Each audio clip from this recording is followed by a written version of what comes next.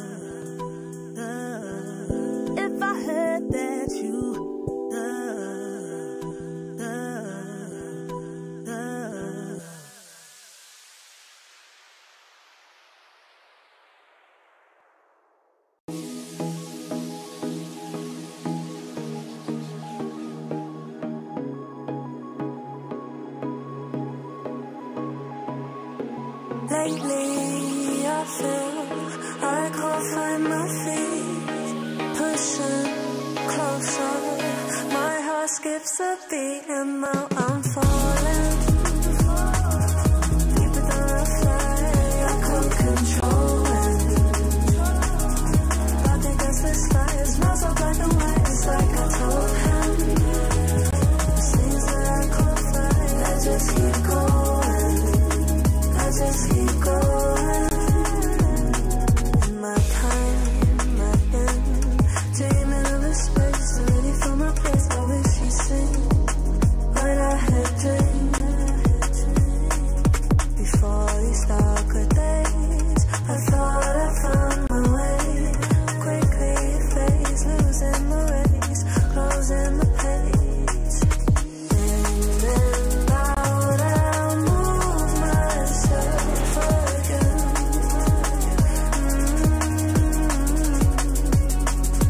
Time moves fast, I feel my heart beating.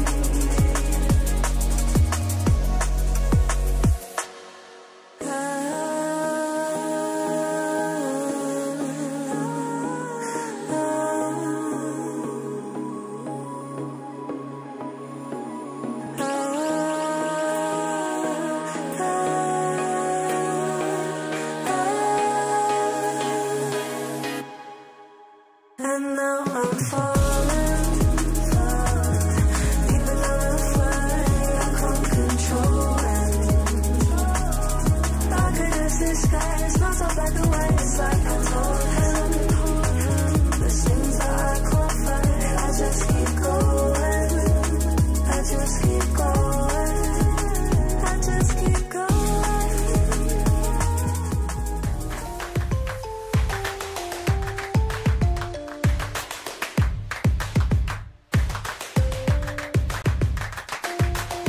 Level up your gaming experience with over 8 billion playlists, only on Spotify, the official audio streaming partner for the 2025 Esports World Cup.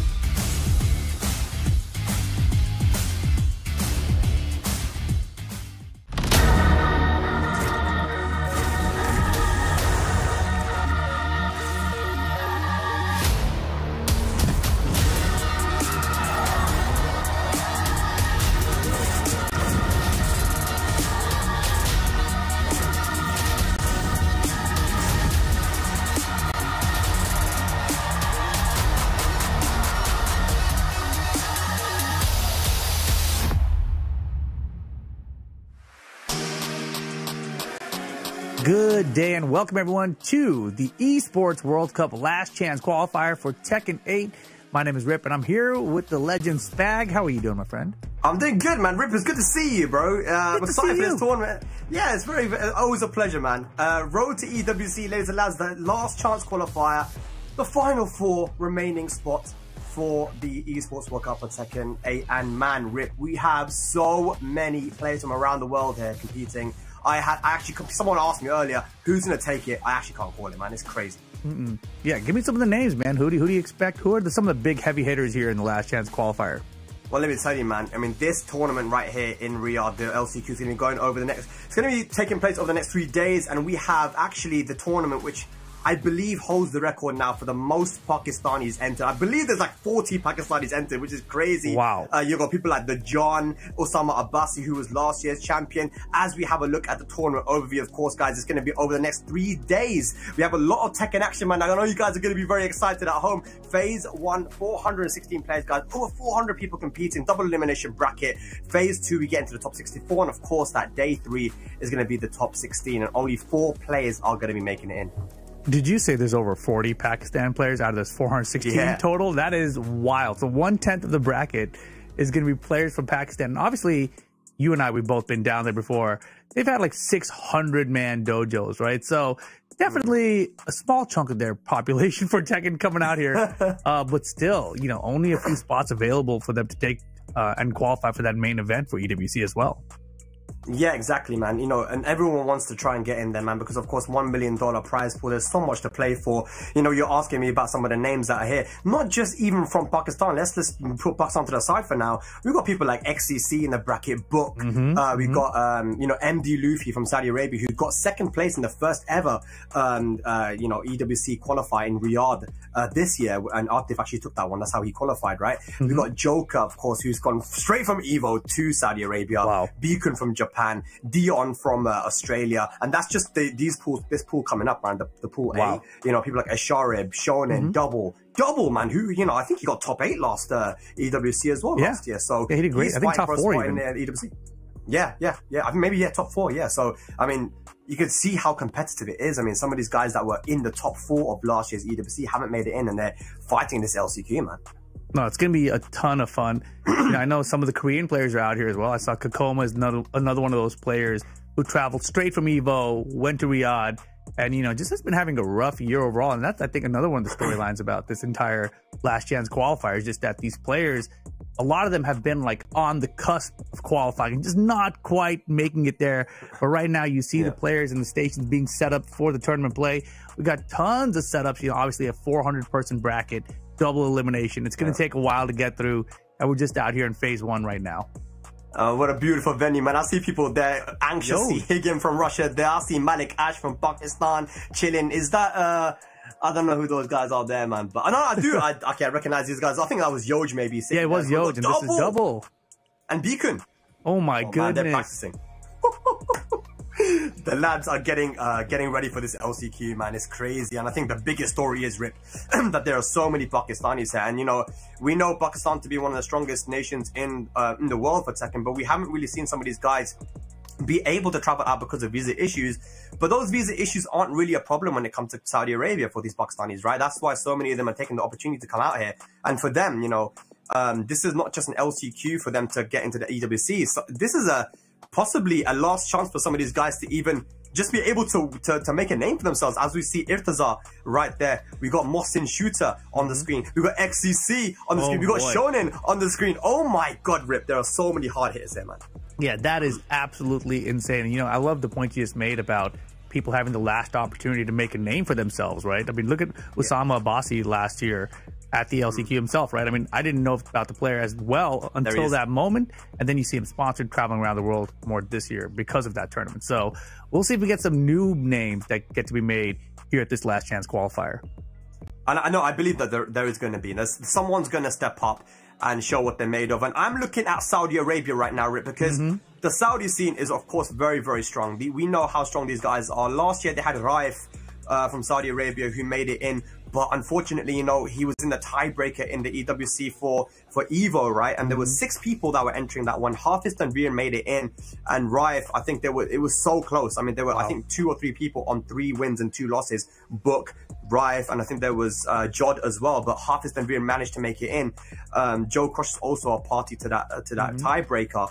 But right now, there's no Saudi Arabia player currently qualified. But I'm looking at someone like MD Luffy. I'm looking at someone like Exodia, Akil, Raif. These guys, I mean, I'm hoping one of those guys will make it in. And they have a good chance, man. Home turf advantage. Exactly. And, you know, the Saudi scene, as you mentioned, always been a strong contender. But I feel like this EWC is so stacked for the last chance qualifier here. Oh my goodness, this double match. I want to watch it so bad. It looks like he's doing pretty good though. He's up 2 rounds to 1 there. Holy moly. And you know, I don't feel like Double's been doing too badly in this season. I feel like, you know, his performances have been pretty good. It's just that, you know, you got to keep up with the game. That's the thing, right? You got to keep up with the game.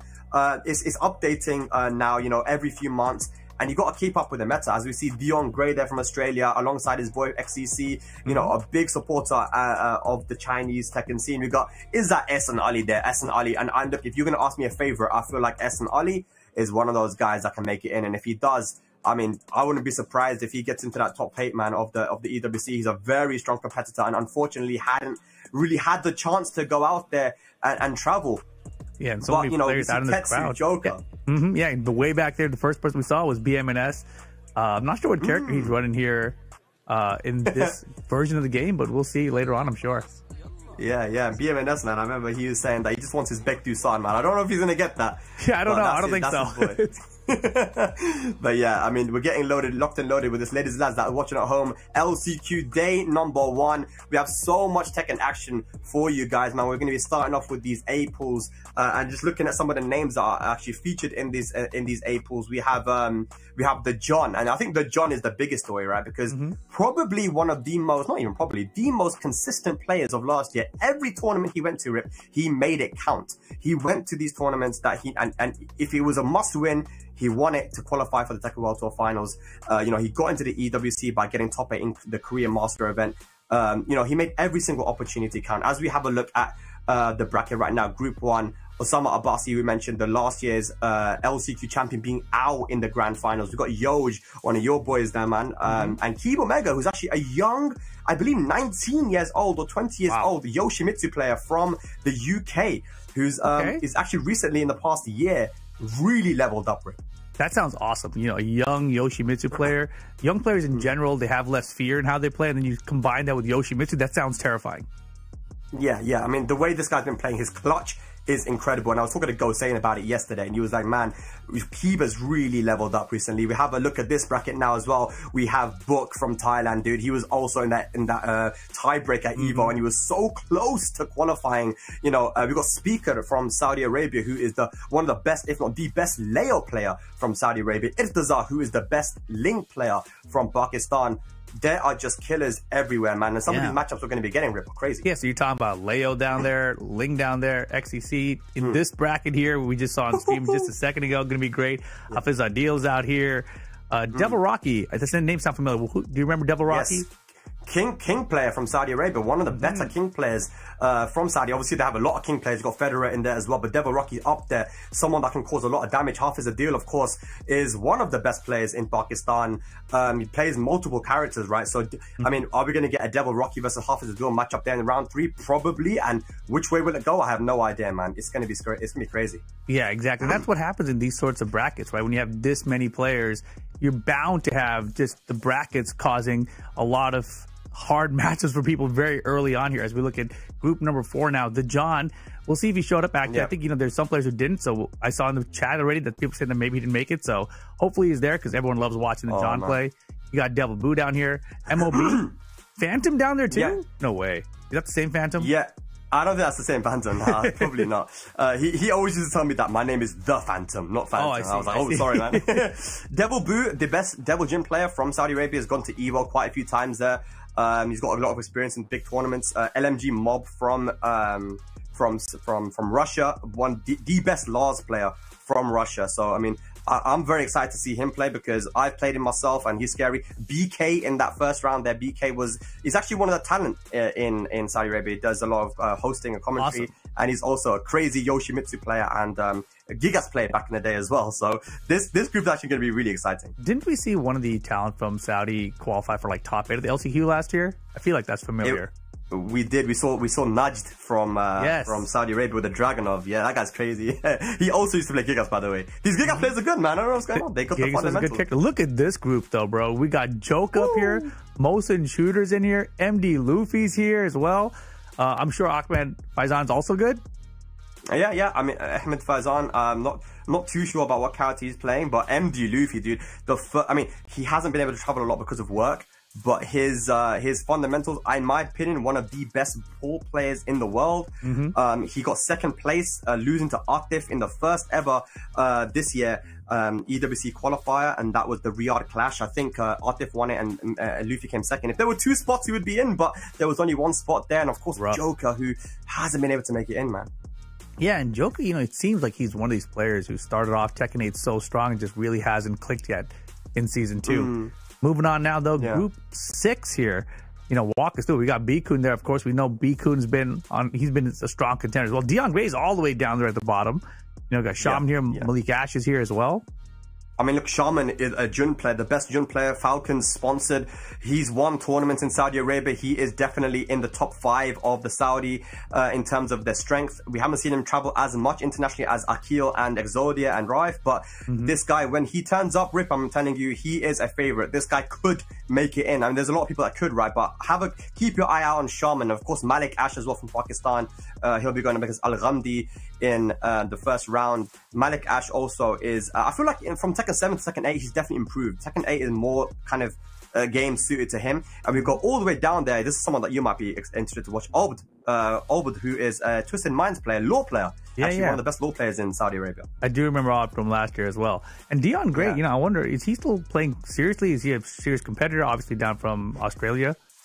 Yeah, I mean, he's traveling a lot with XCC and he's keeping up with the game. He travels with him, but you know that he's got the passion for the game. He's going to play as much as he can, right? And he's playing versus top quality players whenever he's traveling, right? So you know, he's always a strong competitor. You got to watch out for him. But talking about people we need to watch out for, man, Esharib, the Elisa player from Pakistan. Rip, I'm telling you, this guy 3-0'd Dawood in grand finals in a recent dojo event in the Elisa Mirror. Esharib is playing very hot right now. As we move on to the next bracket, these are going to be some players I think you're looking forward to, huh? Oh yeah, Double, of course, you know, one of the best law players in the world, straight out of Japan.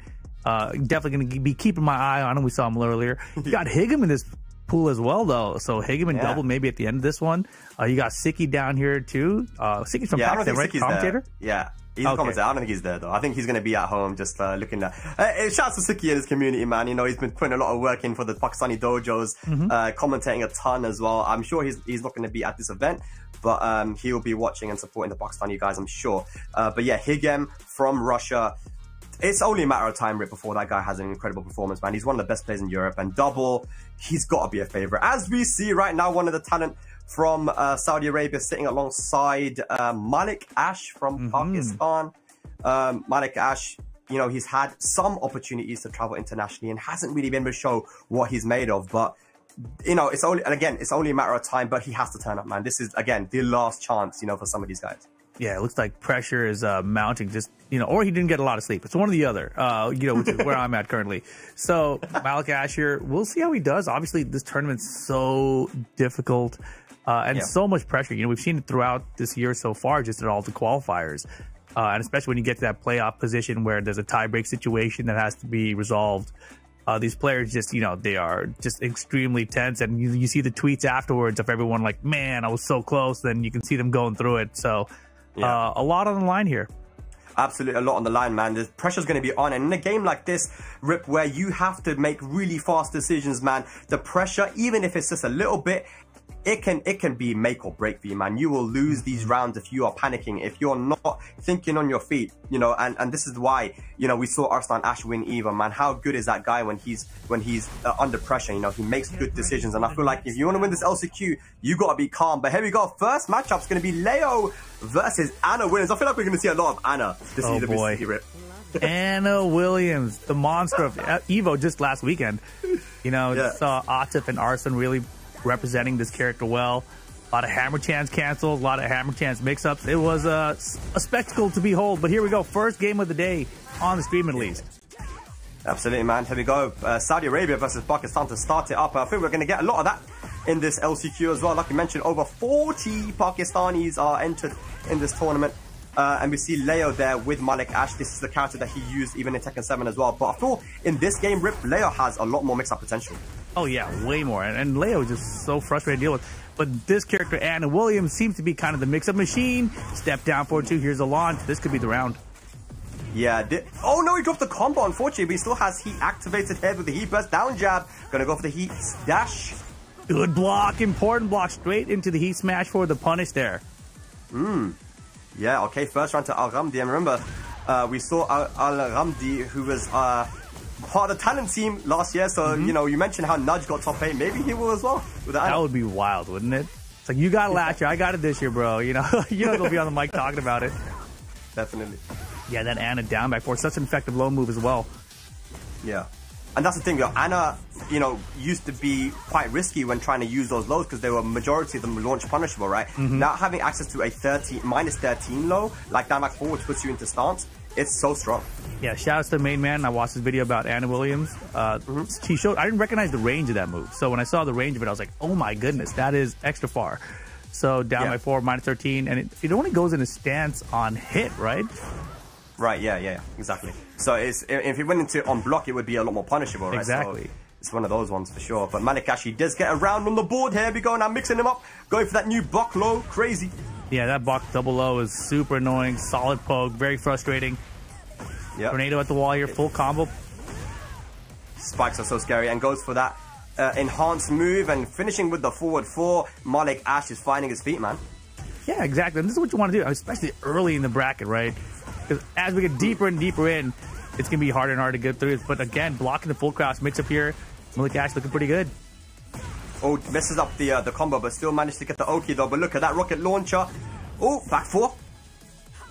It's wild that she still has that back 4 in addition to that rocket launcher, homing attack, engage. Yeah, the 4-4-2. Oh, try to go for the full catch mix there. Went for the mid this time. Malik Ash not ducking. He is gone now, but Al-Ghamdi still has it. Down back 4, just does it into no stance. Oh! Oh my gosh, the counter with the heat smash. Not going to be enough though. Oh, be careful, be careful. Mix up time. Yep, block 2, no go. Barely got the flow to the down forward 1-2. All right, final round, game 1. All right, here we go.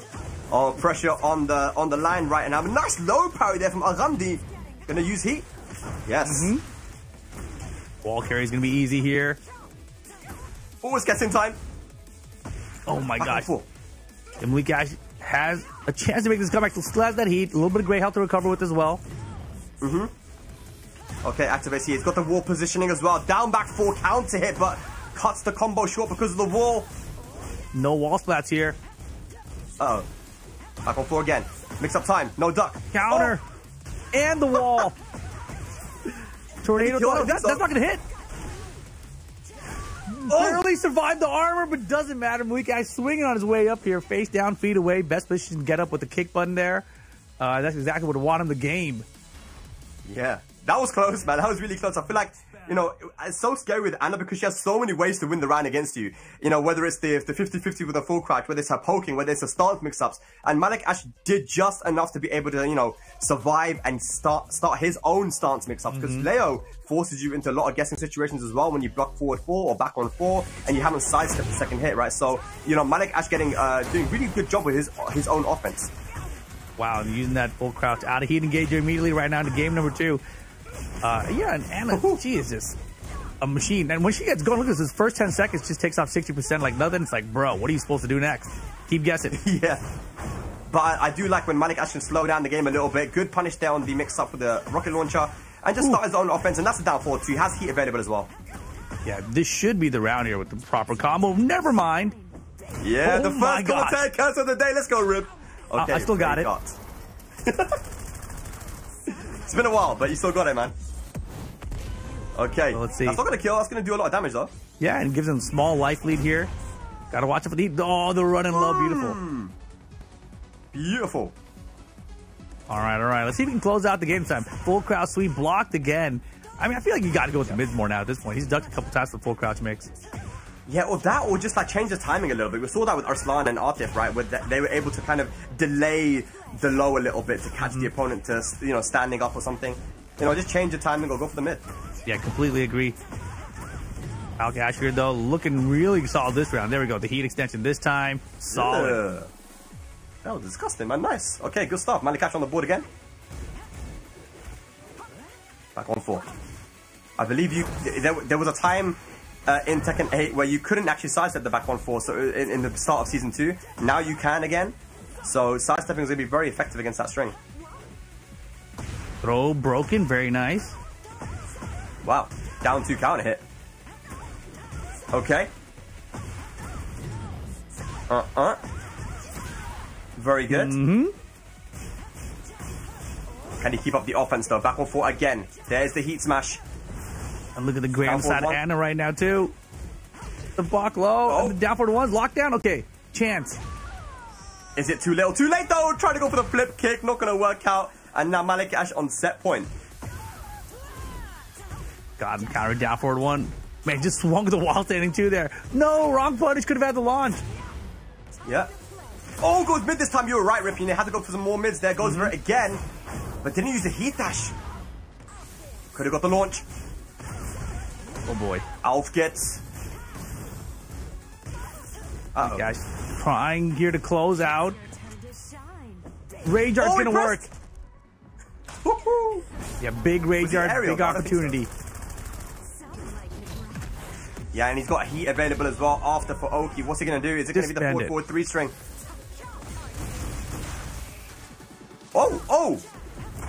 Yeah, not really a lot of damage. The armor is gonna be not enough, but doesn't matter. The lows there. Final round again, game 2. Damn, 2 final rounds in a row. Al Ghamdi, can you start them nice with a counter hit? QCF1. I like that start. Step on it. Can we get some pressure? Oh! Made Okay, a guess tackle there. 4. Oh!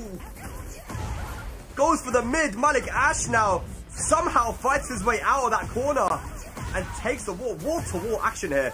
Yeah, super small stage here. Going with all the lows right now. Heat dashing off of it. Oh, step down forward 2. Chance. Okay, he's got heat available as well. Don't drop the combo. Oh no, he didn't activate. Engage. Flip kicks. I love those. Boom. Okay, here we go. Al Ghamdi manages to take the second game. We're going to our final game here. And this is a round 1 match, Rip. Yeah, exactly. Round 1 of this last chance qualifier. 416 players to get through. It's going to be a wild run to see who qualifies for this EWC. But here we go. Final game inbound. Same characters. Yeah. Nothing's been changed. I would love to see some more mids out of these full crouch mixes. Yeah, I mean, it worked out for him. That's what won in the game, right? It was in a situation where he forced Malik Ash to guess, and those mids are working. Yeah, Malik Ash, though, this time converting with this heat here. Wall's right there, the breakable wall. Not going to use it, just take the damage. I like that. Yep, yeah, keeps the positioning, goes for the sweep. I like this now. A lot more offensive from Malik Ash, no respect. Yeah, didn't even spend the heat dash there. Uh-oh. Oh, puts himself in the corner. Counter hit, though. Steps on him. Mm-hmm. Oh, tried the mid. I like the attempt, though. That was a solid attempt. It's been working for him, right? Why not? Yeah, it was working for him. And it's only -10, but in that situation, you're Malik Ash with a good punish. And oh, no, he can't be doing that, man. Yeah, a little too slow there. But, you know, I will say the fact that he did block that full crouch mid this time means that the low might be open again. And that's a great tell to get in round 1 of the final game. Yeah, that's kind of your specialty, right? I mean, you know about full crouch mixes with that low. You got to be paying attention to how they're trying to adapt to you. Right now, Malik Ash looking fantastic here in the final game. Yeah, man, just not giving Al Ghamdi any space to breathe. This is really good adaptation here from Malik Ash. Staying close. Here we go now. Set point for Malik Ash. Wow, all 3. Oh my gosh. That's still hit. Yeah, that's pretty wild. Bro, this round is insane. This was just 10 seconds. He's got 10% of his life left. Oh, but that was a very good low there from Malik Ash. Gets the counter hit launch. Still has heat available. Going to pop it Mike at the wall here. This is wild. What a combo. Yeah, I wanted the game to tell me how much damage that was, but it didn't. We're all caught. Did he catch him again? No, he's blocking. Yeah. Gets it down forward too. That should be it. That was definitely Malik Ash. Beautiful stuff, man. I thought he pressed. He pressed every time before. This time he was like, no, I know you're going to rage guard me. So this time I'm going to block.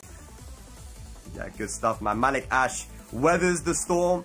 You know, I feel like if you're a competitor in this game and you're playing right now, you have to be ready for that Ana matchup because you're going to come across quite a few of them. And already, game number 1 of this LCQ, we already see Ana, man. So Malik Ash from Pakistan progresses on into round 2. But man, if we have a look at the brackets, and the brackets are available, guys, have a look, man, because there is just killer after killer these guys have to go up against. And there's Esharib, who actually I have very high hopes for to potentially make it into this this top 4 here. You know, on paper, but he's had opportunities where he's traveled to certain big majors, and you know the pressure has gotten to him. So that's another aspect of it, right? Yeah, and that's a great point to bring up. The pressure that the players face in these kind of moments, you have to rise past that pressure, and that's the only way you're going to make it through. Esharib, you know, as you mentioned, has come out to events in the past, but really we haven't seen him crack like a top 8 internationally. It feels like maybe once or twice. But still yet to really prove himself, right? So we'll see if this event, this would be the perfect time to do it. That's it. You know, there's players like Bilal who qualified recently, and you know, and people in Pakistan, they give him his ratings. You know that he's a strong player, But I think his biggest asset is how good he is under pressure. He performs and he does like high execution things. He stays calm. He makes good decisions. Pure skill wise, people say that maybe other people are better, but when it comes to pressure, he deals with pressure so well, and that's why he's qualified. As you see, someone who I really hope makes it in, man. XCC. I've been watching this guy play Rip, and I love the way he plays Shaheen, dude. No, that's amazing, right? Imagine if XCC qualifies. You're such a young player as well. Yeah, and just would be incredible to see him after his run last year. It looks like Joker's out here playing right now, middle of a match, perhaps. Rising to that moment. That's really what these LCQs are about, right? And you mentioned Bilal a second ago. And the first time I really was made aware of him was when he won that LCQ back for the TEKKEN World Tour Finals. Exactly, in 2019 in Thailand, man. And he, no one actually thought he was going to win it, but he did. Showed what he's made of. And are we going to see what Shaman is made of there as well? The Jun player. We've already got a Jun player qualified from Evo with Kira, who took out Bilal and Ni.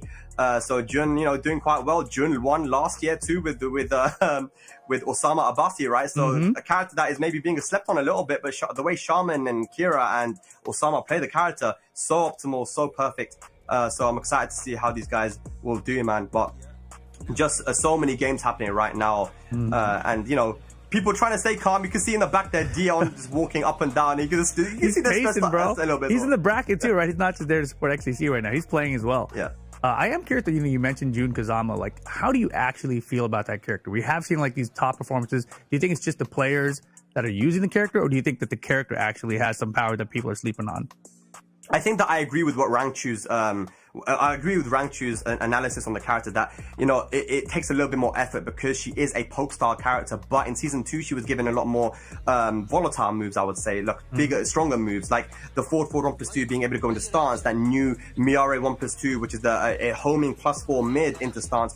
She has more ways now to open up the opponent, and obviously you have the Miare 2, that laser beam, which has so much range, especially when she has full Kazama essence, right? So she has more source now in this game. So I definitely am looking at the Jun players and being like, you know what, it still takes effort, but the character is strong, man. Especially she's a bit of a specialist character, and these specialists are doing big work with her, man.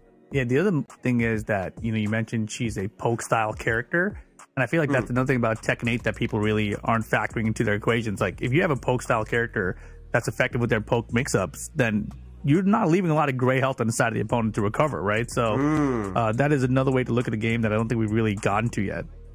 Yeah, 100%. I agree with you. I mean, there's so many aspects to this game that, where maybe not. It's only been out for like it's been like a year and a half now, right? So and it's changing as well. It's not the same game that came out in January of last year. So there's still so much like discovery that we're going through, a discovery period of this game and the mechanics and stuff and how to utilize them the best. And we're seeing so many people with different play styles, and people from all around the world, they have different ways of playing, man. And even just like, let's say for example, Jack, right? You got Joe Crush with the way he plays, so optimal, so crazy with some of his setups. And then you got someone like maybe Joey or Moel who play completely different, So there's multiple ways to play different characters as well. But, one thing that I do like is that it seems like any character can kind of get the job done, man. Yeah, I feel like Moel's kind of the combination Jack, where he's got a little bit of Joe Crush in him and a little bit of Joy Fury. He's the combination one, I think.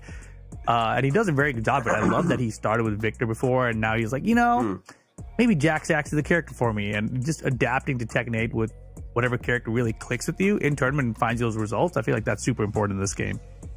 Oh, no, it is. It's very, very important, man. And I think one thing that we saw, and this is something I mentioned recently as well, as much as we talk about the top 5 and top 3 characters and stuff, about, Anna Williams, at the end of the day, it was actually the main character of Arslan that got the job done, right? It was the Nina what gave him the 3-match comeback versus Chikarin. It was Nina that got him the comeback against Artif as well. So it's like, I still feel like, same as Tekken 7, that you can pick up a top tier character that will help you in the bracket or in the top 64 of a bracket. But when it comes to playing at the highest level, man, I still feel like your main character will still be your best character, No, without a doubt. That's always going to be the case. When I saw the Arslan Artif grand finals in particular, it felt to me like Arslan had experienced losing that matchup with his Nina. So he was really convinced that his best shot was to try to use the Anna to throw Artif off. But then once you know Yeah. you lose 4 games, you're like, okay, I have to switch now and just hope that it works out. And in tournament moments, Arslan is the guy, right? Like, you don't win 2,000-man tournaments multiple times without being the guy in tournaments in a 1st and 2 setting, right? So his Nina's ready to go. Here we go, though. We got another match. We got a Yoshimitsu out here.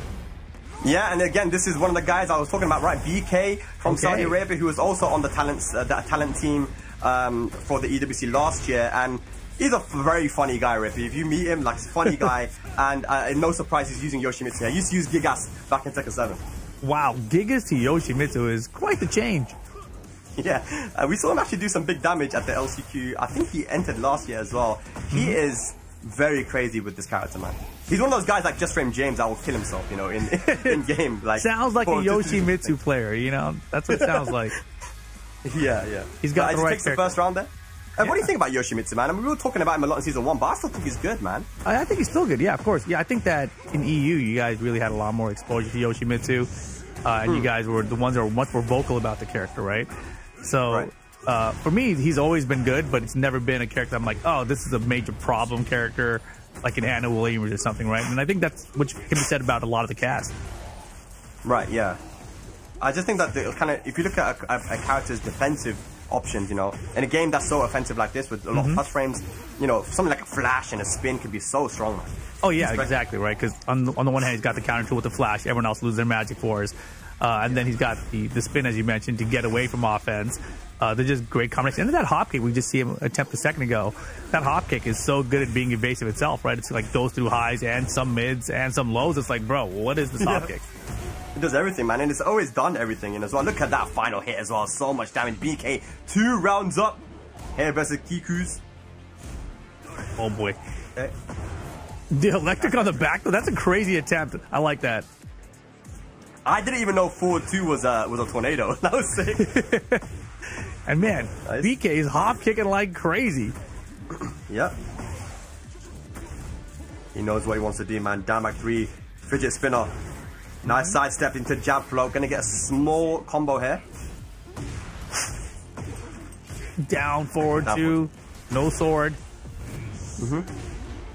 And you get the wall here. Should be able to with the heat burst. It is still wild that Yoshimitsu gets health back from using flashing combos too. I think that was like an interesting addition, but I thought it was going to be something that was eventually going to go away. I was like, that seems kind of wild. Give a character health back during their combos.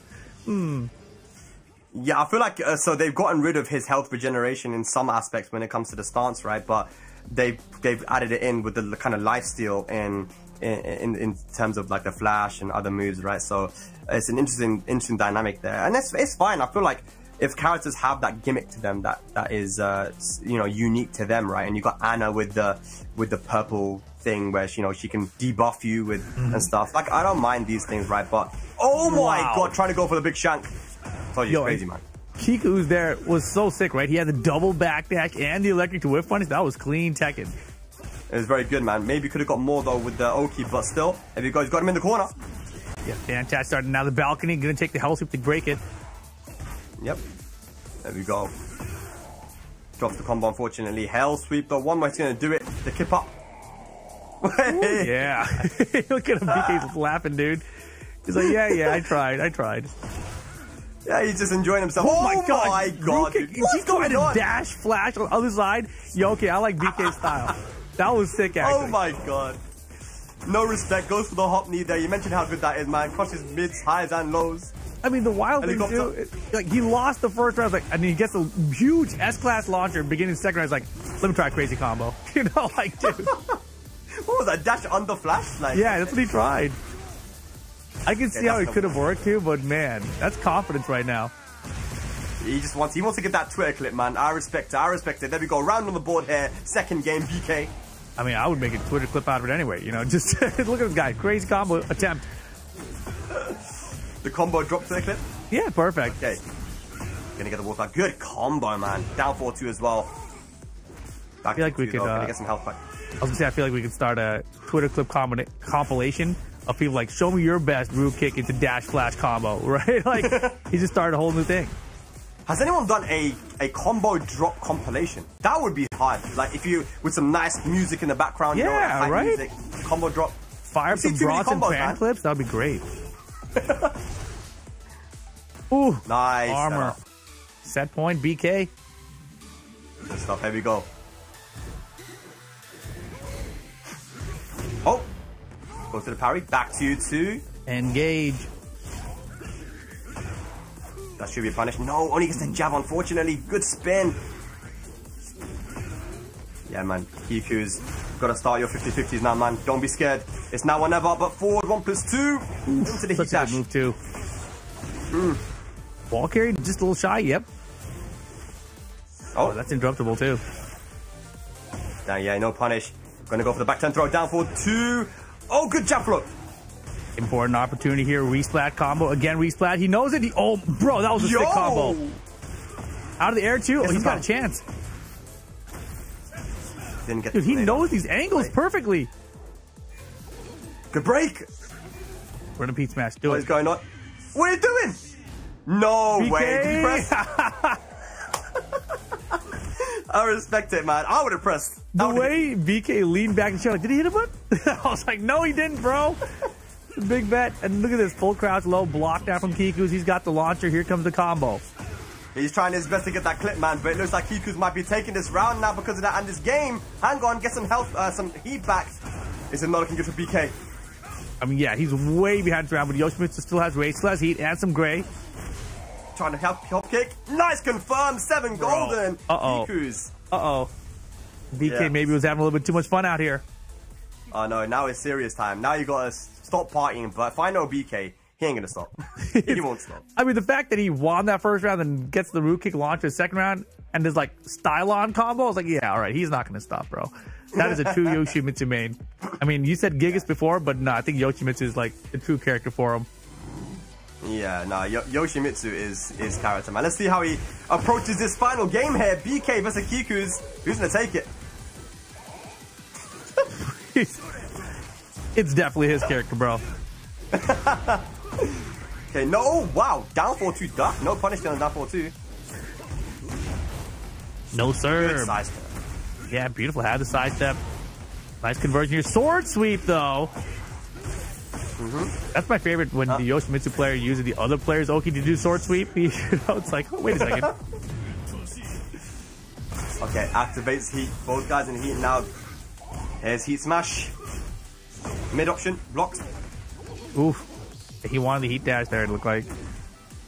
Oh! What's he doing? Oh my god! I think he just choked it, man. You gotta hit the combo, though. Is that gonna kill? Not enough? I don't think so.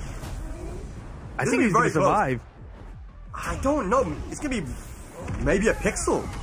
I think it's dead. Oh, it's dead. Oh, BK didn't like that either. Yeah, he's like, oh man, I really blew it. Yeah, there was a big whiff there from Kiku's, man, and he could have finished the round there, but wasn't ready. He went for that low.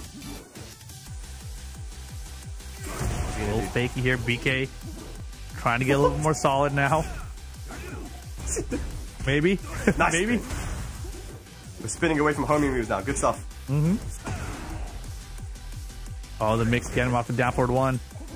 Yeah. Reach wants to get that count. Good punish.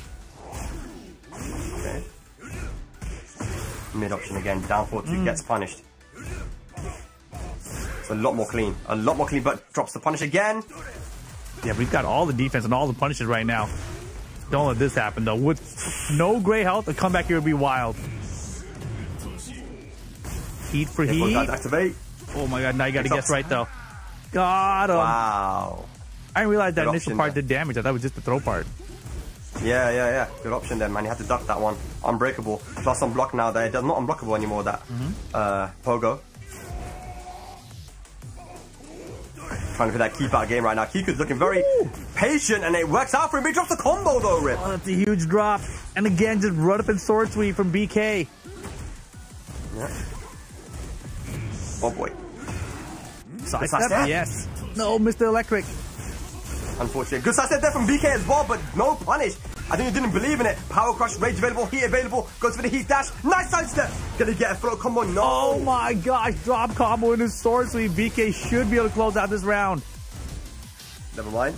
Yeah, never mind indeed. There's still a chance here. Armor for armor though. Set point BK. This is so messy, man. BK, he can turn any set into like some a messy fight, man. But right now starts off very strong. Step down forward 2, doesn't get the launch. He wanted it. Moving the big boy stuff there, though. Perfect electric. I think these are all supposed to be electrics, but he's messing up the... Oh, for sure. Tons of down forward 2s. But now set point, BK last hit. That'll do it. BK hangs on. What a showman. Getting it done. Yeah. Moving on to winner side. He gets the job done, man. Really funny guy. BK.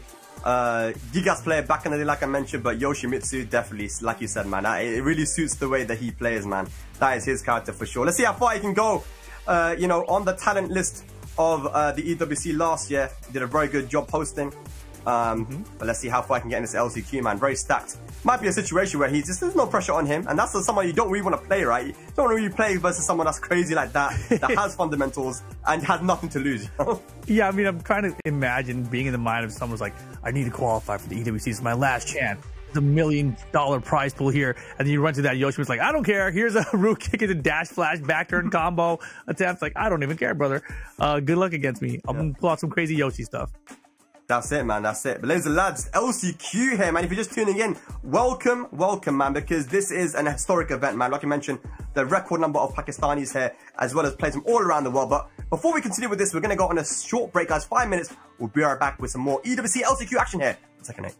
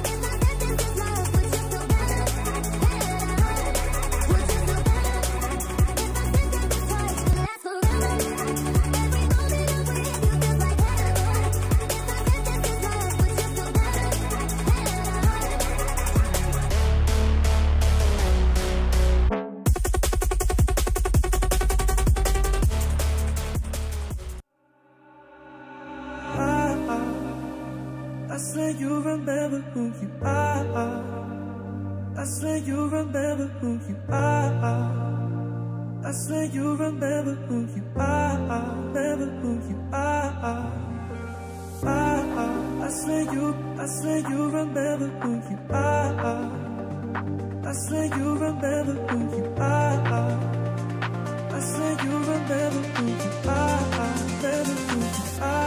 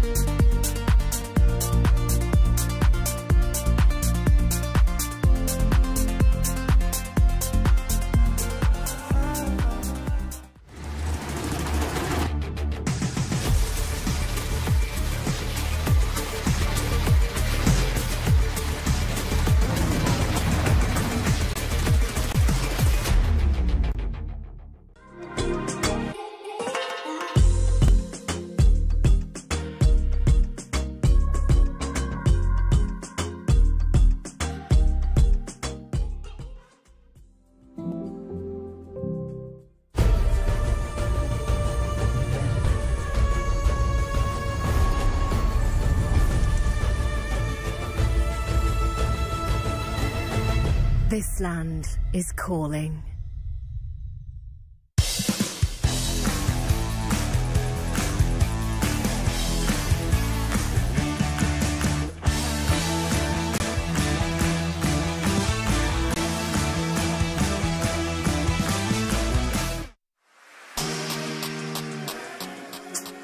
Ladies and lads, welcome back to the EWC LCQ last chance qualifier for Tekken 8. My name is Spag and I'm joined by the legend, Level Up Your Game himself, Rip. How's it going, man? How you doing? I'm doing great. You know, it feels good to be on a broadcast. Beside you, of course. Like, that's wild. Who would have seen this coming? That's crazy. Unbelievable. Yeah, I mean, I didn't see it coming. No, but the matches so far have been good, of course, and we still got some heavy hitters left. We're getting closer to this end of, you know, the first phase here, if you want to call it that. 8 groups even battling through it right now. I know Double's still in it. He's still alive on the winner side of the bracket. So I want to see Double make it through. Obviously, he did really well at EWC last year.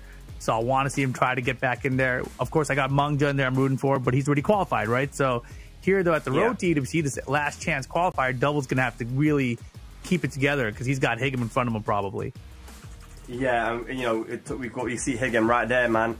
Yoshimitsu players, Double as well. We were just mentioning both those guys, and production on point, man, showing them right now. A beautiful venue that they're playing in at the moment, by the way, man. It's got a lot of space, you know, these guys, you know, are under a lot of stress right now, man, because if you guys have seen the bracket, and the bracket is going to be available for you guys in the chat, I'm sure.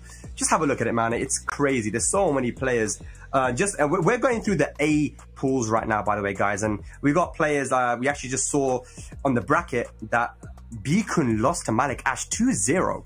So Malik Ash is now in the winners final of that pool. Beacon already in losers is crazy, man. He's one of the best players in Japan. LMG Mob there. I haven't seen this guy at an international tournament actually much, so it would be really good to see him, you know, Russian last player.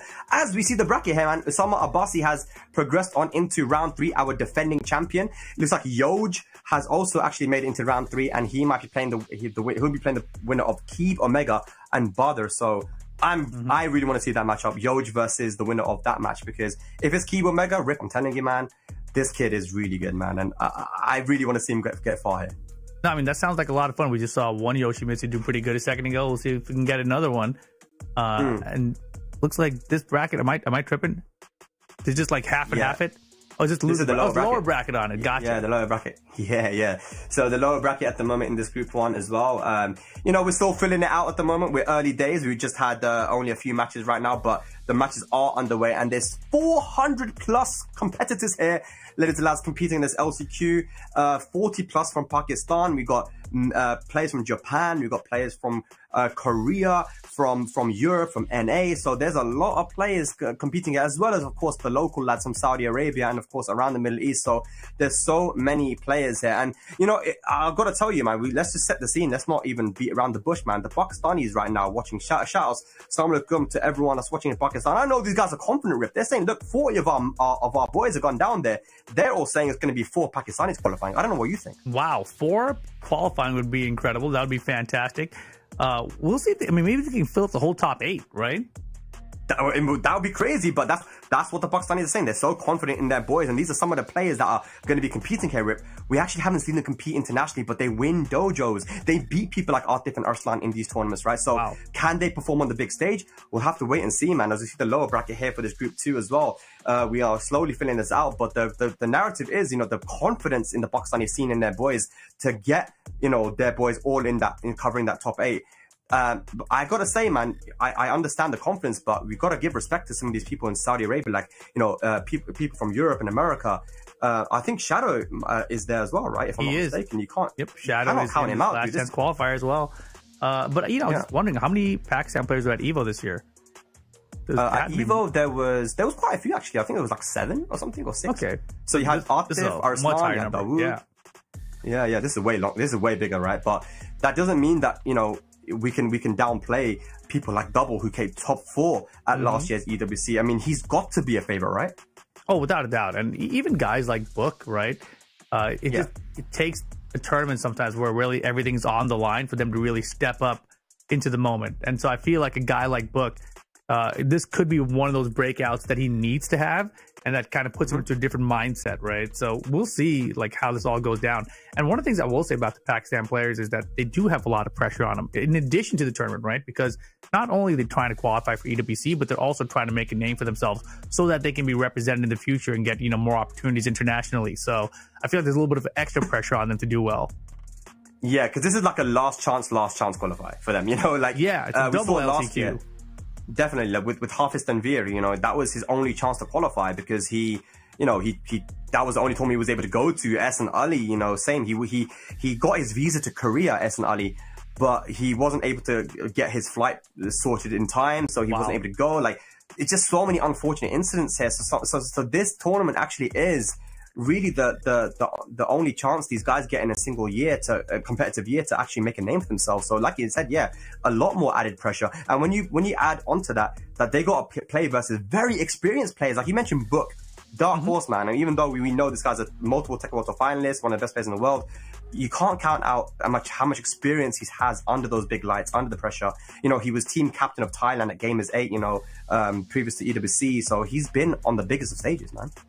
No, without a doubt. And, you know, we just saw Joka seconding on the previous group. You know, we saw Bikun here. He actually just lost this match to Malik Ash in round 3. So Malik Ash moving on to round 4 in this bracket. But I wanted to step back a second to Joka. When Tekken 8 came out, he was such a strong player, right? He went down to Pakistan for Boss Gauntlet, and, you know, he beat everybody down there. But what happened, in your opinion, right? Obviously, you're friends with them. You're from the UK together. Like, why is he struggling as much as he is in this version of the game? I predicted actually that Joka would win Bars Gauntlet. The reason was because I followed him from the very beginning, that he adapted to the game very quickly.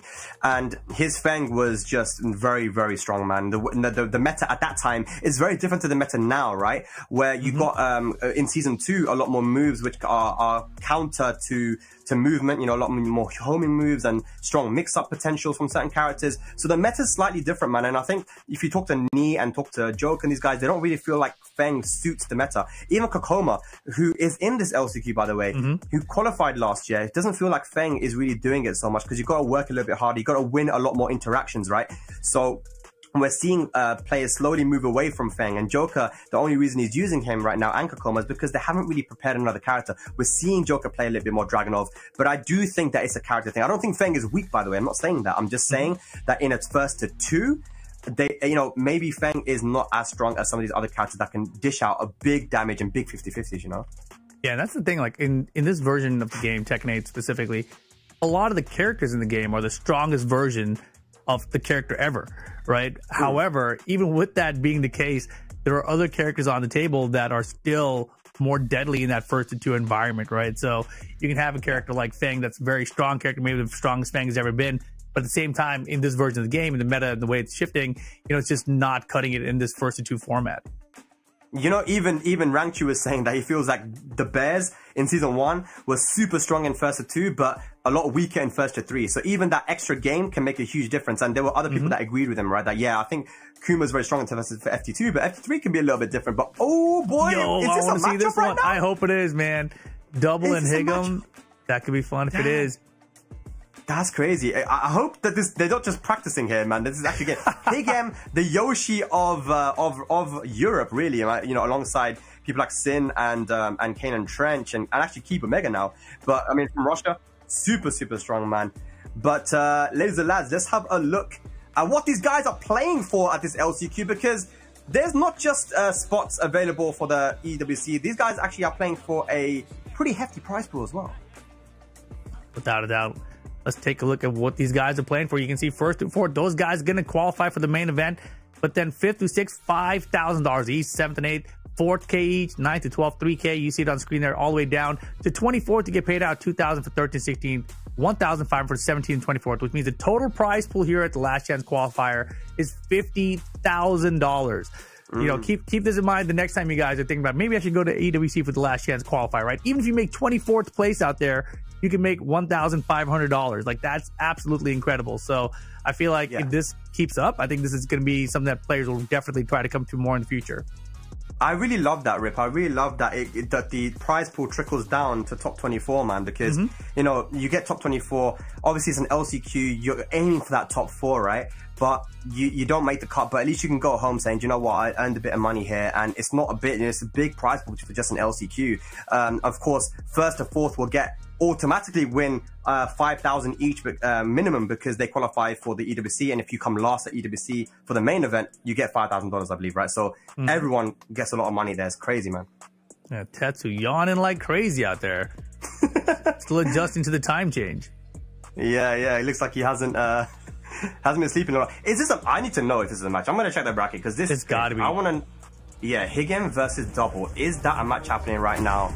But we've actually got a match happening right here, actually. So it's gonna be Shaheen versus Asuka.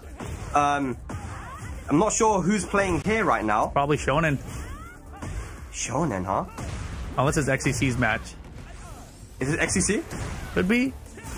XCC versus Angle Naz, potentially. We'll have to wait and see if this is the matchup. We're taking guesses at this. Yeah. If we see like a lot of sidestep 1+2 spam, then it's probably XCC. But yeah, let's see. First round to Shaheen. What do you think of Shaheen in this? Because we saw a lot in Season 1, but Season 2, not seeing him as much, man. Yeah, I'm really curious about it, right? Because obviously you had players like AK doing well in Season 1, right? Yeah. Less well in general in this season. I actually don't think it's the characters. I don't even think it's the players. I think what's actually happening is just that the game is highly volatile right now, and I think that there's less consistency from most of the players.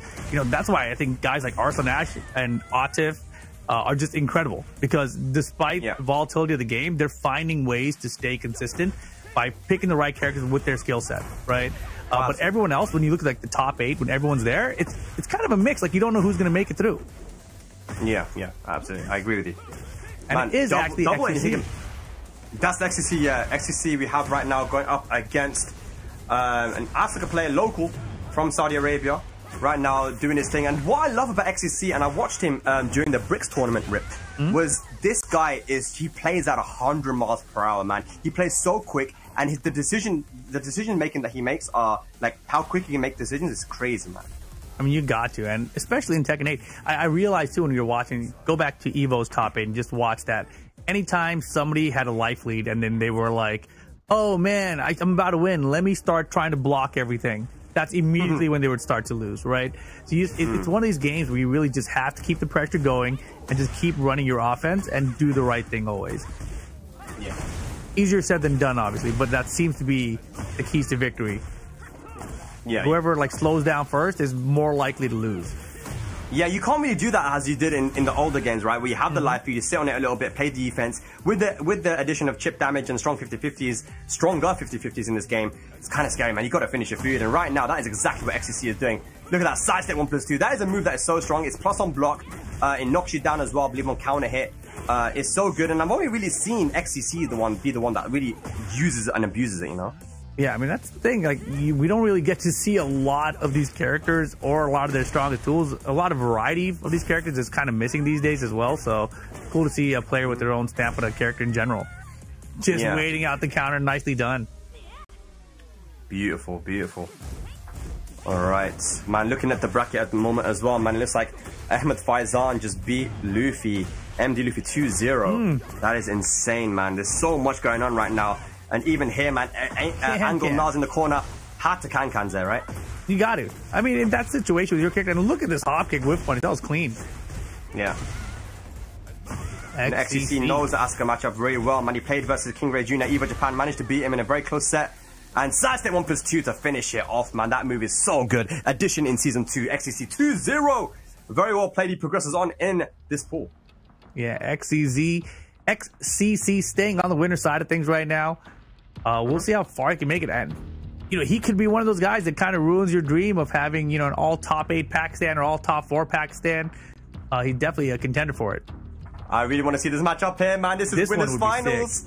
Winners finals of Pool A7. It is going to be Shonen from Japan versus Esharib from Pakistan. Esharib is one of the guys that people are looking at in Pakistan as being the person that they believe will actually make it into the top 4. Why? Because if you've been following the Pakistani scene and the dojo events taking place there, he has been performing very, very well. And, you know, just the fact that he was able to beat Dawood in winners finals and grand finals, and I think he was 6-0, Rip, man. I think in the mirror, you know? Yeah. And it's like, he's playing very strong right now. But Shonen, the guy is a beast himself, man. You know, we saw him at Red Bull Golden Letters, you know, qualified from there from the dojo in Japan. And he's went to EVO recently as well, using the Asuka Kazama. Yeah, this is awesome. We do get this one. This is a winner final of the pool, Ashara versus Shonen. Okay. That did so much damage. I feel like there's not a lot of Asukas in Pakistan, by the way. That's, you know, we've seen Asuka cause a lot of issues for Pakistani players, right? Even Farzine's lost to multiple Asukas in even just one tournament. Arslan lost to Fergus recently at dojo in Italy. Like, you know, Asuka is not very common in Pakistan, it seems, outside of Osama Abbasi. I mean, it is a character that you definitely have to know in Tekken 8, really. Yeah. And right now, Shonen first round. Yeah, low parry's good too. Very good, very good. Okay. Man, that combos are crazy as well, man. Okay. Good punish. Engage. Chainsaw's out, causing some chip. Man, remember how crazy this was in Season 1? I think somebody talked about... crazy now.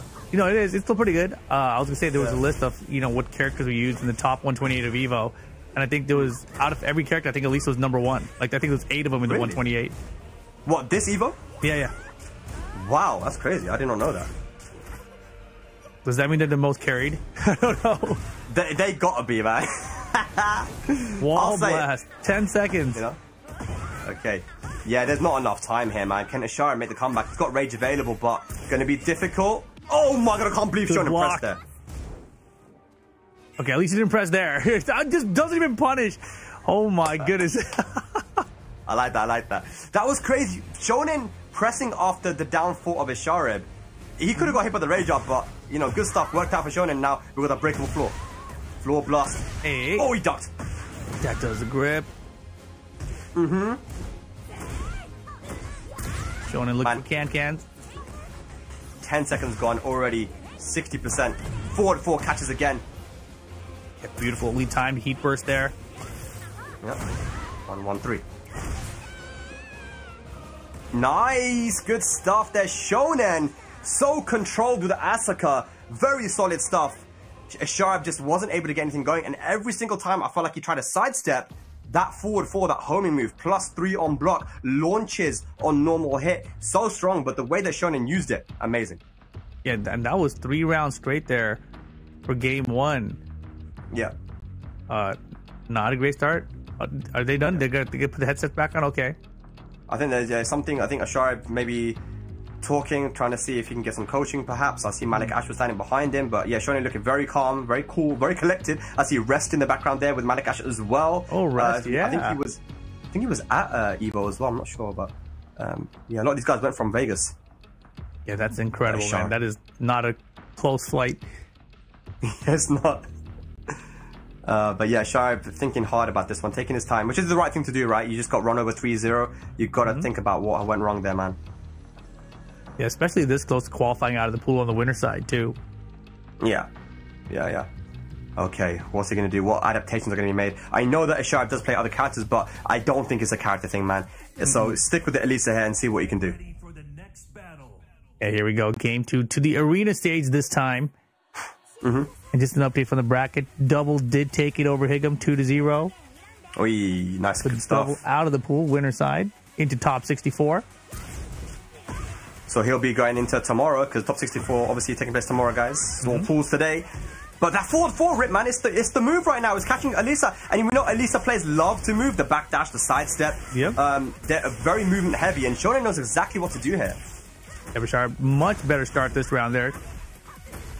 Oh, that was the right punish on the sidestep too, but a bit late, I think. -13. Oh, he swung at the third hit. Heat burst doesn't connect. Off the ground. Okay. Uh-oh. Oh my god. Brother. Yes, it was. Oh my gosh. Nano Augusto. +8. Oh, I think he's alive. Not enough damage. No. Good rage art.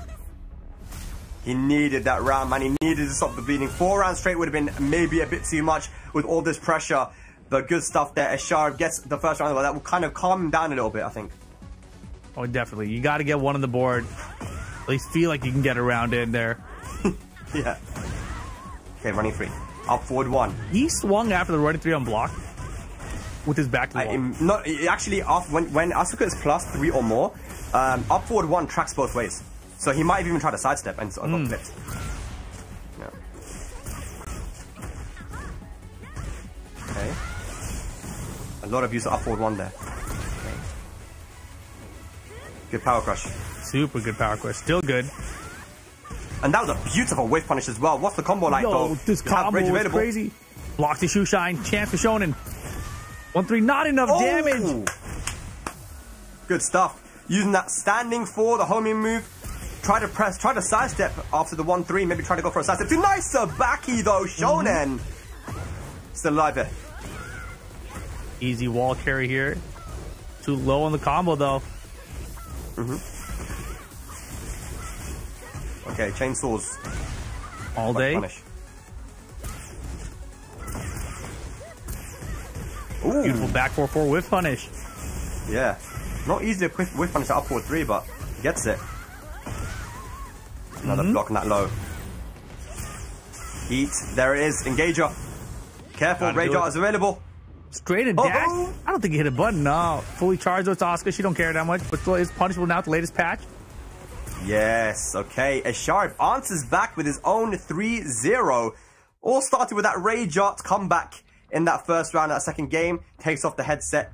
Oh man, Asharib looking at him, man. You can see the stress is there, but he's staying calm. Looks like Shonen isn't panicking too much right now, but yeah, that was a great comeback there from Asharib. Not moving as much and maybe just taking more of an initiative. Yeah, and you really got to look back to that first round, right? Like if he didn't land that Rage Art, if that Rage Art was blocked, mentally it could have just broken so many players. It could have been forced round straight. Shonen has more momentum after that, so that Rage Art, when I look back at it, that's like the clutch turning point. But here we go, final game. Definitely. Ooh, good block and punish on the spring kick. Asharib should be able to take this to the wall. Yeah, spring kicks, of course, more punishable in Tekken 8 as well. I think that was one of the patches somewhere along the way here. Wow, good down jump there from Shonen. Got to deal with the chainsaw pressure right now. Another heat smash goes to the mid. Oh, brother. Okay. A lot of chainsaws, man. And you know, it's quite smart from Asharib if you think about it. Because obviously Asuka has access to the reversals and the sabakis and parries and stuff. And those chainsaws cannot be reversed or parried. Oh my gosh, beautiful. Here we go, Shonen wall carry here. Yep. Activating heat. Yep. What? Wow, was that punish? I couldn't tell that one. Yeah, that was a weird one. But yeah, one round apiece here. Yeah. Super close right now. Shonen fights back after 4 rounds straight there from Asharib. Good duck. Wasan in 2. Yeah, a little bit of a bait there. Want him to jab. Nice. Engage. What's that as well? Puts away the chainsaws with the combo. I like it. Punish again. The spring kicks are getting Shonen killed. Yeah, way too many spring kicks there, man. He's catching on to it. Asharib, one more hit, goes for the sidestep low, and just like that, Asharib moves on to set point. Are we going to get a final round, though? Shonen, can you bring it back? Win his finals of the pool to make it into tomorrow. Yeah, very important rounds here. Asharib, this is the thing, right? He's playing a little defensive right now, like a little runaway, keep out. I'm like, no, man, you got to step on the gas. Do what you were doing before. Yeah, and that was a beautiful whiff punish there with the down 4-2 there from Shonen. Asharib overextending, and that's a lot of damage, man. You can't get hit by Asuka. She's like a truck. Oh, boy. Wait a minute. Wasn't that a homing move? Whoever's on offense seems to be the one that's winning. Lots of great for Sharp to make this comeback. Not going to get it. Final round. Let's see who's going on to phase 2, day 2. Is it going to be Pakistan or Japan? Asharib strikes first blood, but that forward 4 again, man. Shonen starts using it again, and it finds its mark. Spike. Good block in the homing. Shonen, they're running out of heat here. Can we get a heat smash or something? Not going to get a chance to. Baited. That was beautiful space from Asharib. Can you get the wall, though? Oh, yes, good combo. Careful, though. Trying to find the counter hit. Has heat available. There's a heat smash. Shonen's got rage, but he can't just throw it out here. Oh my god. The defense there from Shonen. It's crazy. It's down to the wire. Oh my gosh, it's anyone's game. Plus. Who's going to take it? Shonen with a slight life lead. 10 seconds left on the clock. Rage available on both sides. He puts away the chainsaw. Big win. He's late on the punish. Third, it still hits. Armor's good. Down the wire. 2 seconds. Oh my god! Oh my god, the 1-1. Then, with a second left, takes it and moves on to day 2. Oof. Oh my god, couldn't get any closer. That was down to the wire. The 1-1 there, slow-mo finish. You rarely even get slow-mos in Tekken 8 anymore, but Shonen surviving, qualifying into top 64 with that win. The Sharp gonna have to fight through the loser side. Oh, absolutely beautiful. Man, the action just doesn't stop, ladies and lads. We have Joker versus Mosin Shooter right now. We are locked and loaded. Mosin Shooter going for the Clive. And Joker, the Heihachi. I thought he said he had a dragon on, man. I thought he didn't believe in this Heihachi character. I mean, I don't know. Maybe he believes in Heihachi a little bit after seeing Kudans do what he did, you know, at the recent STLs. But I saw him win the Devil Jin, man. I mean, he won. Apparently, only won the grand finals of the cast. It was. I was watching the whole thing, but I just wanted to say that. The other thing too, I talked to JDCR about his performance at the top of the Evo, and I was asking why he didn't pick Heihachi. He says sucks. I was like, what? Oh, really? But I asked him. I can't tell if he's joking or not. He thinks that Heihachi is better online because I was asking him about the STLs, how he did really well with the character, and he says that Heihachi thinks it's like an online character, which I don't fully believe. But maybe he's being honest about it.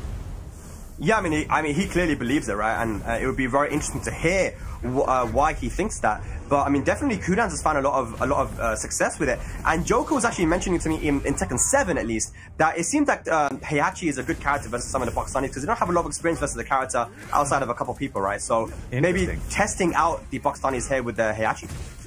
Yeah, it's a good test. I mean, this is facing elimination though, right? Or loser bracket at least. Most are up 1-0 here. Now the Heihachi pick, so we don't know what he used in first game. Yeah, for sure. Okay. Nice. Okay, gonna get wall splat here, hopefully. And still has access to the Warrior Instinct. I think he activated it now. He did, actually, yeah. Round 4 Warrior Instinct. This is what Kudans does a lot as well. Just try to use that before even waiting for that final round situation. That was a crazy wall splat range, man. Oh. Okay. He met the punch, but oh my gosh, that is a beautiful punch on Generic Glove. That's crazy. Gonna get a lot of health back as well. Look at that, man. Bro. It's okay. Spring Kick did good work there for Joker, but oh my gosh, Flame Bash. Does it grip of damage? Jab pressure, jab pressure. Oh, Joker. You got Warrior Instinct. You gotta make it work. Not like this. Break. Throws, bro. The throw did enough with rage. Final round set point Mosin Shooter. And he doesn't have Warrior Instinct now. You gotta make the honest quote-unquote comeback here. Oh my goodness. Lows, lows, lows, lows. While standing 2 though. Yeah. Very evasive. I like that from Mosin. Just use the heat to get the pressure back. Plus, wow. Oh, yeah, he tried to use a big delay there. Mosin's ready. Another counter while standing 2. Oh, Joker, can you stay here in the winner's side? Okay, Hunting Hawk. Down 1. So good. Oh, Rage what a art. rage art. The reactions from Joker. He stays alive. We're going to a final game here between Mosin Shooter and Joker. Oh my goodness. That was so clutch from Joker there. A little scary, but he ties it up 1 game each. Do you think Mosin Shooter switches characters here, or do you think it's going to be Clive all the way? Yeah, I think that if you look at that, man, I mean, I don't know how the first game went, but the fact that it was so close, it's quite risky to switch, but I know he has a nasty Nina. I mean... Yeah, that's what I know him for, the Nina. Yeah. And Nina's still strong, evidently, right? Still very strong, so...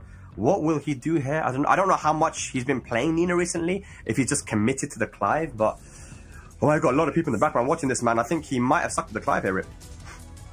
Yeah, I believe so. That was a pretty quick rematch. There it is. It is the Clive. Okay. Joke off the step. Are you a fan of are you a fan of sticking with the same character, or would you? I am. Kind of first 2 situation? I think you stick to the same character unless you really get blown up really badly. Right. Like if it's close, then it could have gone either way, in my opinion. And as I was talking about earlier, in terms of the game's volatility, I feel like if it was close, just run it back. It's kind of like playing the odds. Yeah. I agree with you. Okay. Oh, okay, get some flow here. And one thing that people don't talk about enough is how much health regen there is when you get these kind of flow combos. Not even necessarily about the damage you get right in the combo. Oh, without a doubt. You just need to land as many hits as possible, right? Give yourself as much gray health back as possible. Yeah. What a duck. Hey. Yeah, but could have had more, right? Full cross down for 2 there would have been the end of the round. Yeah. Oh, finish it with a low. Good stuff. Okay, Joker in the lead now. Next, starting to clutch it out. Engage. Beautiful. This is what we want to see. Joker, okay. He has heat available. He's got the wall positioning as well. There's the heat smash. Oh, boy. That's huge. Hard wall break with this heat smash. Yeah, going to be a highly scaled combo, but he will get the positioning though, here, Rip. Yeah, and a huge life lead, too. Oh, careful. Oh, boy. You know, he gave up the positioning and everything, it seems like. Yeah. And now he's got to deal with rage and heat. Big whiff. Yeah, Joker's lucky that wasn't a down 4-2 punish. What a confirm. Sidestep 2-1. Wall might hook him up here, maybe? Nope, gonna go for the easy combo. That's big damage. Smart stuff, motion shooter. Oh, gosh. Oh, the my setup. gosh. Yeah, he tested him big time right there. What a comeback though there, right? I mean, Joker had so much of a life lead, but gave up the positioning and allowed Boston Shooter to make the comeback. Oh no. Flame bash engage. That Clive 1+2 is such a good move. He is so good, man. Uses it again, no heat dash though. Punish it. Oh no, big punish on the back one. Step Demon Breath here for Joker. Keeps him in this round, spends the heat smash. Goes mid this time. Good sidestep there from Boston Shooter. You know, he's fighting for position, man. And now Joker's back into the wall. Nice tech roll, but you're back at the wall now. Rage available. Hunting Hawk pressure from Joker. Gets the grab from the stance. Oh, gosh. That's scary. Defense from Boston. Nice. Not enough. Good block in the low. Block. And the mix out of the Phoenix stance. Set point motion shooter again. Those clutch blocks at the end as well. You know, he's been ducking these, but here we got Joker now. He engaged. He has Warrior Instinct available, but good block on the low. Mustn't shoot him, man. These low blocks are crazy.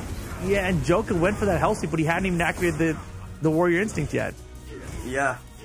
He might have to do it now, though, Rip. He's got to turn it on soon, yeah. He can't go out without activating it. Now. Where is the Warrior Instinct, brother? Maybe he wants to hold on to it for the final round. I don't know, but there it is. Oh my gosh, it's so late here. Punish, good stuff. So much pushback. Hell sweep. Good break. Get off him. Is this going to be loser bracket now for Joker? He's looking likely. Yeah, ducks the electric. There's the punish. Motion shooter 2-1 over Joker.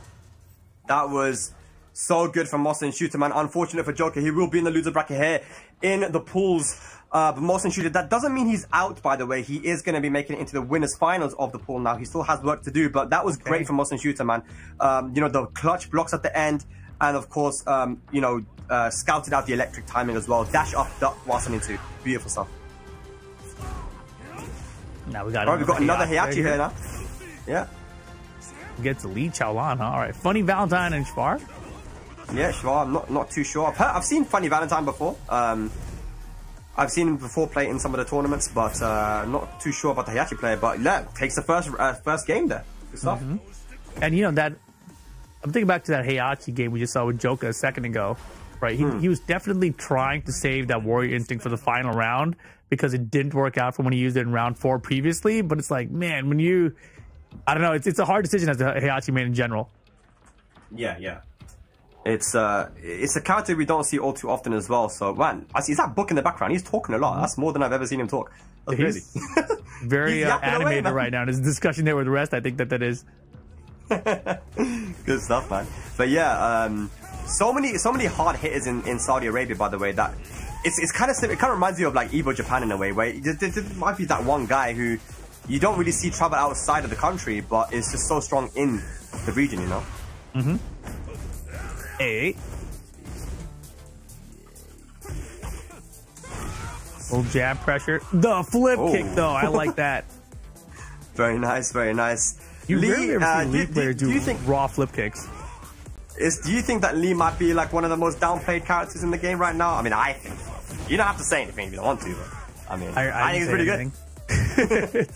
I think he's pretty good, man. What's the issue with Lee? I don't know. They say that he's got like a lot of bugs and like, you know, some inconsistencies and things, but I think he's got a very complete toolset. That applies to a lot of characters, I feel like. Yeah. That move I can't stand. The one where he like looks like he's facing the wrong direction. Yeah. Look at this funny Valentine. They're making a beautiful comeback here versus Schwa. Okay, flip over. So many characters have these spike combos now too. Say that one more time. So many characters have these spike combos now too. You know. Which are really, really strong if your character has it. Yeah, spike combo indeed. Funny Valentine. 3 rounds straight, ties it up, 1 apiece. Yeah, beautiful stuff there, man. That was a quick game as well. Funny Valentine with a lot of momentum. Let's see if Schwa can bring it back there with the Heihachi. Heihachi versus Lee, not a matchup that we see all too often, man. So it's cool to see this character diversity we got right now in the LCQ. As I see some of the lads from the Middle East in the background there as well, traveling outside of Saudi Arabia to Saudi Arabia. There's, so many players that are trying to get into day number 2. Even just getting into day number 2, Rip, is a bit of a challenge, man. Oh, without a doubt. I mean, this is, $50,000 prize pool tournament, as we talked about before, plus 4 spots to qualify into the EWC. A lot on the line here. Not going to be an easy run at it for anybody. Yeah. Okay. Here we go. Good punish. Okay, didn't get the 1-1-2 actually, unfortunately. Oh, yeah, delays the strings, second encounter. We saw Joker try to do that versus Mohsin last game, right? He tried to delay as max as possible, but didn't manage to get it. Good side step, no, but I think he pressed the button, so got hit. Ooh. Funny Valentine. Definitely someone to keep an eye on. I mean, it would be cool to see a Lee player make top 8 out here. It would, yeah. Okay. Heat smash. Hell sweep. Okay, plus frames. Back 4, and that should be dead. Nice. With a down 2 to finish it off. Funny Valentine's close round, but gets on the board. Good down forward 1 start of the round. Gets the blue spark after. I always forget about that headbutt he's got now. Yeah, I literally forgot about it until I just saw it now. Like, is that running waffles too? I think so, yeah, I think so. It's got a funny animation, man. Yeah, it's like the Urian headbutt. Yeah. Oh, okay. He is gone now. Good punish there on the whiff hop kick. Wow, dash electric here. Dropping the combo, doesn't matter. We pick it up, 1 apiece. Yeah, I think you try to go for the 3 electric combo, but drop the 3rd one. Good stuff. 1 game apiece, 1 round apiece. And Schwa's going to have to activate heat, man. You can't be letting those installs go. You need 3 in order to be able to activate Warrior's Instincts. Yeah, that's a great point. Already missed 1 opportunity. I feel like even if you're going to lose, man, just activate heat. Like, you got to try to. But yeah, there for sure. It's such an important resource for Heihachi. Okay. 2-1-2. And that should be the round. Here we go. And I think Schwa will have access to the Warrior Instinct. But you mentioned, right, how Kudan likes to use it even without getting to the final round. Sometimes just taking it to the final round. Are we going to see that here for Schwa? Yeah, we're going to see here. I mean, it's such a hard decision. This is why I don't want to be a Heihachi player. It's like, this reason alone, making this decision, it's too much. Yeah. Oh, back 4 counter hit. Good stuff. Good timing there. Funny Valentine has access to the heat as well. Is he going to pop it? Yes, he does. Spike. Goes mid. Yeah, I like the Oki after the spike too. Yeah. Oh, he pops it. He pops it. Hey, heat dash combo. Conversion. Is it going to be enough damage here? It might it's going to be real close. So with the spike and the follow-up, yeah. Good stuff. Funny Valentine takes it, man. You know, crazy combo there. Really good execution. And of course, with that unscaled down 3 at the end, does so much damage. So manages to take it. Funny Valentine moves on. Very well played. Close set. But let's have a look at the bracket, see what's going on, man. XC's still up there, playing a match right now versus someone called Get Lost. Let's see how he does. So he's got a Yoshi versus... Oh, it's BK versus LMG Mob winners finals. Oh, my goodness. We've got Russia versus Saudi. Yeah, and it's final round situation. We saw BK earlier with this crazy Yoshimitsu. LMG Mob a little behind here in this final round situation. What's he going to do? We know LMG Mob will have experience versus Yoshi because of Higem, right? He knows the matchup really well. Yeah, but does he know BK bro. well? Exactly. All right. BK taking the first game. And getting an update as well. Looks like Irtas are lost to Book. So Book makes it into day number 2 as well. 2-1 over the Pakistani Link player. Osama Abbasi takes out Yoj 2-1 as well. So, man, there's a lot going on right now. Yeah, I mean, it is early in the brackets, but so many heavy hitters already being sent down to the loser side. Yeah. Okay. Right now, BK getting the first launch in the stage here in Maji Temple. Yep. Oh, nice. Good option there with the heat burst. Gets the bound. Ooh. Oh, catches the spin, dashed up to realign into back 4. What happened to his health? Why does he have so much gray? Yeah, and whoa! Oh my god, he tried to go for it again. You never know with BK, he's wild, bro. Yeah. Nice baits out the flash and the full punish. That was beautiful. What a flash bait. But yeah, LMG Mob played him a lot online, and you know he's always the kind of player that loves to play aggressive, loves to overwhelm you. But it's just Yoshimitsu. You can't really play like that, you know, all the time because of the threat of the spin and the flash. Yeah, and I love that. Barely out of range. Okay. Isn't it? Is it a crazy war combo? Yeah. Insane damage. Hey. And the G clef. Good stuff. LMG Mob. 1 round away from evening up the set. Yeah, Markman called that the G Corp cannon. I like that name. The G Corp cannon? Yeah, Lars won one, but right now Mob looking to tie it up 1 apiece. Okay, down 2. Okay, blocks the flash. Didn't get the launch, unfortunately. Whoa, what's going on, man? Hop kick? I don't think so. Wake up flash? Yeah, wake up flash. I mean, why not, right? And especially this airborne stage here, you get the full conversion. What's going on? What's going on? We're He smash breaks the armor. What you got for us, BK? What you got for us? LMG Mob regaining. Good sidestep. And that should be dead with the right combo. Nice. Okay. Down 4 into sidestep left. That is the way you want to sidestep versus Yoshi generally as well. Goes around a lot of his moves.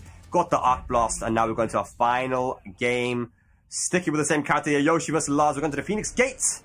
Let's go. Who's going to take it and move on to day 2? Uh-oh. Uh-oh. Put the controller back in. Fix it, fix it, fix it. You got 2 seconds. Come on. Luckily, it happened at the start of the game, though. Oh, okay. We're switching. What happened there? We're switching games? Maybe not. Hopefully not. There we go. Yeah, final game. Let's get it. Beautiful thing, by the way, for the production. We have multiple stream setups here, man, so we can see as many games as possible. Shout out to production, man. But yeah, let's have a look at this final game. Yeah, BK with the wall pressure right now. Solid lead to start off the final game here in round 1. Yeah. Hey. Oh, gosh. You want to one hit too many, doesn't matter. First round BK. We talked about this earlier. It looked like he wasn't playing as seriously, right? So like if you have someone like LMG Mob, you know he's playing seriously. He wants to qualify for EWC. BK, I'm not so sure. You know, like he wants to do well if he can, but he's having fun out there, it seems. Yeah, I mean he may be on analysis or hosting or duties anyway, right? Like so he's like, yeah, I'm just here to defend home turf, bro. It's in Saudi Arabia. You're gonna get some free wins here. Well, he could have got the sword sweep there too. Oh man. Power crush versus power crush. Cutting that shawarma. Nice punish. Avoiding the puddle. BK on set point. There we go. We got the breakable floor as well. The floor blast instantly used there by LMG Mob with a generic throw. Here we go.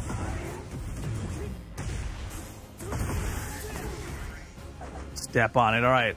I believe in LMG Mob to bring this back sent to final round. This is the power of Lars. Yeah, and especially with BK spinning, getting rid of his own health here. Yeah. 1, 2, 3. Good block, man. LMG Mob. Okay, fighting back. 7 golden letters. Can we see a final round here? BK still on set point. Yeah, LMG Mob literally let go of the control, just stood there. It's like, I'll neutral guard because I know you're going to hop kick. He's like, I know you're crazy. I'm going to sit here. Whoa, the trade. What a trade. That was wild. Double counter. Oh, man, trying to chase a spin. Can he use the heat? Important throw. Check there for BK. Oh my goodness. What a He's dark got the high. low He's launch. Counter throw. We might be seeing a final round here. Uh-oh. Told you, I believed in LMG Mob to send it to final round. Good luck, BK. LMG Mob's on fire right now. This is winners finals. This is making it into day number 2 as well. Is it going to be Saudi or Russia? And BK strikes first blood. Both guys will have heat available. Only first 10 seconds activates. Good punish. Yeah, oh, BK spinning a lot right now, but gets him. Floor blast already done though. Okay, down forward to power crush. Oh, a punish. Another again? one. Oh, no, Go for it BK. again, isn't he? I would have. Yeah. Uh-oh, back four. Give me that damage. Wasanitsu goes to the mid. Oh, the break. Important. It's so important. Now heat. Heat available. Winding down for BK. There it is. There's the heat smash. Okay. 10 seconds left. This is really, really close right now. Anyone's game. No break for the Breakthrough generic throw. throw. What's the Oki? Rage 5 available. seconds. Oh my god. Flash Punish. denied, and there's the punish to seal the deal. LMG Mob brings it back and takes out BK here. LMG Mob moving into day number 2 here for the LCQ in Saudi Arabia, in Riyadh, for the EWC. Very well played, BK. You know, he's always going to bring the heat and show us some very entertaining games. But LMG Mob makes it through. BK still not out of the tournament, still in there. We see Funny Valentine going up against now Higem. Yes, so Higem was put into loser bracket by Double, you mentioned, right? So Yes. this might be to make it out. And wow, we've got on the loser side, Luffy versus Joker. I really want to see that match, man. I want to see Luffy versus Joker, but they might have already started that game. Yeah, Oh, this man. is a loser final match, as you called out just a moment ago, though. So this is facing elimination from the LCQ completely. Funny Valentine we saw just a second ago. Did very well with his lead. This is Higgins' first time on stream, right? We didn't get to see a match previously. Yeah, we didn't see the double match, right? That was 2-0, so Double's already made it through. But let's see if Higem now can progress Sword on. sweep.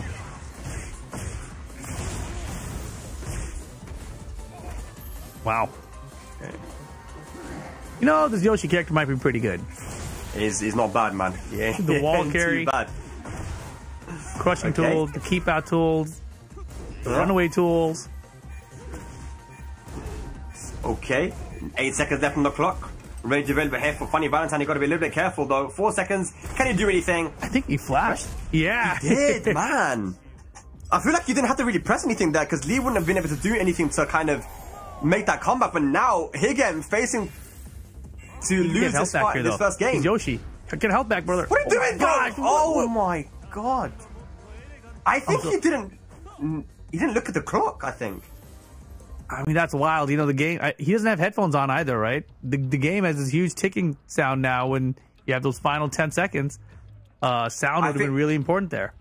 Honestly, Rip, the only thing that could have won the game for Funny Valentine there was to do the rage art. He, I think, did running 3-4. I'd have to look at the replay. But Funny Valentine was plus and did a rage art after him being plus. Higem tried to flash, but it's like, bro, there's nothing that can kill you in that situation with 4 seconds left. Yeah, you just kind of block.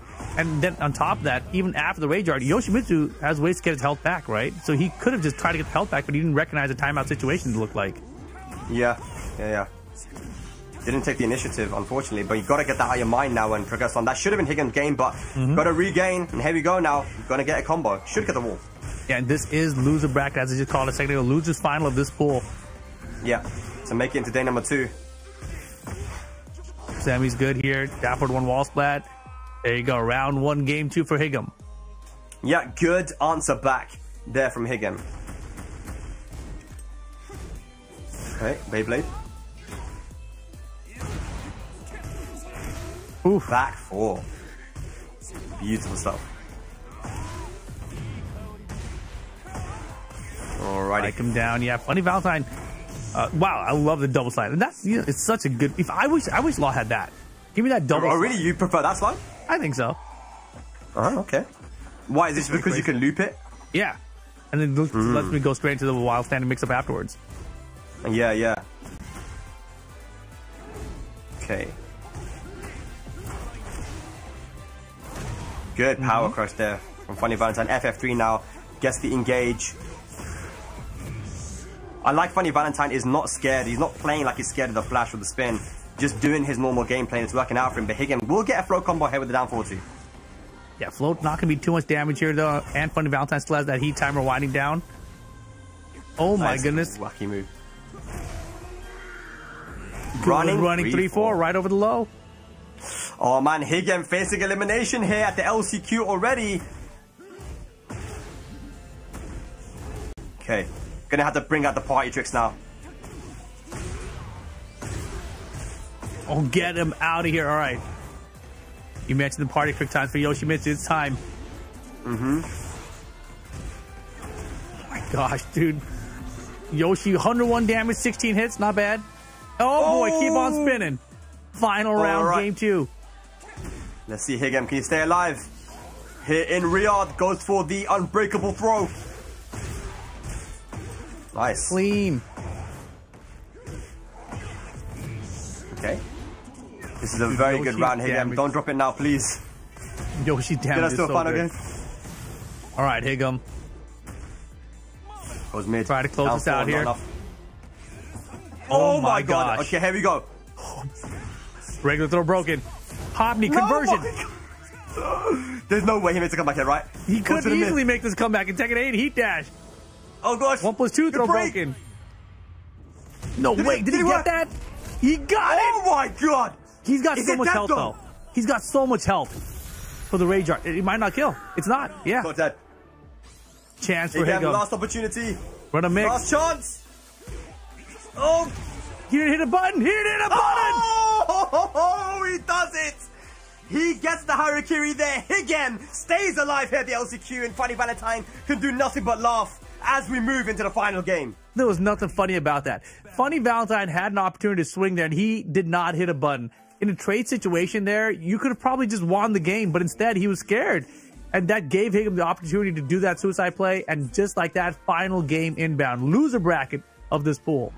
Well, now we have two rounds where both guys dropped the game, right? So we're even. There we go, final game. Oh my goodness, that is crazy. Imagine one of these guys ends up getting a spot for EWC, right? After this game, you know, that's crazy. Yeah, and it just goes to show, Rip, how much pressure there is on the line here as well. These guys are just making some errors, you know, tactical errors that they probably wouldn't normally make. Yeah, I mean, it is a high-stakes environment for sure. Heat burst here from Funny Valentine. Higgin trying to keep that corner pressure as well. I like it. Funny Valentine uses the down jab, avoiding the puddle, guaranteed hit. Yeah, he tech rolled off of it. Good lead for Higgin, and he secures round 1. Very, very clean stuff there from Higgin. So that's step 1. Just poking away. Yeah, Doorknocker had the duck ready to go. Funny Valentine defense very good actually against this character Yoshimitsu. Yeah, does get the counter hit, and we'll be able to get a nice wall combo here. Ooh. Man, it really looks like Higgin is in Funny Valentine's head right now. Yeah. He's using the stage perfectly, man. But hang on a second, bro. How does this keep happening? And now the Heat Burst extension's coming, right? No! Didn't get the Heat Burst for the combo, and now it's set point Higgum. That was a huge drop there from Funny Valentine, unfortunately. But it's not over yet, man. All these rounds are so close. Funny Valentine, you need a reverse sweep, man. I mean, Higgum just did it to him. It felt like. Yeah. Oh, the lows. Counter is the sweep, though. Not looking good for Funny Valentine. This should go to the wall as well. Heat burst activated. Hey. Mid check. Good block. No punish, and that might be it. No, hang on. Another drop. Drops the acid drain. One more hit, and there it is. Down forward for Higgin.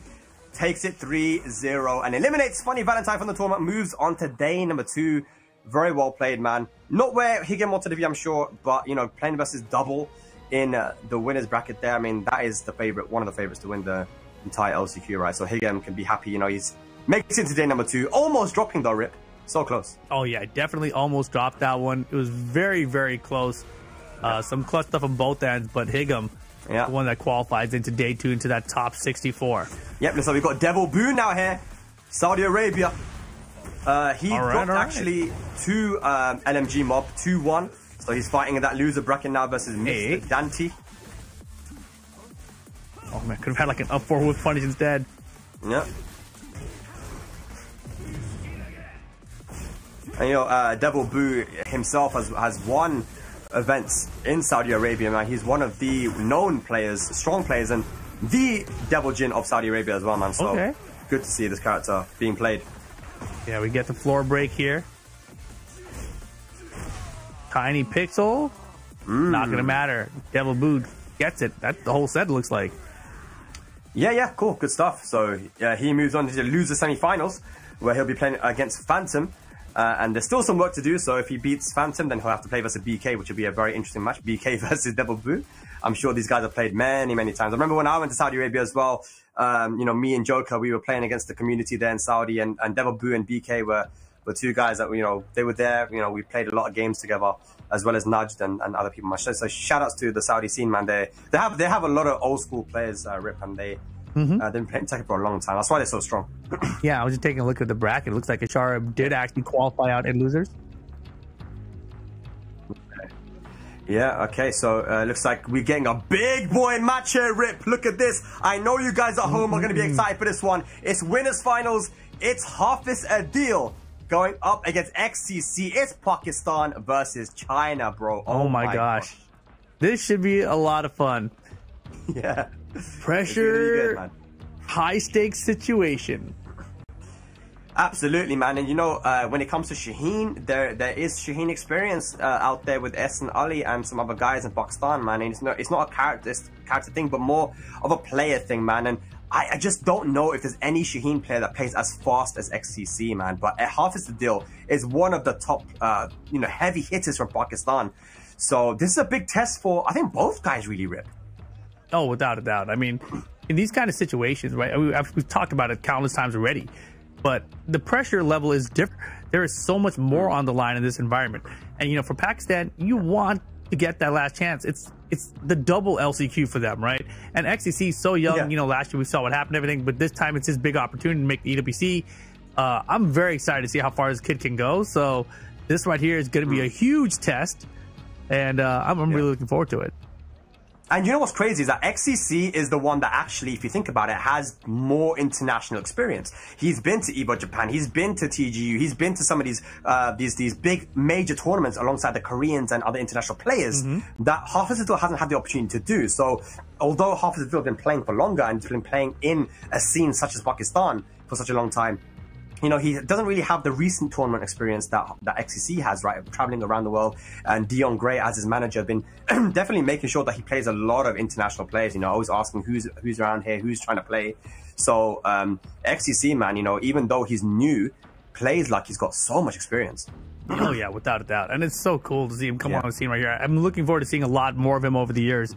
But at the same time, you know, this matchup's the one right now, right? You don't need a lot of years, right? This is the time right now. This is the time to get these dubs, qualify for the EWC officially, right? Win this LCQ, make the name for yourself, and move on. That applies to both players.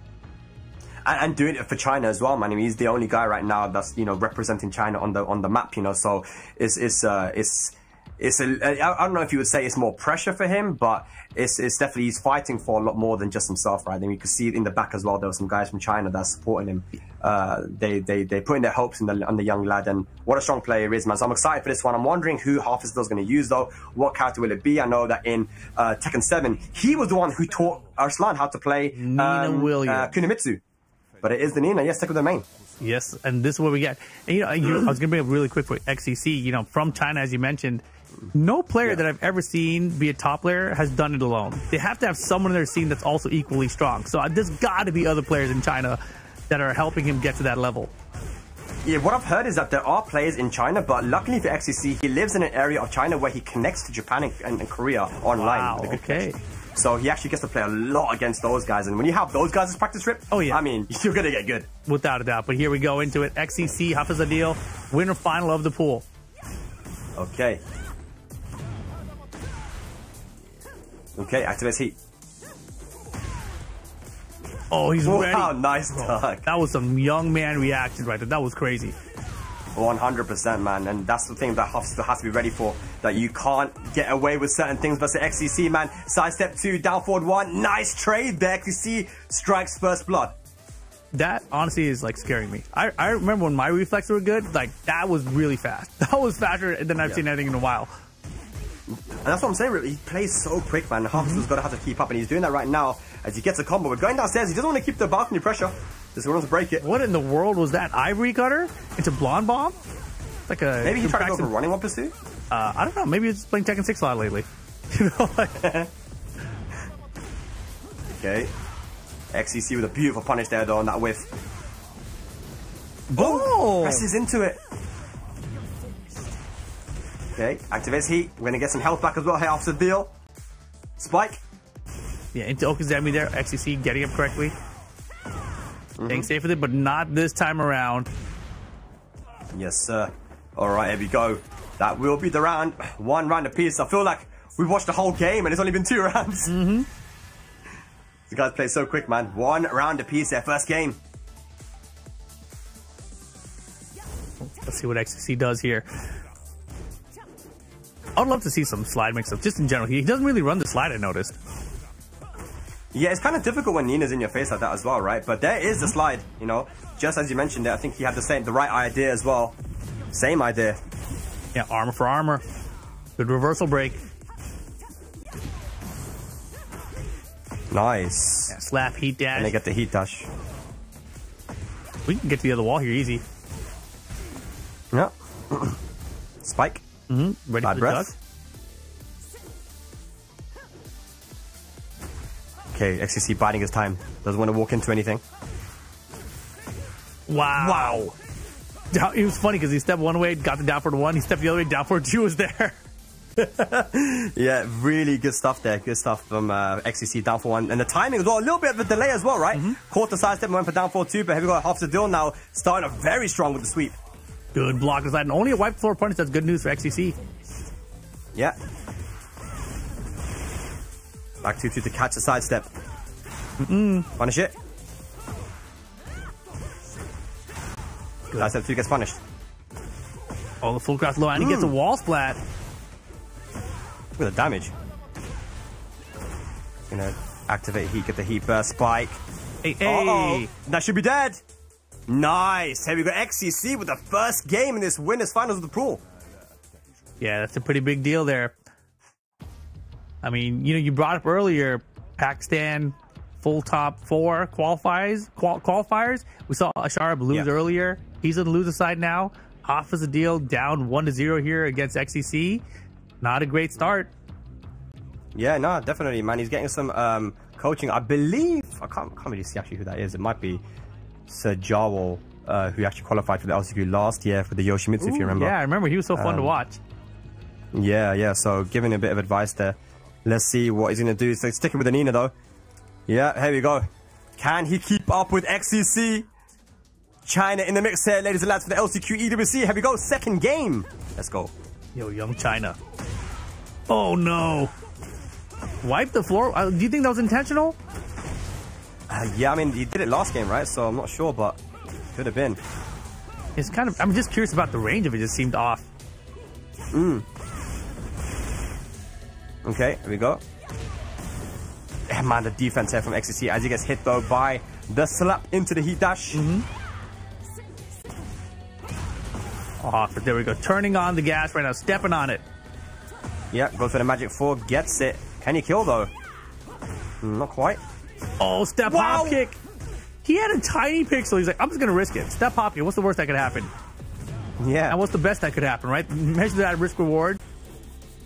Heat spend. Yeah, best that can happen is that half of the deal is in the corner, but he manages to sidewalk out of there. Another pixel. Oh my god.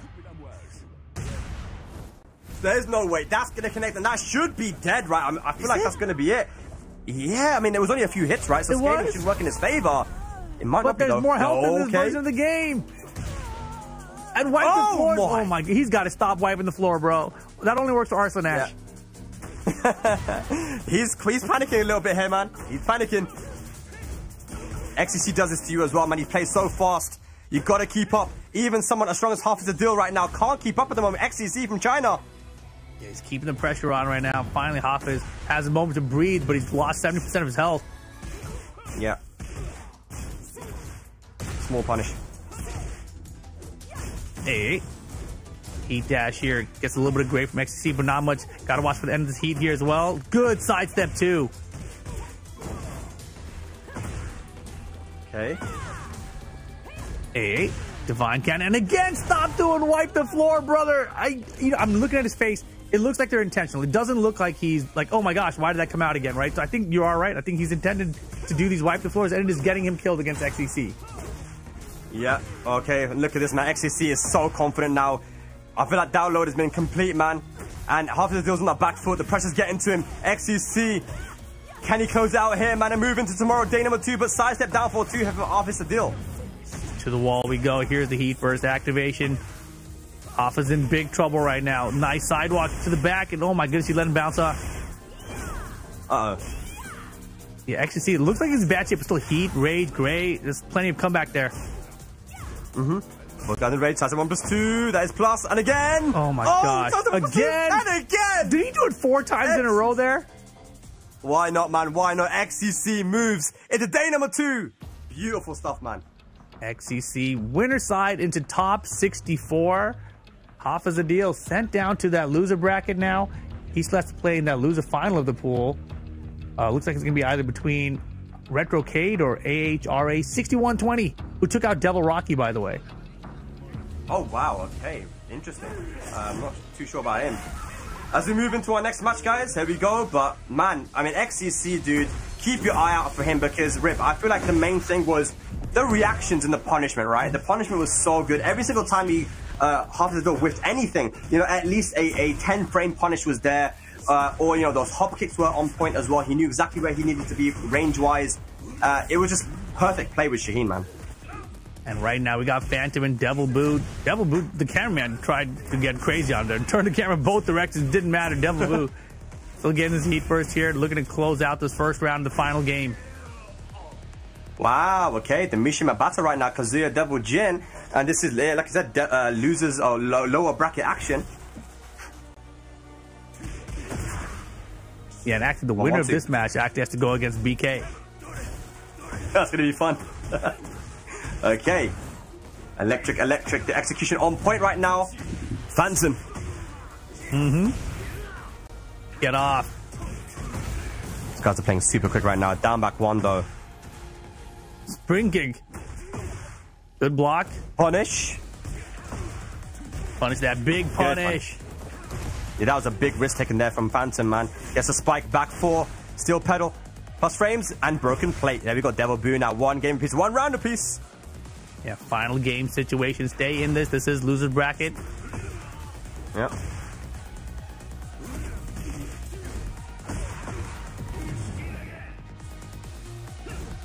Activates heat. Down back 2. Okay. Yeah, Demon Pawn now for the heat dash. Phantom answers back to the heat of his own. Good jab check. 1-1-2 back at you. Flash punch combo. Oof. Yeah.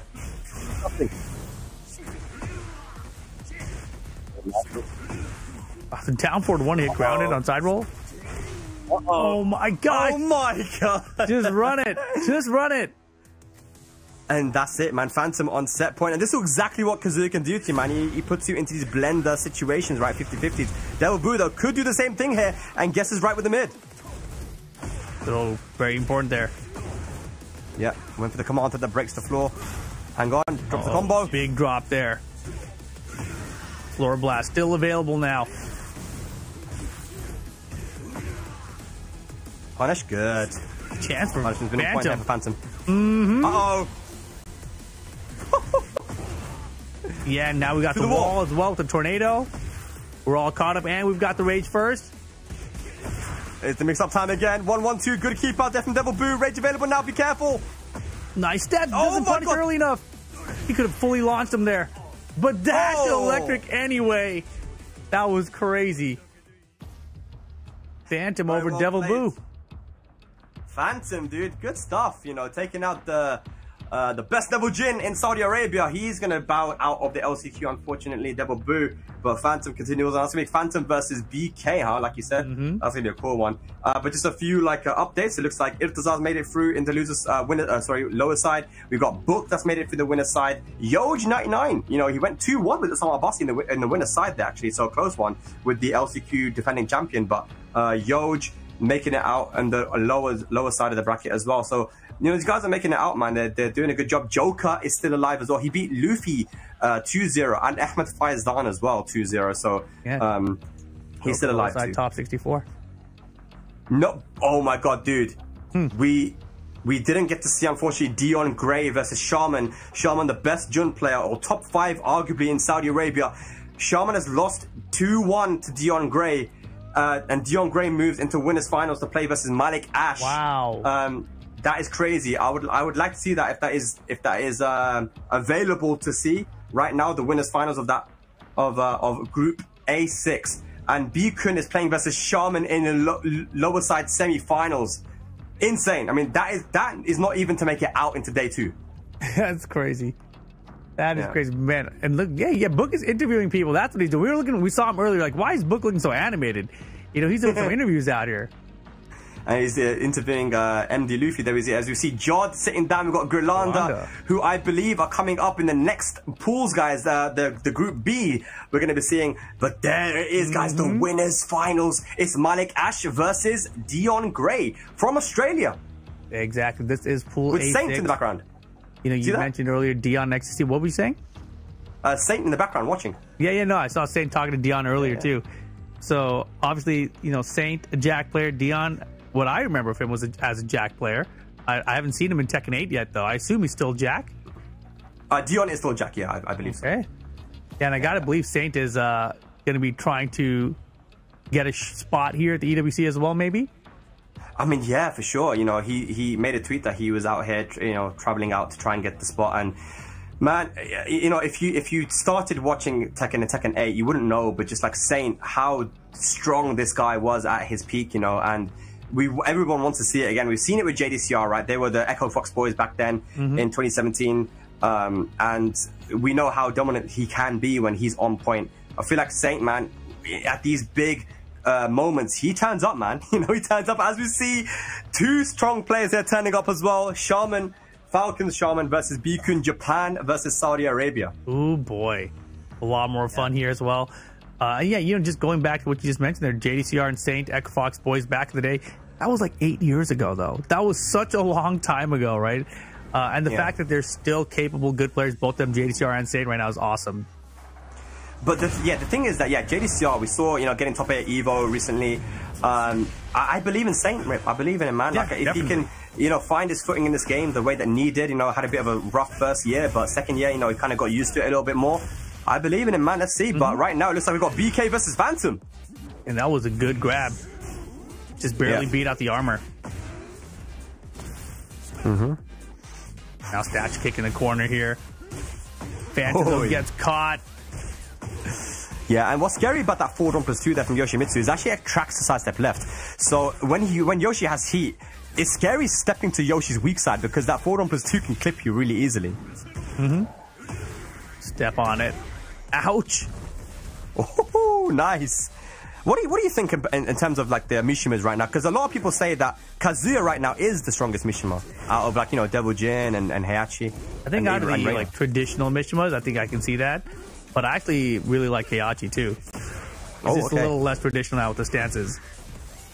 Yeah, he's always been more of a poking and more options kind of Mishima, right? Yeah, I'm a fan of Warrior Instinct. Like, I don't like making the decision about which round to activate it in.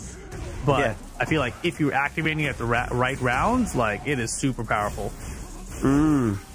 Yeah, I know Joey Fury was out in Japan recently training, playing versus a lot of Heiachis, and he was like, dude, this Warrior Instinct, dude. I'm like, no, exactly, man. It's a major problem. Like, but the players do have to pick the right round to use it in, right? Like, that's the one drawback to it.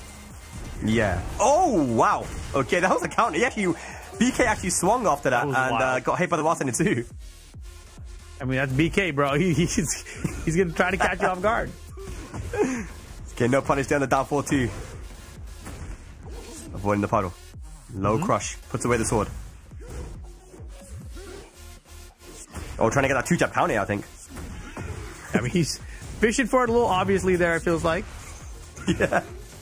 Okay, nice. Heat dash combo right now. Oh, nice. Look at that Phantom, dude. What's BK saying? I feel like he's got the strats, man, where he just talks to his opponent, try to get his mind off the game a little bit. Like, yo, what was that, bro? Talk to me about that. Yeah, tell me all about it. Why did you run to my 2-jab? I was trying to counter. Wasn't that clear? I need you to get closer. Hit the button.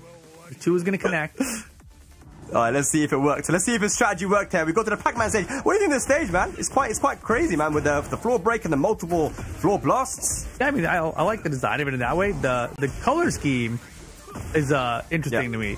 That's all. Yeah. I mean, I think Pac-Man, like those colors to me, like I mean, the yellow, like the red, like I guess those colors are familiar. I don't remember a green ghost. Was there a green ghost? I think so. There might have been a bluish green ghost as well. Yeah, I feel like this is new school Pac-Man for me, you know? Really? Yeah. What have they done to my Pac-Man? All right, rage available. Here we go. All the way in the back. And the down back 4 to finish it off. Phantom, man. Very solid Kazuya play here, man. He's impressed me. Oh, very much. Side step. Uh-oh. Hey. Okay. Goes for the easier combo. Good stuff. Drops it, though. We've got a floor break here, guys. When we're on the yellow platform, it is floor break. Yeah, and that is a good part of the stage I do like, though. Like, it's really clearly marked. Like, this is the part that breaks the floor. Yeah. That's always really fun. Little heat dash conversion here. I said little, but I meant, okay, it's little. It could have been a lot worse. That is a lot of damage still, though, man. Okay, in the back. In the back. Yeah, that did very little damage for back, though. Am I tripping? Yeah, no, I thought it was going to do more as well. But power crush here. We got BK on the board now, second game.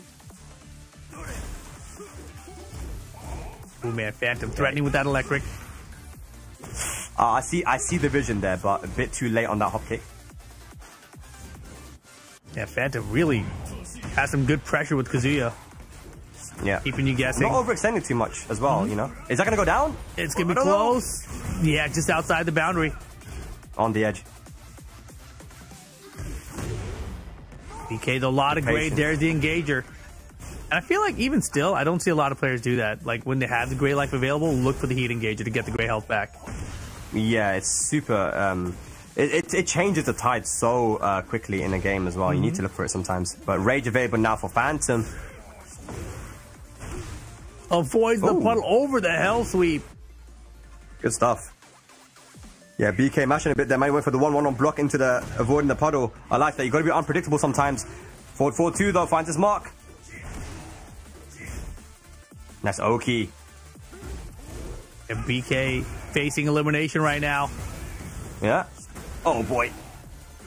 Oh, he's in trouble. Nice. Wall's gonna do it. Phantom now on final round set point. Here we go. Are we gonna be going downstairs? No, I can't believe we haven't gone downstairs. I can't believe it. I know. I thought the same thing.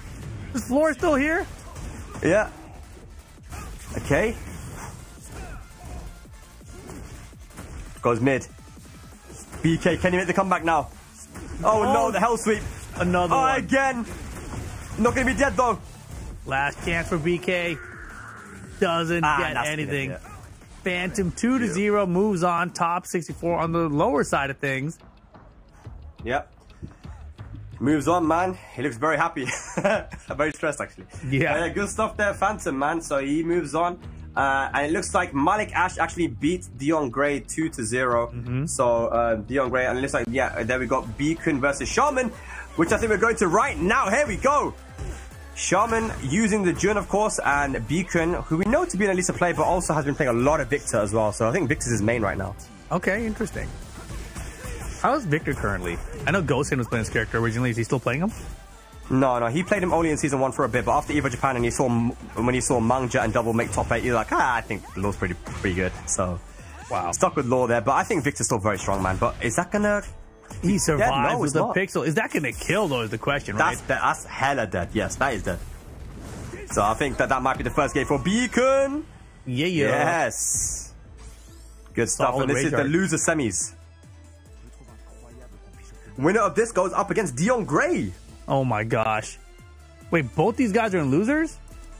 Yeah. Malik Ash just won. I mean, yeah, what a run Malik Ash has had, man. I mean, it looked like his hardest match was his first game there, which we saw, which was the first game of the broadcast, right? Versus Al Ghamdi, the Anna. Right. And after that, man, it was just he got a DQ, so he got a bye, and then Beacon 2-0, Dion Gray 2-0. So in top 64 on the winner side now, and now the lower side looking dangerous, man. But Shaman, is he going to be eliminated too early? This would, I think, a lot of people in Saudi would cause an upset because he's very successful in Saudi Arabia tournaments. Shaman actually beat Arslan in a Jun Mirror early Tekken 8.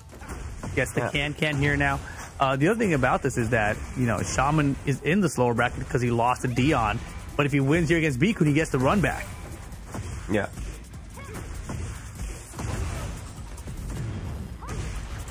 All right. Good stuff. There's a very good answer back here for Shaman. June Kazama. What do you call that? What do you call it? The install that she has. The Kazama Essence. Kazama I'm trying to think Essence? of another name for it, man. I feel like it's too long. Kazama Essence. Or Essence. Maybe we should say Essence. I don't know. Essence? Maybe. Sure. Well, Essence. Yeah. I don't know. Gotta think of another name. Okay. Mama Answers Essence. in the chat, please. It doesn't help. It what did you say? said Mama Essence. Mama Essence. It's still too long, man. But here we go. Talk about long. We've got a long combo incoming. Bam, bam. Activates he. Oh, didn't get the bound, though. What a confirm. Up forward one. Oh my goodness. He's taking them all around the stage. He's doing like a Tekken 4 arena stage combo without the walls. He's like, Dude, he's I turning feel and like turning and someone's turning. He was just in the air the whole time that round, man. He never touched the wall. That was crazy. Okay, presses into the final hit there. And that's going to be a nice combo. Uh-oh, man. Oh, Ooh, boy, good just punish. do it. Wall stand at 3. Yeah. Opportunity now for Shaman to fight back. Has full Kazama Essence now. Good jab interrupt there, man. Cans blocked. Use the essence, bro. Can he use it? Uh-oh, mix up time. And again, down forward one, sidestep. Chance, tiniest pixel possible. There it is. All right, set point Bikun. That was a beautiful duck there from Beacon as well. He scouted out that forward 4, homing high. But here we go. Throw, not broken. Sidestep 4, plus.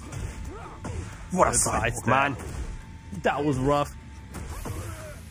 Okay, down 4-2. Can he kill? Jun does a lot of damage, man. Especially if he gets the wall. Sidewall No, situation, sidewall. though. Okay, final round here. Second game. I feel like Beacon's been in control, but when Shaman gets going, man, he's finding a lot of success. Oh, without a doubt. Now he still has a chance to stay alive in this. Oh, look out. Okay. Okay, gets the wall. Good stuff.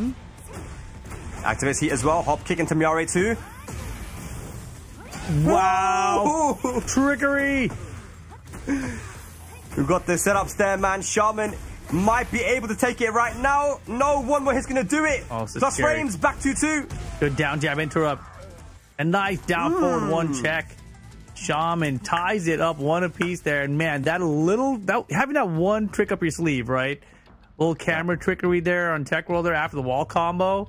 Turns around to block the wrong direction, get fully launched. That was huge. Yeah.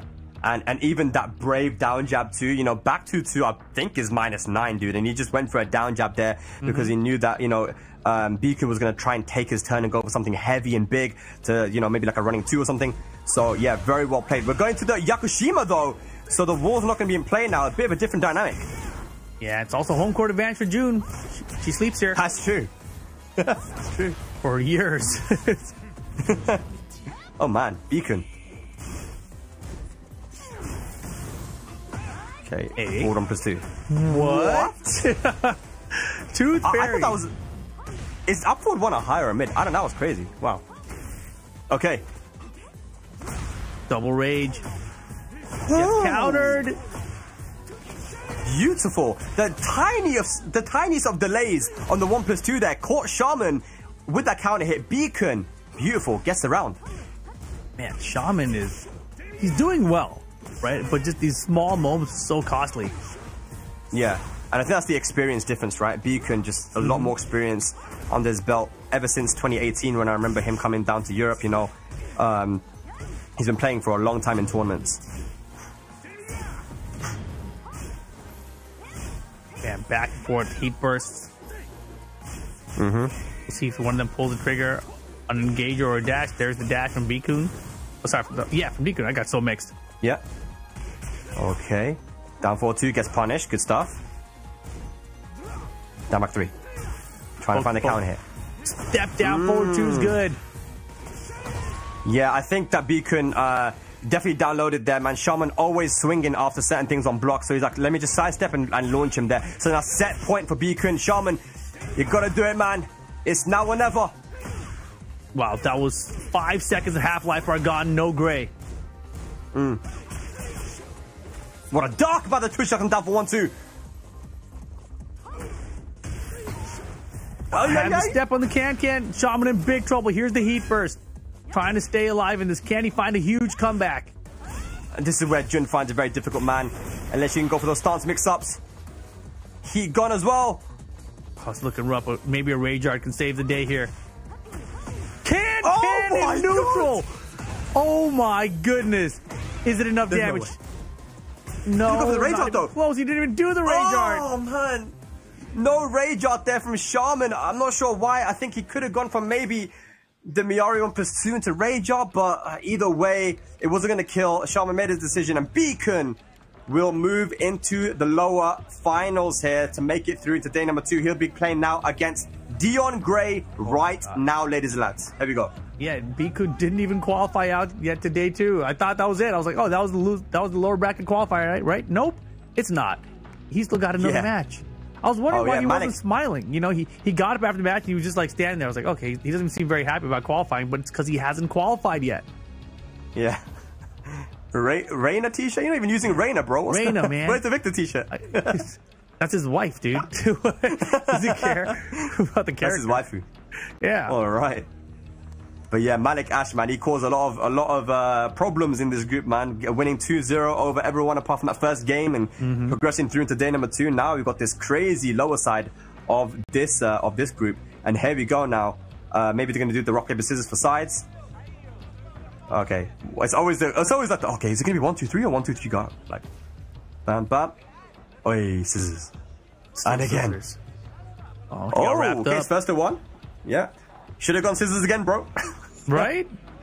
Wow, is that the mentality there? Now you know exactly how he thinks. He knows he already won. That's already one game for Beacon. Yeah, but he's got his preferred side, as we see the Russians there. You've got LMG Mob. I believe that's Strog next to him, right? Rest up there on top. Rest, yeah, and that's Weka as well next to him. Oh, it is Weka. Oh, man. Is Weka playing? Yeah, Weka played in Evo as well. Yeah. And he made a tweet that he's flying down here to try and get a spot as well. That's awesome.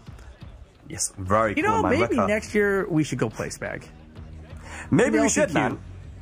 We could ruin some people's days. Yeah. If we get lucky, we get top 24, still get paid. That would be great. That'd be amazing, yeah. Or maybe you'll win, man. I believe in you, man. Law's strong, bro. Yeah, but next year he might not be, you know? It's far away. Ah, that's true. That is very true. That is very true. Let's see what happens, man. But yes, I didn't actually ask you, Rip, like, who do you think is going to be able to take this? I know there's a lot of names. It's hard to say, but, like, do you even think there's going to be, like a lot of Pakistanis saying it's going to be 4 Pakistanis taking it? Do you think that, or do you believe in, like, Double and these guys like Book to be able to get in there? I think Double is going to be a heavy favorite here. I'm curious about Shadow. I feel like if I had to guess with Shadow, like, he has a very good shot of making top 8. Yes. But then after that is where he always kind of has trouble. I'm not sure why. It doesn't matter, like, what the tournament is. It feels like once I see Shadow in top 8, like, I believe he'll get there. And then afterwards, it's like, I'm not really sure what happens, right? Right. Double, on the other hand, I feel like he's been struggling a little bit as well. So while last year, you know, he top 4 in the overall tournament, this year he doesn't seem, for whatever reason, as consistently strong as he was previously. So I really don't know whether we're going to get 4 Pakistan players in top 4, but there are still top players out here. Like Tacoma is someone who's been struggling throughout the year, but still in here. He needs to have a good run to make top 4 in my eyes. You know, the same thing with Joka, right? Joka already on the loser side of things. So there's a lot of top players that could cause problems for Pakistan, but Pakistan themselves are having trouble right now, right? Like we saw 2 of them already into the lower bracket where we didn't expect them to be. Yeah, 100%, man. It just goes to show you can't count anyone out. But right now, these guys are fighting for a spot in day 2. Here we go, Australia versus Japan. Dion Gray, Beacon. Beacon now going for the Elisa, and this has historically been a very good matchup for Elisa ever since the old games, right? So not surprised that he's trying out the Elisa here. Yeah, especially instead of the Victor, right? So Elisa against the robot, definitely, as you mentioned, pretty decent match. Dion, though, he's no stranger to Jack, right? He knows the matchup. It's the one character he's been using for, like, it feels like over a decade. So I feel like if there's a character he knows how to play against, it's going to be this Elisa. Yeah. Oh, flex on this? I don't think so.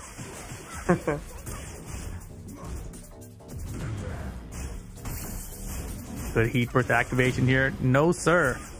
Good punish.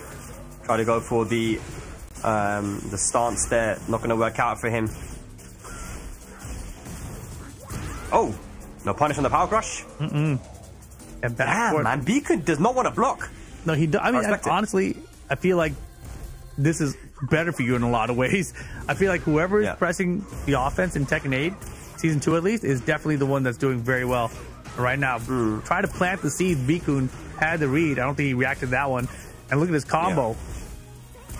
One thing I haven't seen from Dion yet is throws, man. I want to see a few more throws, especially because Elisa players like to use a lot of power crush, but not just that. You know, with how much Beacon is pressing right now, throws could counter hit. But right now, he can't do anything at the moment because Beacon just running him over. Bro, how are we back at this wall? He took it from this wall to the other wall, around the other wall, and back to this wall. And Beacon 3 rounds straight for game 1.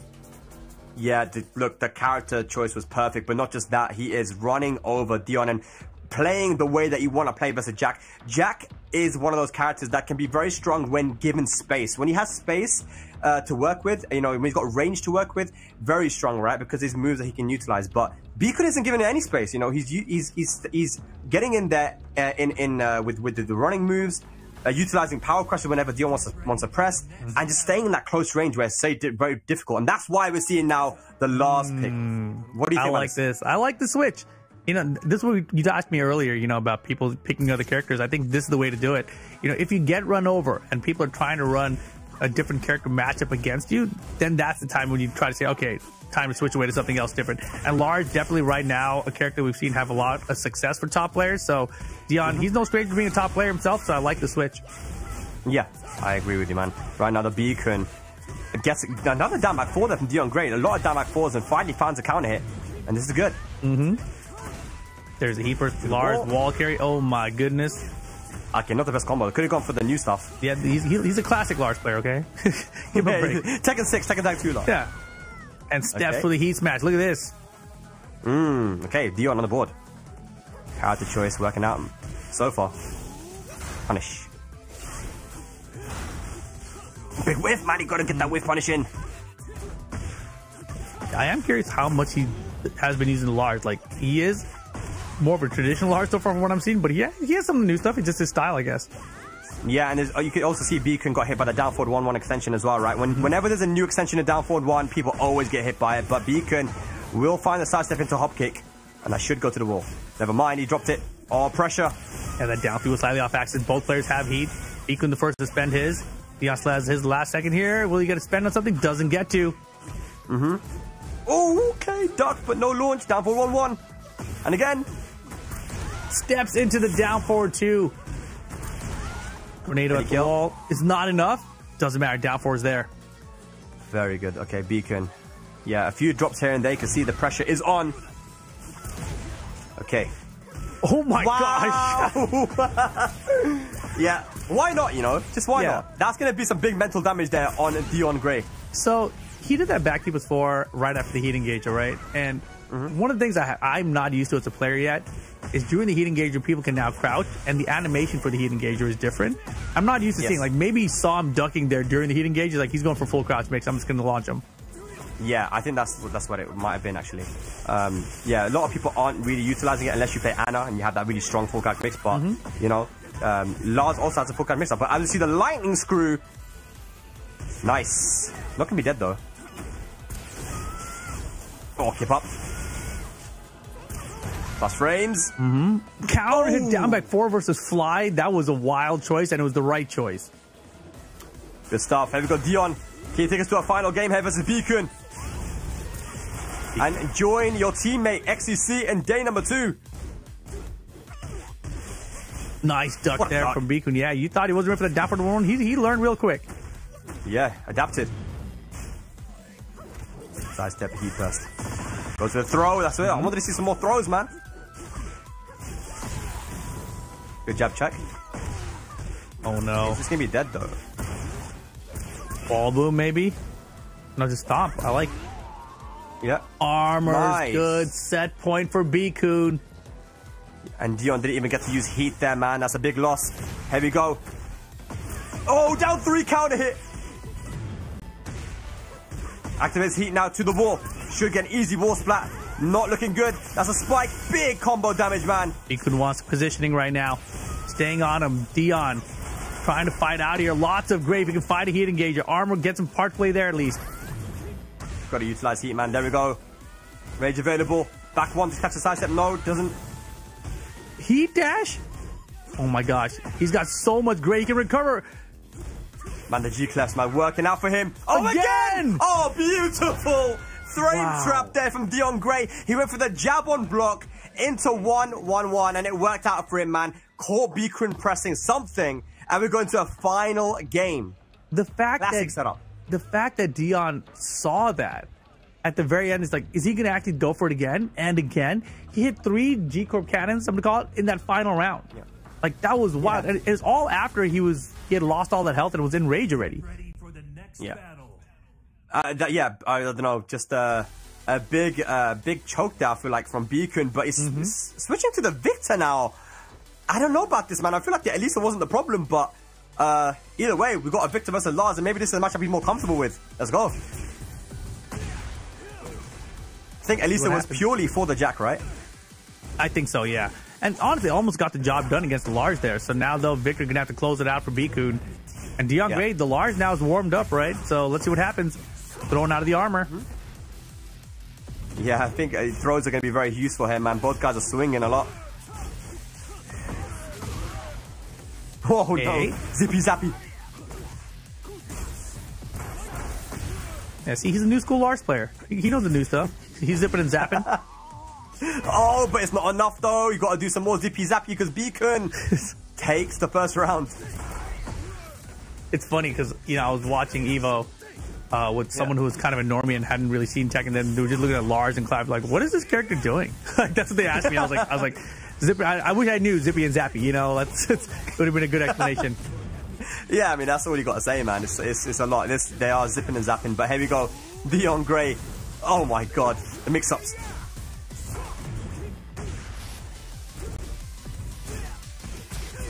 Man, yeah, Dion is in a bit of trouble right now. Set point for Beacon. Yep. The Victor, the main character, coming out here. Can he get the job done? 1 round away from moving on into day number 2 on the lower side. Arc Blast gets blocked. Yeah, I'm so shocked that Dion is not trying to go back to just the single jab frame trap into the G-Corp cannon.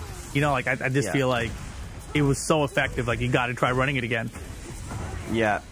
I think he's decided in his mind he just wants to go for some 50-50s, right? He wants to do stance mix-ups for that easy damage. But, yeah, I think you're right, man. You want to start using a bit more pokes. There it is. Oh, boy, yeah, the down by 4. And actually, Beacon is totally ready for it. He's like, all right, I blocked the jab. I'm going to look for the down by 4 to crush underneath the high. Beacon, 3 rounds straight there for the final game over Dion. So Beacon moving on. Dion, unfortunately, eliminated at 65th place here. Yeah, so Beacon moves on, man, and it's probably not where he wanted to be in the lower side. Malik Ash in this group making it to the winners, but good stuff. He does stay alive and make it to day 2. So, yeah, man, I think that is actually going to conclude our Group A.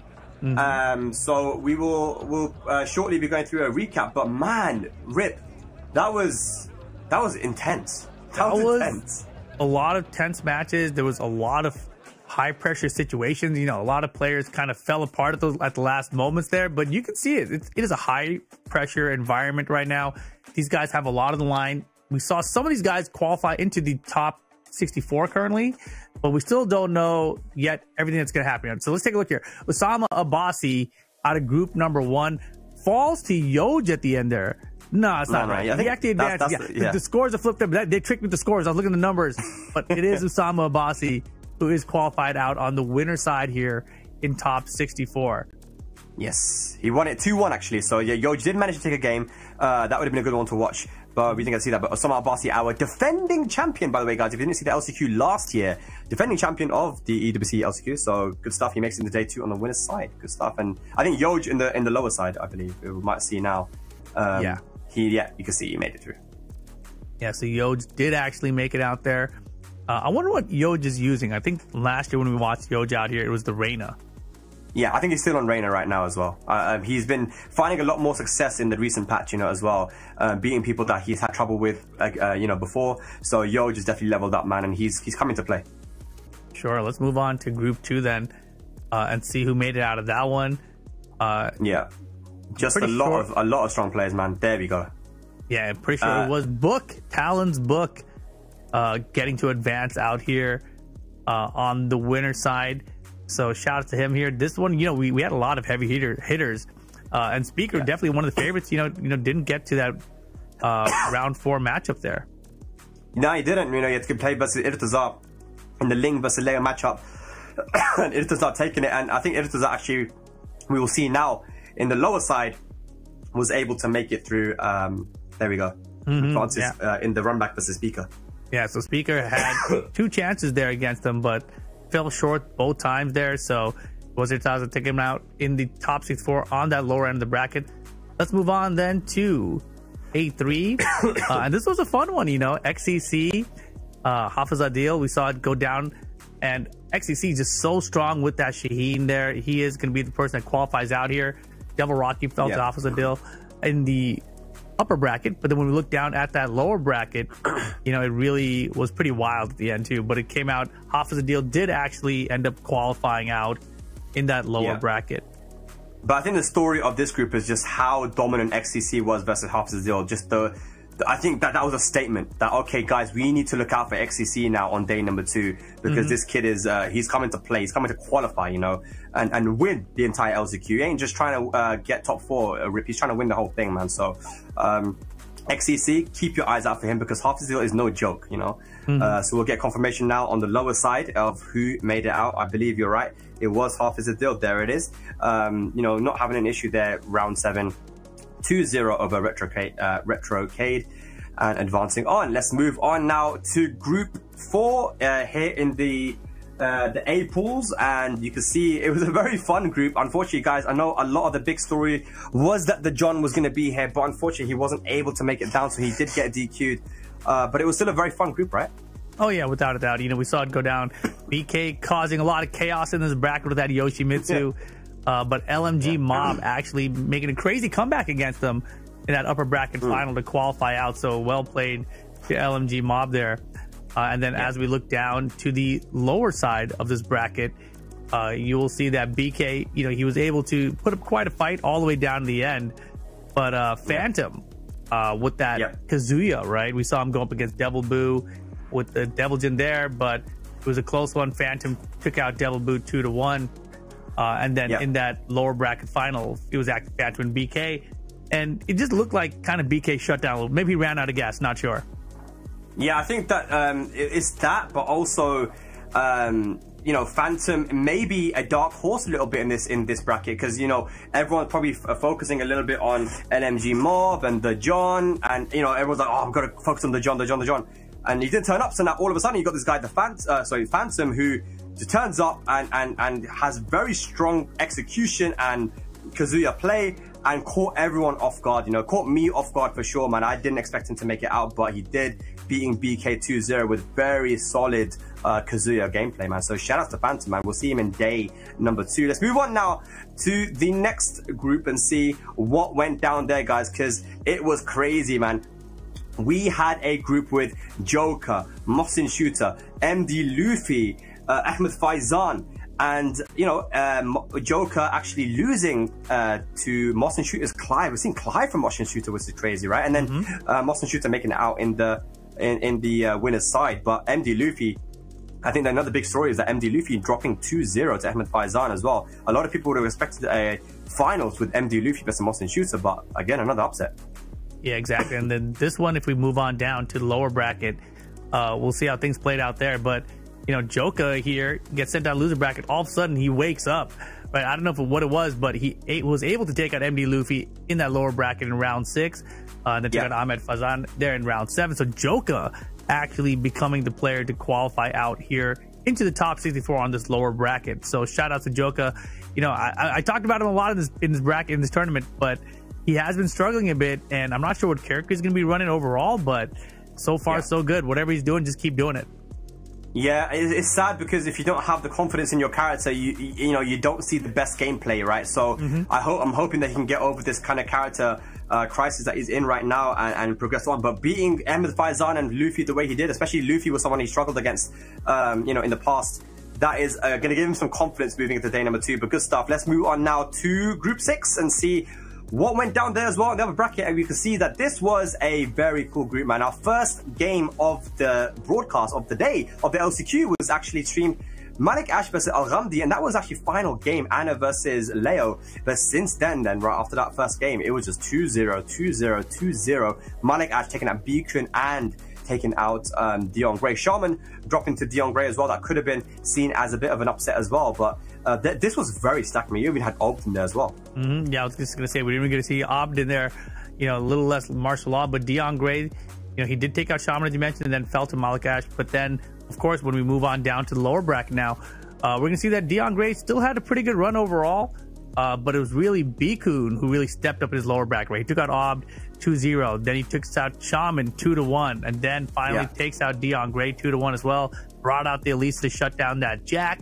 and then finally was like, okay, you know what, man, I need the victor to close this out because Dion switched to Lars. So Bikun coming out into that top 64 lower side. Yeah, and I think that if you were to look at this bracket and you wanted to see who's going to make it out, Bikun and Malikash were probably the guys that you were looking to make it out there, man. But this was super cool as well, because I think a big story for Pakistan, Tekken, is that Isharib has made it out here, right? And with his recent performances at dojos, you know, Isharib has been playing so well. But Shonen, though, the man, the myth, the legend, you know, he's been rocking the Jun and Asuka, and man, that winners finals was crazy. Went all the way down to the wire rip. Yeah, down to the wire. But Shonen, I think that was probably our closest match of the day, actually, right? Shonen clutching it out. I think it was the 1-1 at the end of the slow-mo finish. So down to the wire, but Shonen survives and qualifies out into the top 64 upper bracket. Yeah, upper bracket, man. But let's see what happened in the lower side. I believe Isharib did make it out. There we see he had a 2-0 in the round 7 to advance on.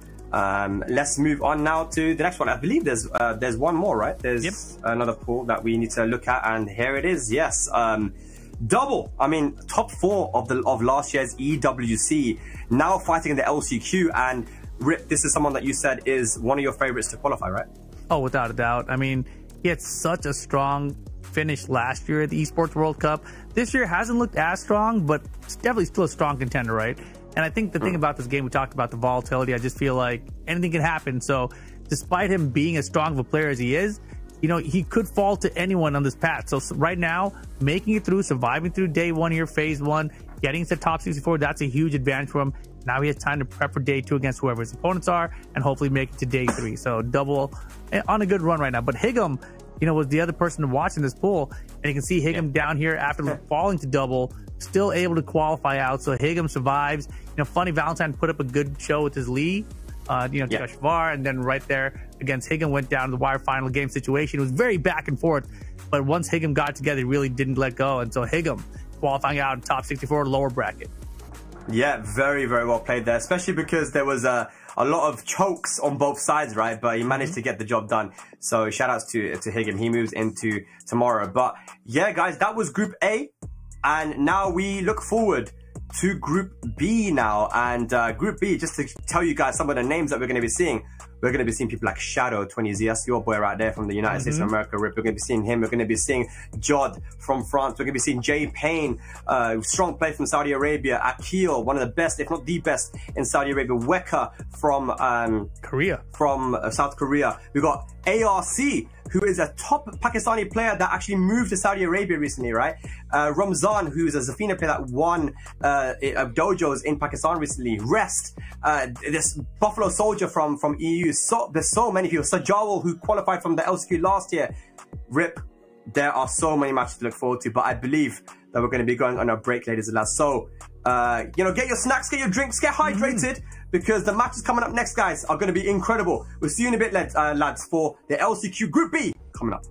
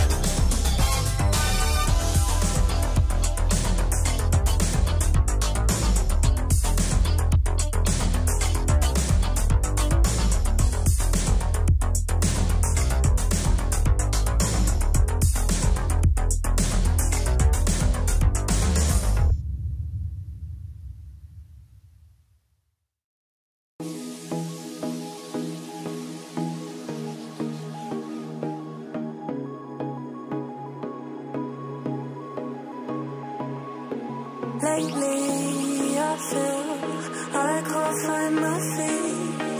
Pushing closer, my heart skips a beat, and now I'm falling.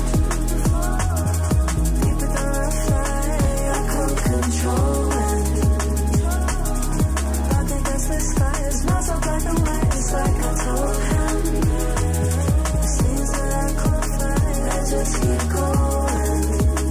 I just keep going. In my time, I've been dreaming of a space ready for my place. I wish you'd seen what I had dreamed.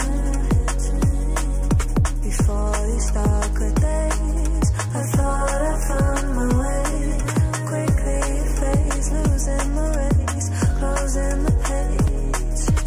In and out, I'll move myself again.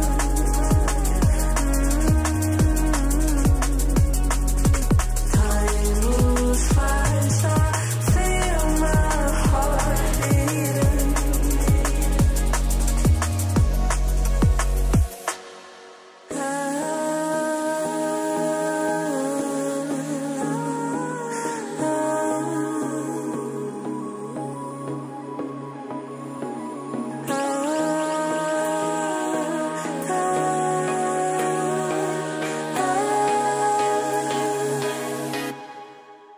And now I'm falling, deeper than I fly, I can't control it. Dark against the sky, it's not so black and white, it's like I told him. There's things that I can't fight, I just keep going. I just keep going. I just keep going.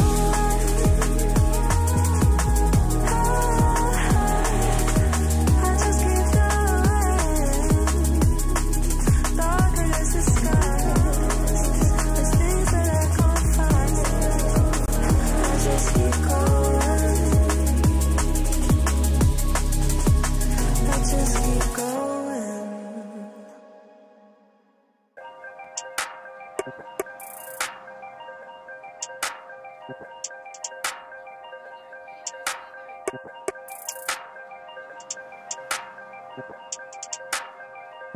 If all they've been saying is true, there's a water for your eyes. Tell me, can you see right through? Right through, right through. Down through the wires and the pipeline. We go disconnecting from the city and the skyline. This is the numbers.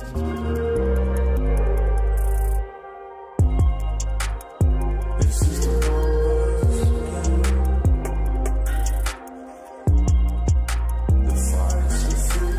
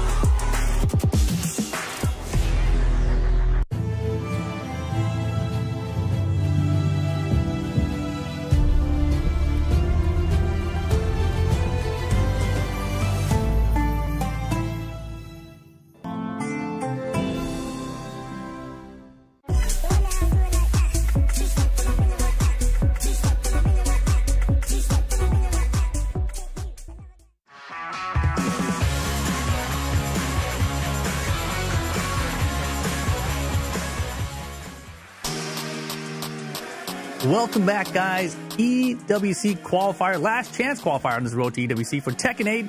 Rip here with Spag. Hope you guys are having a good time with us so far. Spag, how you doing? I'm doing good, man. I'm doing good. That Pool A was so sick. So many names. We got to see so many different games. Matches that we don't normally get to see as well because, you know, again, these Pakistanis haven't been able to go to a lot of tournaments, but we've got 40 plus Pakistanis at this event, man, somehow. So we're going to see stuff that we haven't seen before, Rip, and I'm here for it, bro. Oh, exactly. And of course, now we just finished the A group of pools. Now we're moving on to the B group of pools. Let's take a look at some of the brackets here and get an idea of who are coming up. Shadow 20Z from North America. He might be the lone North American representative. I'm not really sure. We'll see as the day progresses. But Shadow 20Z out here in Group 1 for these B group of pools here. Any other names that stand out to you? Gurlanda down there. Yeah, Gurlanda for sure. Munib Rahman, who was the only Pakistani that made it to Evo Japan this year. You know, somehow he got in. I don't know.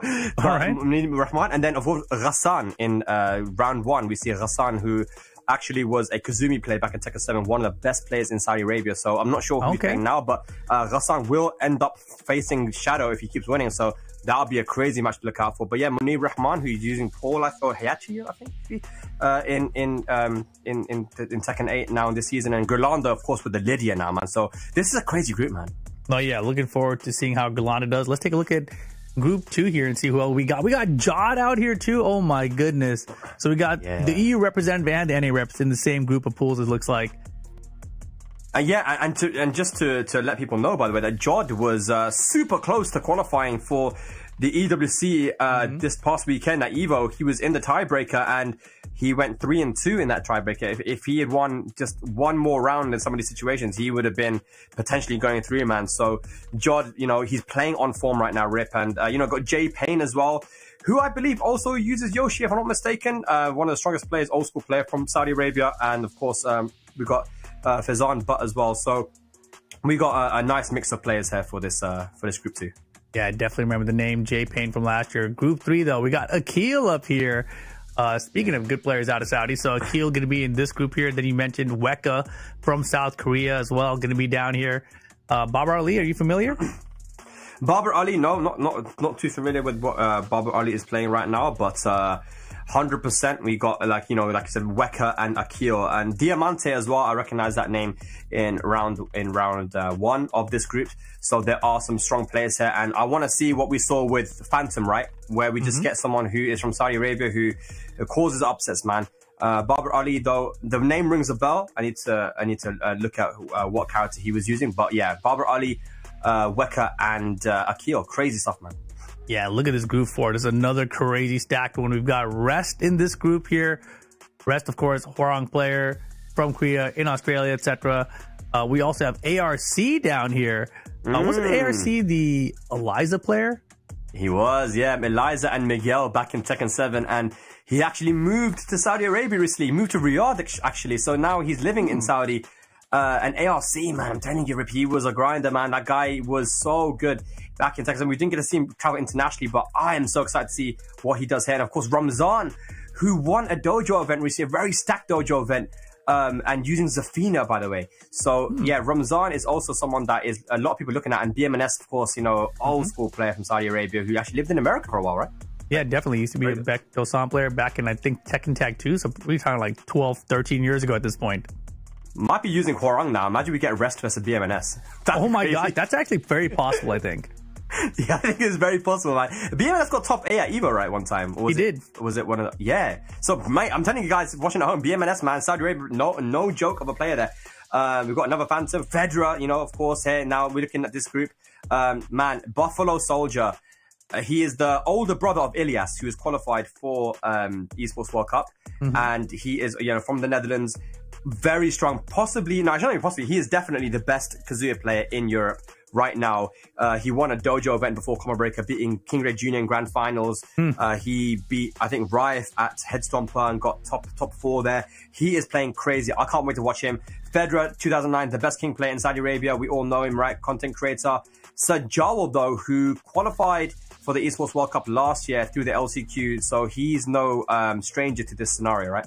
Oh, without a doubt. And Jisung down there, that name is so familiar to me. Yeah. So I'm real curious to see who that player is, if they can make it far. But even if they win the first match, they got Sajawal right after that, right? So that's going to be a tough one right out the gate for them. Absolutely, man. I mean, all these matches are going to be scary, man. You can't take anyone lightly. So Sajawal, Federer, Buffalo Soldier, this is going to be a very fun group. Yeah, let's take a look at Group 6 now. Yeah, let's have a look and we'll see Group 6. Ooh, okay. Yeah, Watanabe. Yeah, Watanabe, got that Azucena. What do you think about Azucena, this version of the game? I think Azucena can mix you up so well, man. So I'm very excited for to see what Watanabe can do. He played it all right at Evo. Didn't have the best performance according to what he wants. Got 7. I don't even know how to say his name, man. 762x39. He's actually a Hwoarang player from Russia. He's very strong as well. So hopefully we'll be seeing him progress on and potentially play versus Watanabe. But we also have Riyadh. Talking about Hwoarang players, Rip, we have the best Hwoarang player in Saudi Arabia. Riyadh is absolutely no joke, man. I'm telling you, Riyadh is someone to look out for. In my opinion, probably the favorite to make it out of this group. Wow. Wow. Yeah. Riyadh over Watanabe in your eyes? Riyadh over Watanabe in my eyes. I'm not, obviously it's no guarantee. They're very even, but I do feel like, you know, it could be the Russian Hwoarang, it could be Riyadh, it could be someone else. We never know. That's what's so exciting about this. We actually have no idea who's going to make it, but Watanabe and Riyadh are the two guys to look out for. Okay, yeah, I'm real curious about that 7.62 times 39. I feel like that's some kind of Pythagorean theorem or something. I don't know what's going on over there. Russian math, man. But let's look at Group 7 here. Oh, is that Nino right there? Is that the Bear player?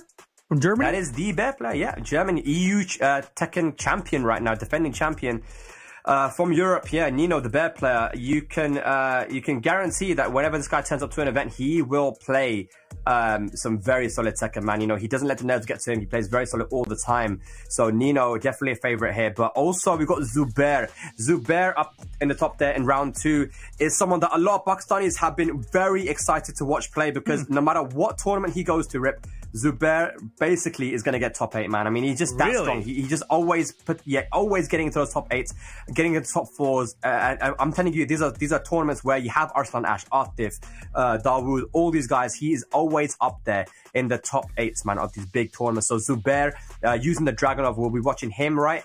But of course, Yaz as well. In the bottom, you see Yaz, who is a old school pole player. And he is a very crazy pole player too. Very fun to watch. I played him myself when I was out in Saudi Arabia. Yaz, Nino, Zubair. We've got DMC, who is one of the Aska players from Saudi Arabia too. So this is a pretty fun group, man. That sounds awesome. And finally, let's look at Group 8 here and see the last players left in this phase.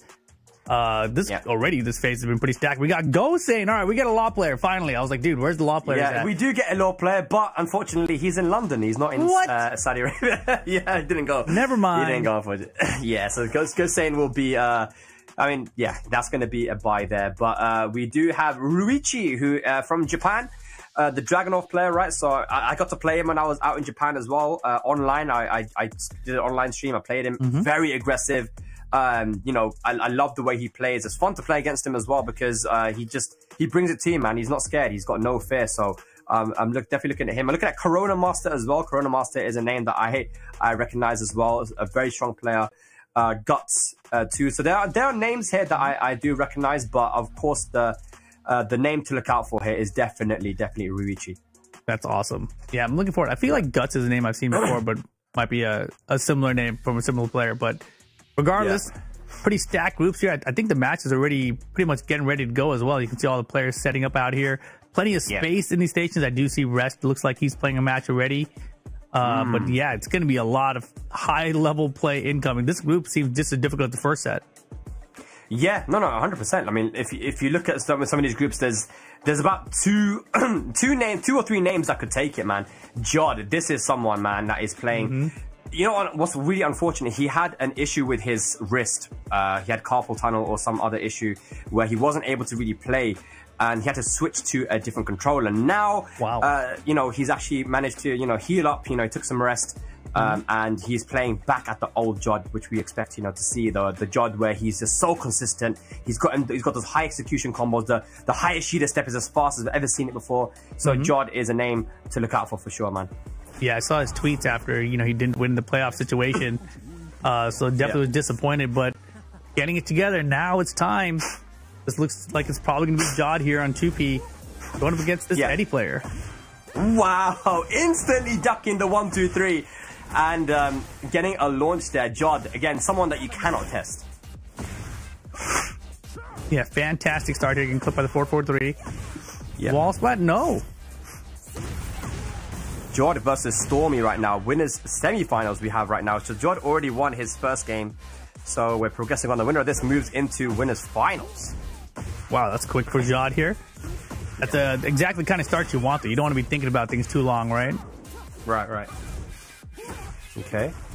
Eddie, an interesting character, man. I mean, he is nowhere near the same character that he was in the past, you know. And we're talking about, like, you know, Tekken 6, Tekken 2, Tekken 7. You know, he's completely changed here in this game, in his dynamic.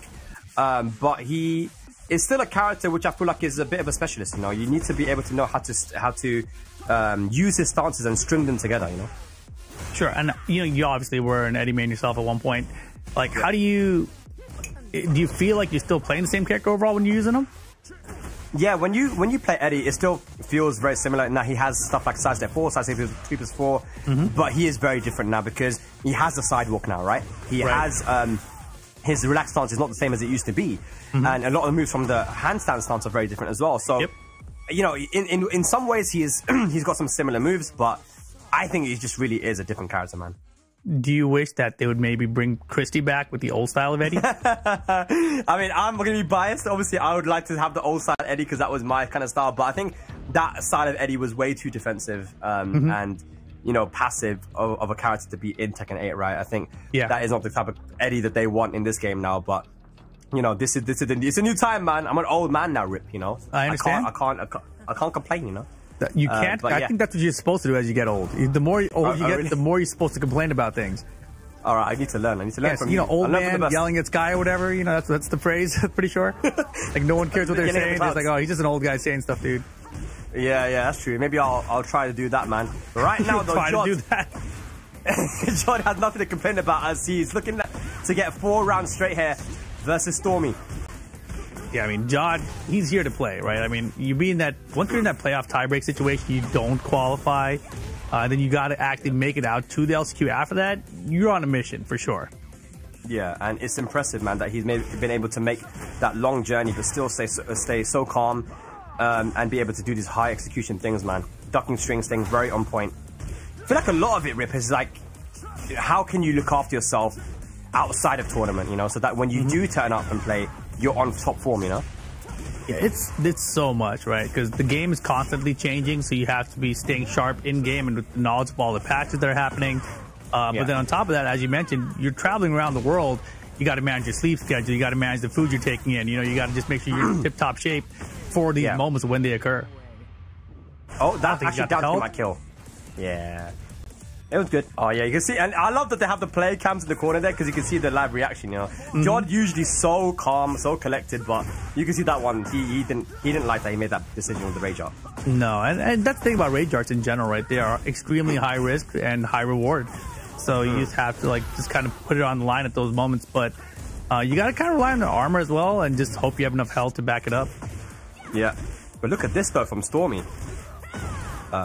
Taking it to John at the moment. Has the life lead, but let's see if John can steal it back. Yeah, chipping down with those bullets. Still has some heat here. Divine Cannon. And now the wall's going to be right there. Heat dash for the combo into Rage Art. Yeah, optimal, man. So that's going to mean that Jod moves on to set point here to progress on into the winners finals of this group.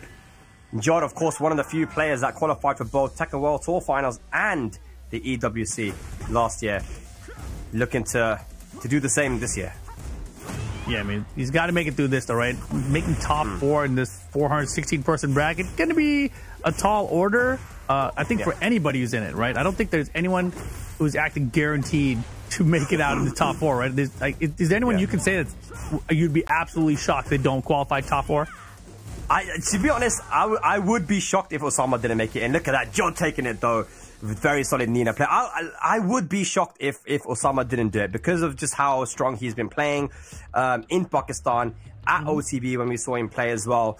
Like, he has been a player that we've seen has a lot of consistency, right? I would have said the John before, but I haven't seen too much of him, man. Unfortunately, he hasn't traveled a lot this year, so I couldn't say anything about the John, right? But yeah, I think that the only player I would say is maybe Double and Osama, just because of how much experience they have and how strong they've been playing, you know, in recent times. But yeah, there's just so many players, man, and that's one player right now on screen that could do it, man. Look, Nino from Germany, and he stood next to Sefi Black as well, who will be coming up because, guys, we have other groups as well, Group C and D coming up later as well after this. But man, yeah, Nino and Sefi, dude. No, that's awesome. I mean, it's first of all, I love seeing the German guys travel together, support each other. But Nino out here at this LCQ, you know, Kuma got a little bit nerfed since last year, but I'm sure Nino's still putting in work with them. I doubt we're going to see Nino with like Panda, right? Oh yeah, I mean, he could use Panda. Panda does have a lot more source in this in this season as before. You know, the unbreakable throw that gives you a guaranteed 4-2-1 and stuff. I see that Yaz is there on the left. That is the pole player from Saudi Arabia. So I'm wondering if we're going to be getting Yaz versus Nino now. Oh boy, that would be fast. Moving fast here. Yeah, no, that's great. This is sick, man.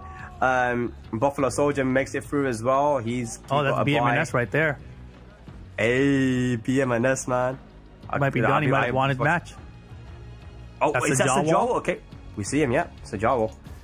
That's got to be Jisung. Potentially, yeah. Zubair versus DMC. So, okay, there seems to be quite a few DQs here as well. Some people didn't turn up for this, but that does mean that we're going to be getting some of these hype matches now. So, Nino versus Yaz is the matchup, as you rightfully called out.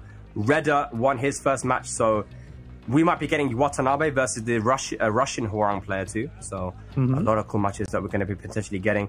Jod versus J-Pain is going to be a match as well. J-Pain just got a free ride into winners finals actually. Okay. Didn't have to play anyone, you know, so that's pretty good. There's Akil here on the screen. Akil, yes. Okay. One match away from making it into top 8 of EVO Japan this year, but lost to Shadow Zafina. So you know, both these guys are actually in this group this group of B pools, right? So that's pretty hype. No, without a doubt. I wish I could see the screen now. I want to see what character is for Jisung. Yo, look at that camera work, man. That is the Hwoarang player from Russia that we have right now. That's sick. So he is going up against a guy called Just Human. He's just human, man. Just a human. Yeah. He's just human. He ain't a cyborg like me, man. Yeah. All right. Zubair and DMC are playing versus each other. That's going to be probably Dragunov versus an Asuka. So we're just waiting, I think, to get our next match, which should be Nino versus Yaz, guys. Saudi Arabia versus Germany. Paul versus Bear, and that is actually a match that Bears can win, because you know certain things like the Demo Man and the Death Fist can be punished very, very harshly, right? So you got to be very careful while playing that matchup. Yeah, we'll see. BMNS is currently playing right now as well. And if he wins his next match, Rip, we're going to be getting Rest versus BMNS, man. Oh, dude, that should be fun.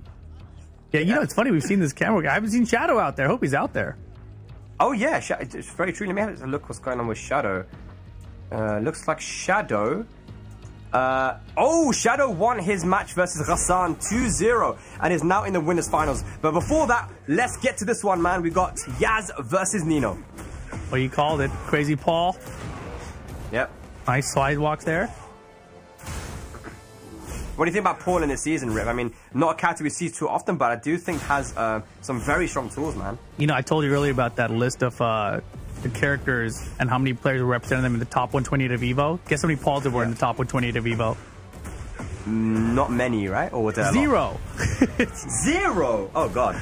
Surprise, surprise, right? I think that, honestly, it's not the character. I think it's just that players aren't using it, you know, for whatever reason. I think that guys like Joey Fury and Anakin, or, you know, even me, they could be using this character, but just aren't opting not to. They're using other characters that they believe are stronger right now. I think it's also like what Joey told me was that he feels there's a certain level of play that you have to have with Paul. You have to play a lot with him in order to make him work. Like, it's not easy, you know. Yeah. But when you do get that level, then he's very effective. Oh, for sure. I think it's like similar to a mission in that sense. Nino trying to make his comeback here with 5 seconds to go, though, gets down forward 1. Yeah, first round. Yeah, I love the usage of that QC43, the high crushing low, because, you know, a lot of Kuma's really strong tools are like high pokes, you know, back forward 2, the jab, the G-clef. So, yeah. Oh boy, Nino, so much pressure. Give me this grab, give me that great health, though. All gone. There we go. Down back 4. So I said 1+2. Oh boy. This is scary. This is scary. Oh no, it's new stuff. But armor survives. Yeah, Nino got away with that one, man. That was a big drop there from Yaz. Yeah, I mean, that, right. Timing your armor and challenging with armor is very important in Tekken 8. Yeah. Okay. Running 1+2. Punish that. Good punish. Oh, Joshua, get in there. That was crazy how far that was. Yeah. Yeah, that punish ended up being 1,000 times better than he intended to be, I think. Totally intentional, man. Yep. All right, yeah, you got to come back here. Great help. Rage, heat, available? I don't think so. Not with that whiff. Yeah. I mean, the other thing as well is it might be quite difficult for Paul to get the demo man on the small, stubby bare legs as well, right? It's a good point. So getting that comeback is going to be quite hard. Yaz has to try and get a life lead early on here. Good block. Oh, no. Into Floor Blast. Yeah. Or Grey Gun as well, man. So give him some more Grey right now and they're doing a combo, you know? Not too much, though. And big lead for Nino here. Round 4. Yeah. I thought he sidestepped the dude. I was like, wow. Yeah. Oh, goes to the mid this time. And into the power crush. Okay. After losing the first round, Nino makes a 3-round comeback. Very well played. And you can tell that Yaz kind of knows what he needs to do in certain situations, like he's sidewalking right when Nino's in heat, because he knows that he now beats the heat smash. His heat smash has no tracking anymore. The electric from Bears is weak to sidestep right. But Nino is right there with him. He knows, okay, if people are going to do sidestep right versus me, let me adapt, change my timing, do sidestep 1+2. Very good stuff from Nino, man. And they get the same stage again. Oh my goodness. Hunting Bear says grab all day. Yeah, he's really mixing them up in that stance, man. Okay. Yeah, corpse thrust out of nowhere. Bum. Okay, here we go. Gotta make it count. Ooh. Yeah, sway I back. think it would have been almost better if he just got the wall splat itself. Yeah. I don't know that he wanted to get the explosion off the wall there, but that's what he ended up getting. Yeah. Nice. Okay. Nino now has rage and still has heat available here. Wants that. Yep. Back 3 punish. Good stuff. Yaz on the board here. Second game. Going instantly into the final stage.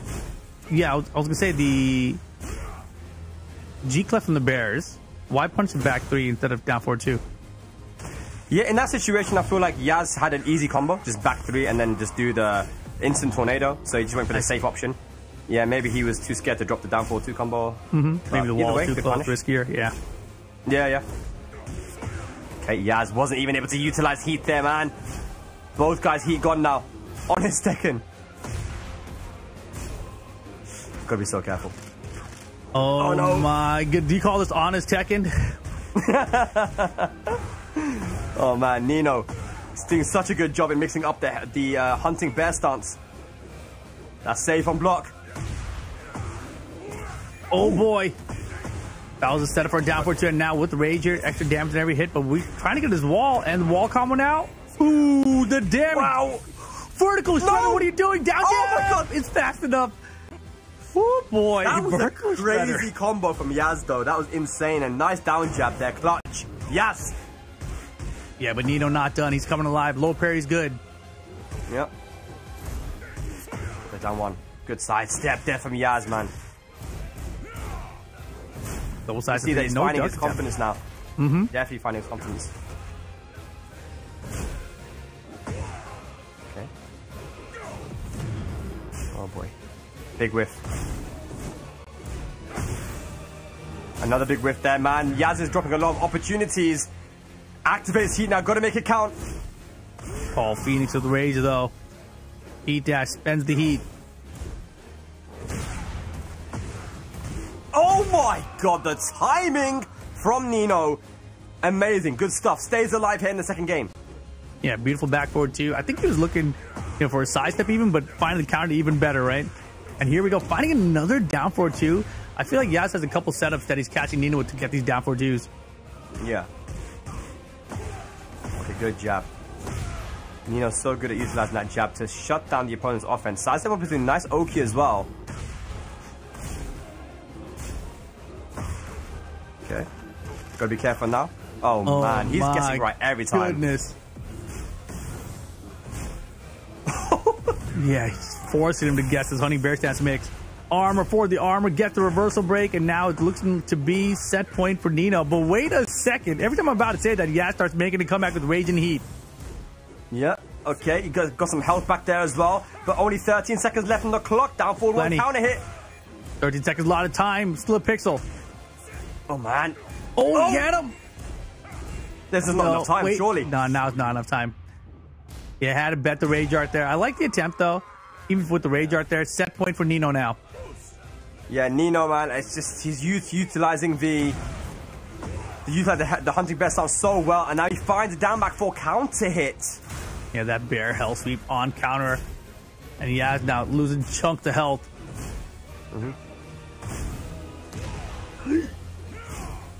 Oh, this is gonna be it for Yaz. Is Nino gonna progress through? He has heat available though, rage available, nice sidestep. Oh my gosh, Yaz always fighting back, but from behind. Good catches there. Sidewalk's good. 3-2 on the back. Still has a life deficit though. Not by much. Oh my goodness. Oh my! Oh Send him to the skies. It's over. Nino 2-0 over Yaz. Oh man, he made it so awkward for Yaz, man. And you can see the movement was perfect there. But Nino, he's just a bear special. You see Steffi laughing his head off there, man. Yeah. Yeah, very well played. It might seem wacky, but man, Nino, being a bear specialist, he knows how to be very awkward and make it difficult for you. That is wild. Steffi Black, though. Still to come later on today, here we see Jod. And this is Jay Payne. Yeah. Jay Payne. This is the winners finals of the group as well. So whoever wins this makes it into day number 2 on the winner's side. It looks like Jay Payne, looking at his face, though. It wasn't going so well for him. No, he's Jay Payne in pain right now, man. You can tell he's not winning. At least it doesn't seem like he's winning. Okay, wait. Heihachi, interesting. Jay Payne. Okay. Got the Tekken 7 outfit there from Jod. Is it 1-0? What's going on here? Could be. Let's have a look, ladies. That's how we go. Winners finals of this pool here. Yeah, Jod up 1-0 against Jay Payne. Yeah. Looking for the counter. Jod does have experience there, of course, with Joker. Ranked demons, both these guys. Oh, wow. Divine Cannon on the trade. Step. Oh, I thought he had a step against that heat first. I thought so as well, yeah. Manages to block it somehow, but good stuff. Jay Payne, he gets away with it. Punish. Oh my god, so disgusting. Look at the damage. I can't believe he even got the wall spat on that one. It's insane. It's so much damage. Oh! Yeah, so lucky. Yo, Jay Payne keeping him guessing right now. Good punish on the side step 2. Yeah, Jod tried to get him to duck there. Went for the side step 2, but Jay Payne, solid defense. Back 4. Ooh, I like that. He was sidestepping, saw Nina sidestep, pulled out the electric. Great timing. Heat burst combo. In those 2 stacks for that Warrior Instinct later. That wasn't a great punish though on the forward 1+2 blonde bomb. Could have got a wall splat there. Got away with that one. Jod fights back. I wonder if Jay Payne played Heihachi in the first game as well. It'd be interesting to know. Okay, side step 4. Who's Jay Payne's main character then? I still remember him playing Yoshimitsu before. I'm not sure. This is very different. Yeah. Okay. 9 seconds to go. Jod, small life lead. Jay Payne. Oh, wait a second. Jod, why would you risk so much when you had the life lead? I don't know. He didn't finish the string, man. Jay Payne, defense on point. Here we go. 1 round away from making it a final game. Yeah, Jod, he risked that. He lost the life lead, and he just kind of dipped his head like, okay, shouldn't have done that. Yeah. Good punch with the down jab. Yeah, I feel like, you never really see Jod take those risks like that, right, normally. It just... He's very controlled. It feels like with Nina, you don't even have to take those risks. Like, why not just do down forward 1 by itself into nothing? Yeah, true. And then do down forward 1 too. I don't know. Look at the Hayashida, man. It's crazy. Beautiful. And what the crazy thing about Hayashida is that you're blocking lows while she's doing that, Cheating. So you have to kind of go for like a long... Yeah, it is cheating. That's why we see J-Pain go for that forward 3. Try to chase down that higher shooter. Okay. Oh my gosh. Boy. Jod's He won. So controller. is that Jod? Jod's control. No, Oh no, it's not. it wasn't. Maybe I think it was J-Pain. Yeah. Yeah, Jay Payne's controller. He held his hand up. Oh, that is. I don't know. That is very unfortunate because I mean I feel like he might have been in control in that round, and J-Pain is 2 rounds to 1 up as well. So that might be going to a final round now. We're gonna get a decision on that shortly. But yeah, J-Pain, I believe it was him. You know. Yeah, it's hard to tell. I mean, technically, Jod is sitting on the 1P side, but that doesn't mean anything. The controllers can choose which side of the screen they're on still, right? Yeah. So you can choose P1 or P2 controller, right? Right. And you can both be on either side, so it doesn't matter. I think maybe J-Pain is on the P1 controller, but I'm not sure what's happening. The judge is explaining to the referee right now what's going on, and we should get a decision. One of these guys, whoever's at fault, is going to have to give up the round. That is the rule, I believe. At least J-Pain not happy, but going to have to give up the round, I believe, if it was him. Man, rough situation. I mean, you know, we talked about Jod just being in that tiebreaker just recently at EVO, and now all of a sudden he has to be in this situation where, you know, a controller issue may be changing the outcome of his match even. Oh my god, please, show me this match. Yeah, production, show me this match, man. We got Zubair versus Nino. Oh my goodness. Alright, here we go. Rip, this is the guy I was telling you about, man. Yeah. Yeah, Zubair has played so well at so many of these dojo events in Pakistan. Won some of the dojo events as well. With Paul Phoenix? Zubair. He uses multiple characters. Actually, I've seen him play a lot of Dragunov and other characters too, but Paul is one of his characters for sure. He's up 2 rounds to 1 against Nino, but here comes Nino now. Yeah. Big damage incoming. Huge amounts of great health inside of Paul Phoenix. Yeah. Good sidewalks. Sidewalk right, 3-2 for the float. Okay. Using a deep dive. Hey. Power crush. Oh my gosh. That killed. Okay. That was pretty good. That's The 1-0, right? It's too strong. I hope so. I want to see more. Hey, why did you stop playing, man? Paul Phoenix. Why did I stop playing? Yeah, you should play Paul, man. I mean, like Joey said, it takes effort and time and work, you know? I mean, I still got a Phoenix. It just plays just like Tekken 5. You know, I didn't really learn much beyond Tekken 5. Maybe a little Tekken 6 in there. Every time I do a down 4-2, I start doing forward 2, back 1-2. You know, it's like... Oh, so it looks like BMNS actually lost to Doria. So now it's Rest versus Doria. So we have been prevented from seeing the potential Horang mirror there. But here we go. Let's get back into it. I'm not sure what happened. Maybe it was Jod's controller rip, and could have been. He had to give up the set. Yeah. Yeah, it could be 1 round, 1 game each. Even maybe I'm not sure. So it should be 1-1, right? Now could be. I'm not sure. Yeah. Okay. We're going down. Yeah, it's got to be 1-1, man. There's no other possibility. Jod, heat available. Okay, good that he blocked that because that would have broken the floor. I love the new downward 1-2 charge up that Heihachi has. Punish, yes sir. It's super difficult to play against, man, but nice, good stuff. J-Pain strikes first blood here. Oh I my wonder if goodness. they're redoing the match. It might be a full redo, yeah. They might have not been able to tell whose control went out or anything. I don't know. Hard situation to judge. Yeah. Okay. Good punish there. Oh! Yeah, I was just going to say, last round, Jod was doing a lot of divine cannons at the end of the round, like hoping for some kind of comeback. None of them worked out. But this round, the divine cannon finds it in the middle. Wasn't even looking for a comeback. Yeah. Okay. Forward 4 into the guarantee. Good break on the throw. Still has heat available. Goes for another throw. I like the persistency. Yeah, and the way he turned around was different both times, too. Oh, no. Second and misses. Chance for Jod. Big chance. Not with the blonde bomb there. Uh-oh. Yeah, that was a big drop on that punish, man. Jod now 2 rounds down. Heihachi looking solid. And building up that warrior instinct along the way. Great position to be in. I just noticed that Joe took his hat off as well. It's serious time. Okay, good.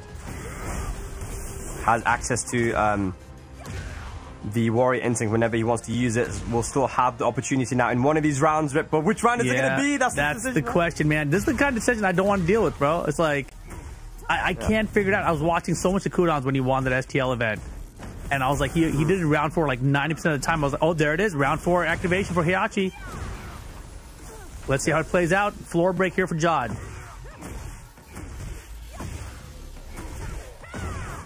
I'm bummed. This might have been the worst activation if he loses immediately without getting to use anything from it. Oh my gosh. And now round 5, no warrior instinct. See, that was brutal, right? And now you kind of wish you had it here. Yeah, it's a big mental break for you as well when you have access to this like crazy, you know, God mode, right? And then you just lose. Yeah, not only that, he used it at the beginning of round 4 and then literally didn't get to use it. So it doesn't matter what round it was, right? Like sometimes you just don't get to activate anything from it. But nice electric keep out that works out for J-Pain here in this final round. Set point for Jod. Okay. Looking good here, J-Pain. Hang on a second. Nice sidestep. Jod. Good. He has heat available as well. Oh, interesting though. Went for O because that means that. Oh, yeah. Slide into down forward 2, and that should be the set. Jod over J-Pain.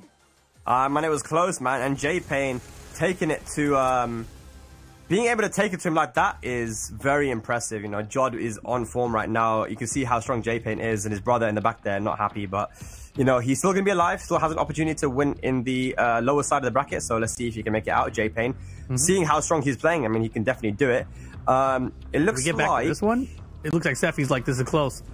Oh, something happened. Let's see. Oh, we're going to a final game. Okay. All right, Nino hanging on here. Yeah, the fact I saw Seffi just like crouching down the back. I'm like, this is close. Something crazy is about to happen. You know. Yeah. So final game situation. It is, man. It is. Okay. Zubair, is he gonna go to the Dragunov? That's what I'm wondering. You know, I think Seffi needs to pull up a chair and sit next to Nino that close. You know, nah, he's cool. He's fine. He'll be all right. You know, he's got this. Oh my goodness. They experience, you know, and the thing is that this is it. This is what we want to see, Rip. Right? How good are these guys when it comes to playing international? You know, like you play very well in your home country, but when you travel for Tekken, it's a different story. Yeah, it's completely different. And a lot of times, the players that don't do as well at home are the ones that do better when they travel internationally too. So you never really know how things are going to play out. Yeah. We've got final game though, stuck with the pool. Hey. Okay. The thing is about Europe as well, we haven't got a ton of pool players. I think in general around the world, there's not a lot of pool players, right? So it's very impressive to see how Nino's playing here. Yeah, I mean, you just got to call it genius, bro. Ooh. What about Malekith? I don't think he can play. If he does, I mean, why wouldn't you play Asuka, right? If you're Malekith, I mean, because he's got the Phoenix, bro. That's why. I don't know. Asuka does more damage than Paul now, bro. Oh. No way. He didn't need to do that at all. He had the life lead there. No, he didn't. I don't know. I'm backwards. No, he didn't need to do that. Yeah, I feel like it was a big risk, but you know, sometimes you got to take them, but it didn't work out for him there. Here we go. Now, Nino. Gonna take it to the wall. Okay. Oh my god. Well, that went under the high. Sorry, on pursuit. Yeah, I got mixed by the names. Wall splat's good. Hey, perfect for Nino. All right, one game piece, one round piece, guys. Here we go. Zubair.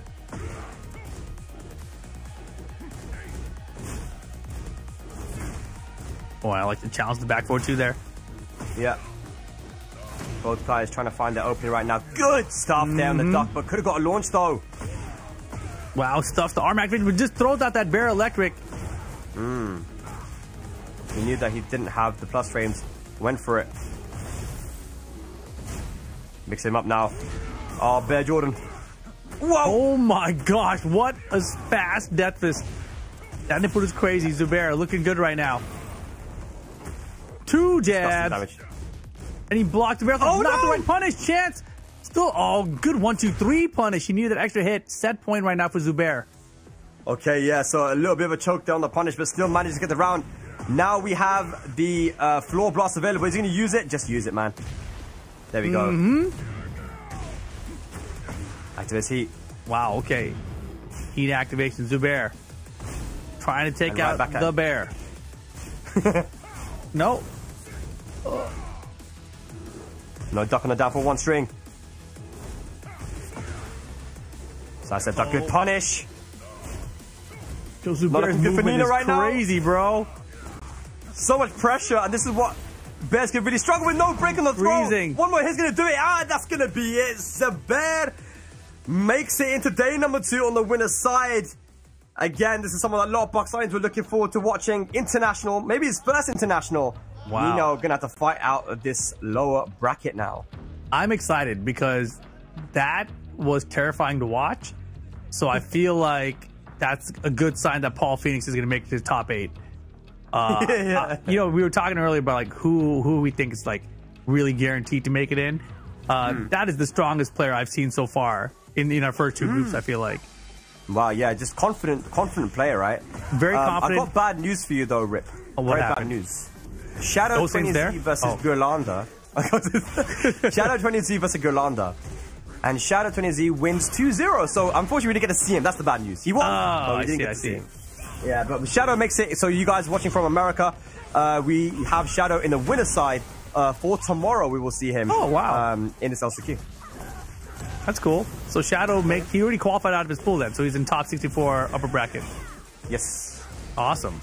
Good job, Shadow. Yeah. Okay. Finish strong. Finish strong. Let's see, man. So Guts versus Venex. Lydia versus the Jack. I think Lydia is so jarring to play against because she can mix you up so well, you know? And does so much damage too. I mean, I remember learning her when she first came out. I was like, dude, this stuff is crazy. And then like I stopped playing her for a minute. And now when I come back, I'm like, what's happening? It's so confusing. It's like, stance, guess. I'm like, am I supposed to down jab? I think I'm supposed to down jab, you know? And then you just die for down jab. Yeah. Look at this stuff from Good Guts, armor. dude. Oh my god, just do it. Yeah, you worked out for him, man. Look, it looks like Guts had that round, but, you know, sometimes you just... If you make those hard reads, and look at that, talk about hard reads, man. That was tight. Down 1 pursue. To the wall. Hey. Oh, why are you crouching? Oh my goodness, this is sick. Yo, Guts Jack is awesome. He's just so aggressive, man. It's crazy. He doesn't stop pressing. He is playing at the right speed, as far as I'm concerned. I love this. Okay, we go downstairs. Gotta slow down the game a little bit here, Ben. Spike. Right, spike it, yes. Get some health backs, left heat as well. Oh boy, and the heat dash for the combo here. Yeah, all guaranteed after forward 2 and hit. Oh, didn't get the launch. Oh my gosh, safe. Whoa, nice. All right, Guts now on game point. This is, you can tell this is a very scary player to play against in bracket, man. Guts don't give a damn.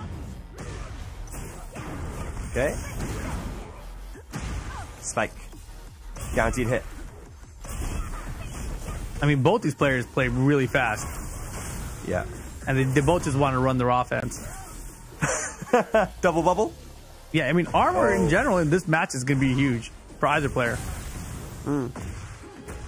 Bubble again, and that is potentially going to be it, I think. Bubble Yeah, all day. definitely. Look at that combo, my Guts. All right, cool stuff. Very entertaining Jack here, man. Super aggressive and utilizing the Gamma House so well. You know, you wouldn't tell that he's a very aggressive player. He looks calm and chill right now, man, but he's pressing. He knows the game plan. He's got the flow chart memorized. He's like, bing, bang, boom, bubble, bang, bing, bang, boom, bubble, bubble, bubble, bubble, bing, bang, bubble. The bubble is so good, man. But here we go. Second game. Guts. Where are we in the bracket? I don't know. We must move along. Wow, great defense there. Ducks it. Gets the wild stand one for the punish. Making some noise along the way. And making tons of noise. Oh man, there's so many matches that I wanted to watch that we haven't seen. Unfortunately. That's fine, man. I think we're a little bit behind, right? So we're just trying to move along here and get things done. Yeah. This is only phase 1, 416 players in this tournament. Jeez. Got to give these players some time to rest up for phase 2 if they qualify. Yeah, I think tomorrow's going to be insane, guys. You guys gotta tune in for tomorrow, man. It's going to be crazy. But look at this, though. Ven drops the combo. And let's not forget, we're not even like halfway done with this first phase still, right? There's still like we still got a group C and D. Yeah. There's only A and we're watching B right now, but there we go. 1 goes to the mid option. Hey. Oh my god, he don't give a damn. Guts. Oh. Hold his shoulder. This man got guts. Point. I mean, he's crazy in a good way. I thought that Joe Crush was the Jack, you know, like the wild Jack that didn't play the traditional style of Jack. But I think Joe Crush needs to get to the school of guts right now. This guy is wild. Yeah. He doesn't care. Oh my gosh, Nice what a step. step from Ben.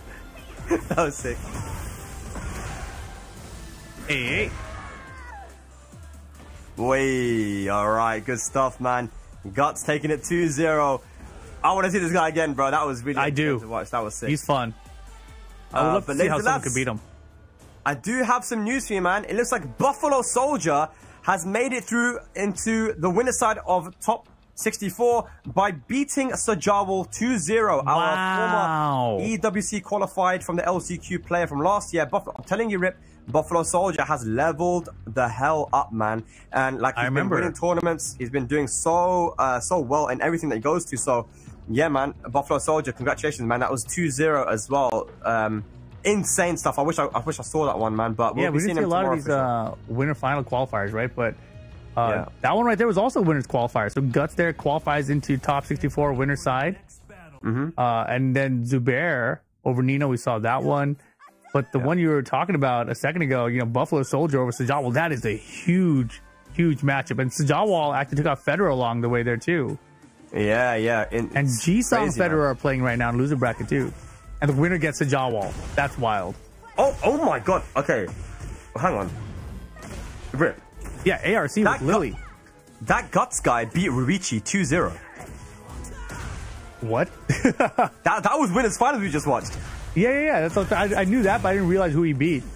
He beat Ruichi 2-0. He put Ruichi to losers. But you can believe it the way we would just watch them play. Yeah, that was crazy. Yo, Guts though, man. That's sick. I can't wait to watch him as well. So he'll be through to tomorrow as well, top 64. Right now though, guys, we're watching ARC, who was a top player from the Ashes boot camp back in Tekken 7, man. He moved to Saudi Arabia now, but you can see 1-0 up versus Rest. No, that's sick. Rest though. So much going on right now. Fighting back. Yeah, this tournament is moving along. Tons of matches. Yeah. And this is a winners qualifying match at top 64 as well. Okay. Yeah, one apiece now. Wow. That was sick. Feisty step, yeah. Yeah. Good jab float there as well to get the combo. Gonna activate heat. And Lily is just so strong when it comes to these 50-50s as well. That Feisty Rabbit is very scary to deal with. Oh. This character is too crazy now, man. Yeah. Horong is so good now. Horong is very good, but they won't tell you that. Oh, nice. Gonna break the window. And you know, historically, Horong's always been a pretty good character to use versus Pakistanis, but now that ARC is living in like Riyadh in Saudi Arabia, I wonder if he's got more experience now playing versus Redder and other players in the Middle East. Beautiful sidewalk back three. It could be, but you know, Rest has always been one of the strongest Horong players in the world, even. For sure. Oh, 3-1. What a block. Making all the right reads right now. Hey. Perfect for Rest. Ties it up one each. That was really good from Rest, man. I mean, he pressured him so well, but while also defending really well too, right? So kind of forced ARC into spamming out that hop kick. Getting a little bit desperate. Was that it? That might have been it. Oh, it might have been it, yeah. Maybe maybe the score was wrong. So Rest actually taking that one, man. So putting ARC into the lower side. Good stuff, man. Well done to Rest. So he moves on into tomorrow for the top 64. On the winner side too, ARC has some work to do in the lower side, potentially playing versus BMNS. What we got here then? I'm sure. So this That's a player is from Japan, right? Yeah, let me have a look. That is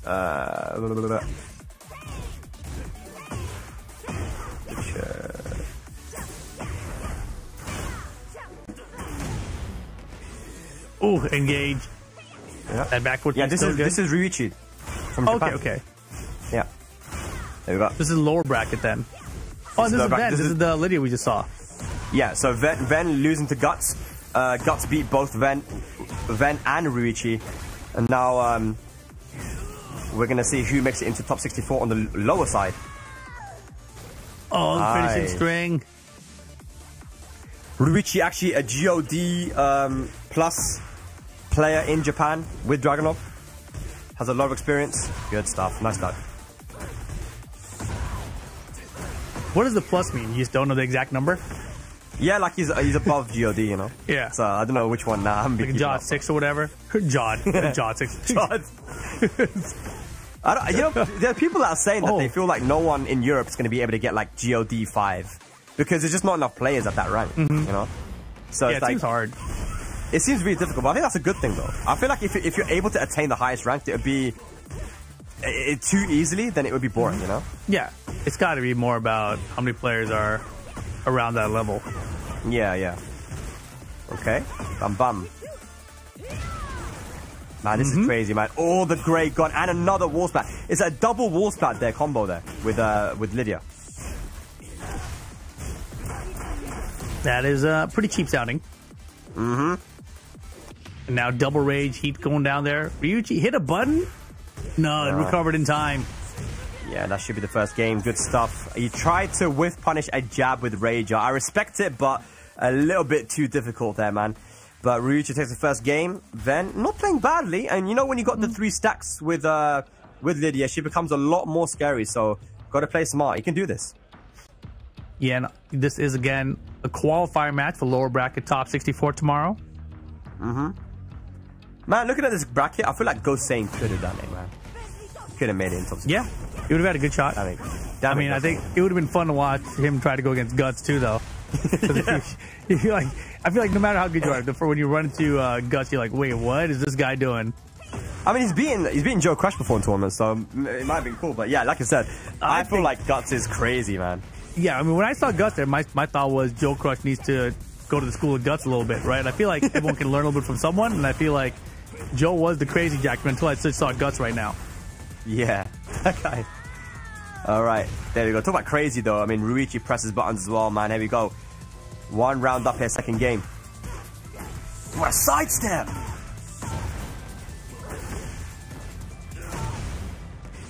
Doesn't quite get the wall. Okay. Oh, boy. Down 2 to catch the sidestep. Wow.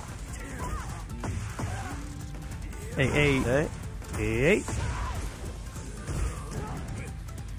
Oh, boy. Give me them legs. All the Grey gone. Sidestep. Wow. There's a wall splat as well. Damage. Oh! Caught him. Caught him sidestepping. Got Rage available as well. Wonder if you can use it, get rid of all the Grey. Yo, this combo is dope. Oh my goodness. No Rage Art spent there. Let him keep all that Grey. Oh, presses Good into the choice. second hit. Very nice. What a comeback. And that's what Lydia can do to you, man. Let's see if Ven can get to max stacks. He's trying. Counter hit low. Whoa. Nice. Couch is crazy, man. Dude, what is the name of the player from South America who's using Lydia? I forgot his name. South America? Oh, Lee Mishima? That's what it was. Thank you. Yeah. Yeah. Okay. 2-1 in rounds. Oof. Okay. Nice. Ven is fighting though, man. Ryuichi, I would have thought he was the clear favorite to make it here, but man, he's potentially going to lose this game now in the lower side. Yeah, you can't. Saudi Arabia stepping up. You can't sleep on anyone or any character in this game. Second encounter, it doesn't get the combo. Oh no. Big drop, but still has a huge life lead. Hang on a second though, Ven. Oh boy. Hang on a second. Oh, it's mix-up time. Run it. Oh man. Oh my god. Oh Bro, my god. red tape all day. Heat activation. He didn't step smash 1-2-1 counter it, and the run into Russian assault final round set point Ryuichi. And he almost made that comeback, man. That was insane. Ven, are we going to go to a final game? Good block. Oh, he was blocking a little bit, stood up for the low, and there's the hop kick. Yeah. Okay. Instant tornado, uses the heat to get to the wall. He's got max stacks. Yeah, too low for the wall of the political storm there. Nice down jab after the running two. Disrespect there from Ven. Got heat available, not going to be able to use it, unfortunately. It's too much pressure there from Ryuichi. Nice side step, doesn't get the wall splat, unfortunately. Oh man, this is close. Ryuichi, though, still in good position to close out here. Into that top 64. Tackle mix. Got the 1+2. It should be enough, and that will do it. Ryuichi, top 64, lower side of the bracket. Lower side of the bracket, man. But really, big shout out to Ven, by the way. Shout out to those empty chairs, you know. There's a lot of quick matches, man. They're going quick out of here in Saudi Arabia.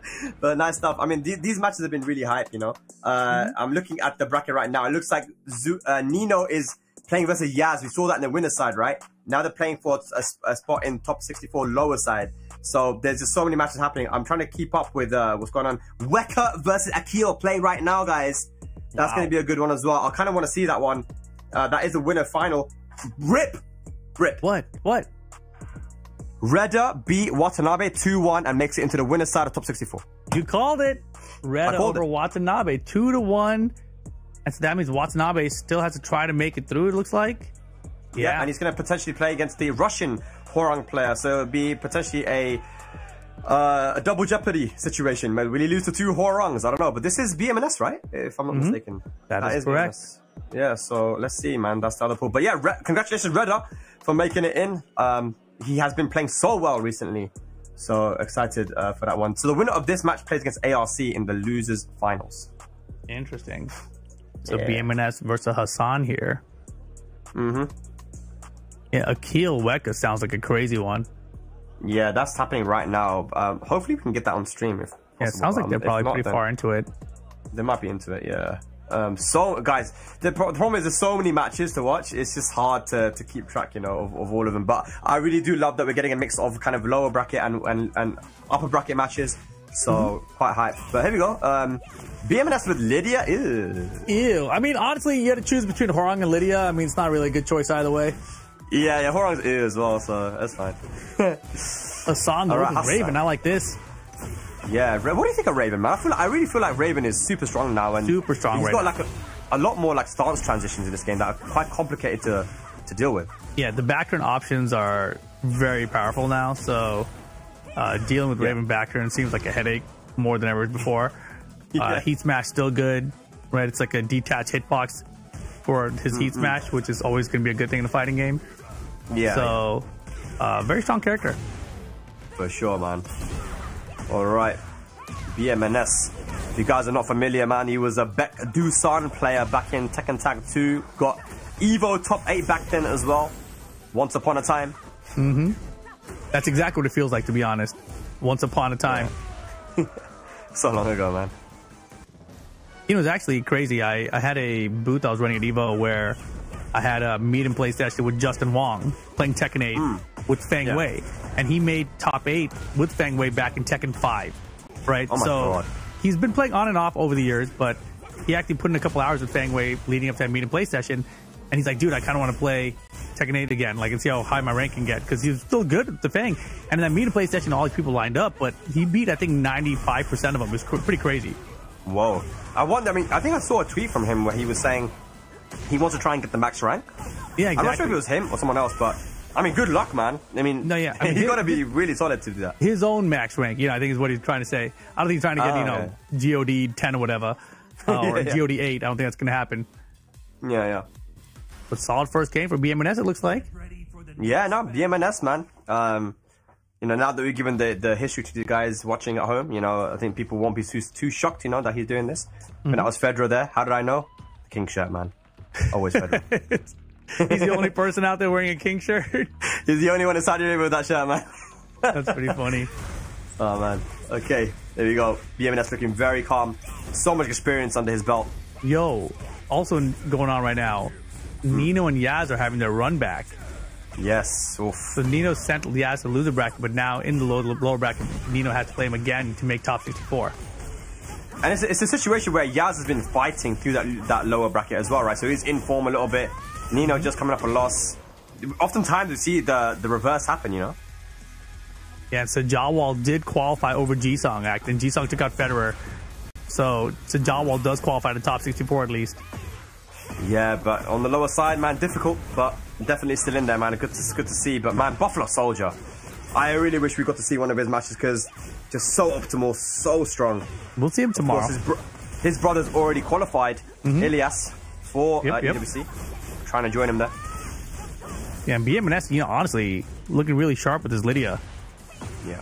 I think whenever you get like an old school player, you don't really know how much they've been playing lately, but he seems like he's still sharp. He's got those fundamentals, man. That's the thing.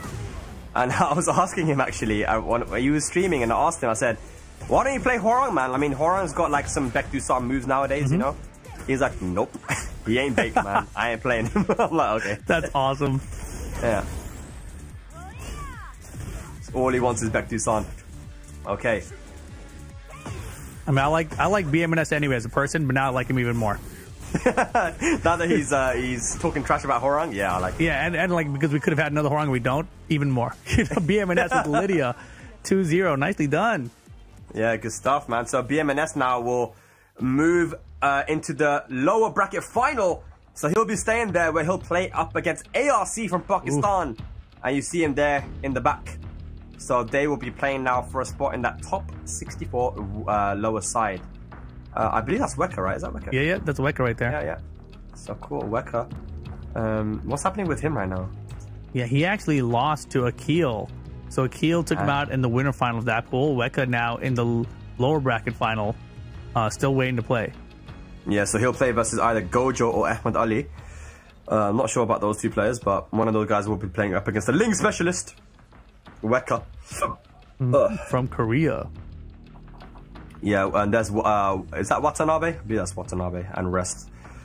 Watanabe Watanabe is still waiting for his next opponent, which might be the Russian Horang player, 7.62x39. I don't know what that means. Some mad math.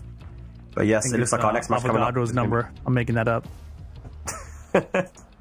Russian math. You might surprise some Russian scientist number, you know. Oh man, ladies and lads watching at home, man, I hope you guys have enjoyed the action so far. This is only Group B, by the way, so there's still a lot of action to come. There's Group C and D, and then of course tomorrow will be the top 64 and final day top 16. But let's get into our next match. Gojo versus Ahmed Ali. Winner of this goes into the lower bracket finals. Oh boy, counter hit low. Yeah. Are we gonna make that other wall here too? No way. Ivory cutter mix. Doesn't quite get it. Nice sidewalk from Gojo so far though. Chainsaw to the wall splat. Heat dash and combo. Wow, and that slightly got off axis. If that hit the wall again, that would have been crazy. Armor's good. Good stuff, yeah. Nina versus Alisa Gojo. I'm very shocked, you know, Rip, that you said that the majority of the players, like the highest number of players, characters in top 100 or whatever was Alisa. Because I feel like you don't see a lot of Alisa, man. Yeah, it doesn't... I mean, there's enough, I guess, that in top 128, like you have guys like Chanel, right? Was Dawood at Evo? Yeah, Dawood was there, yeah. Yeah, and then probably Cuddlecore as well. Like that's at least breaking his name on top of my head, right? But could have used the character. And that's infinitely more than the Paul Phoenixes. Yeah. Zero pulls. Yep. Some math works. Steps good again for Gojo. There's a lot of downplaying material they're giving these Paul players, man. It's good. I mean, My boy, I gotta do him something, you know. Okay, chainsaws.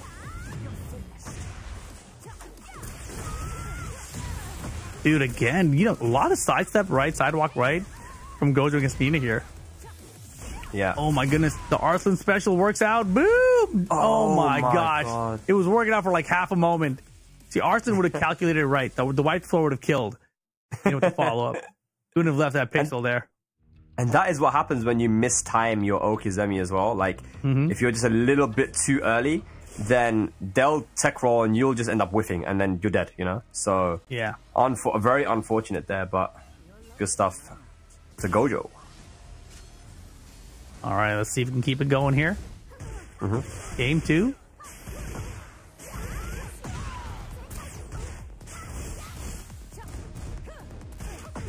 Okay. What a sidestep, wow.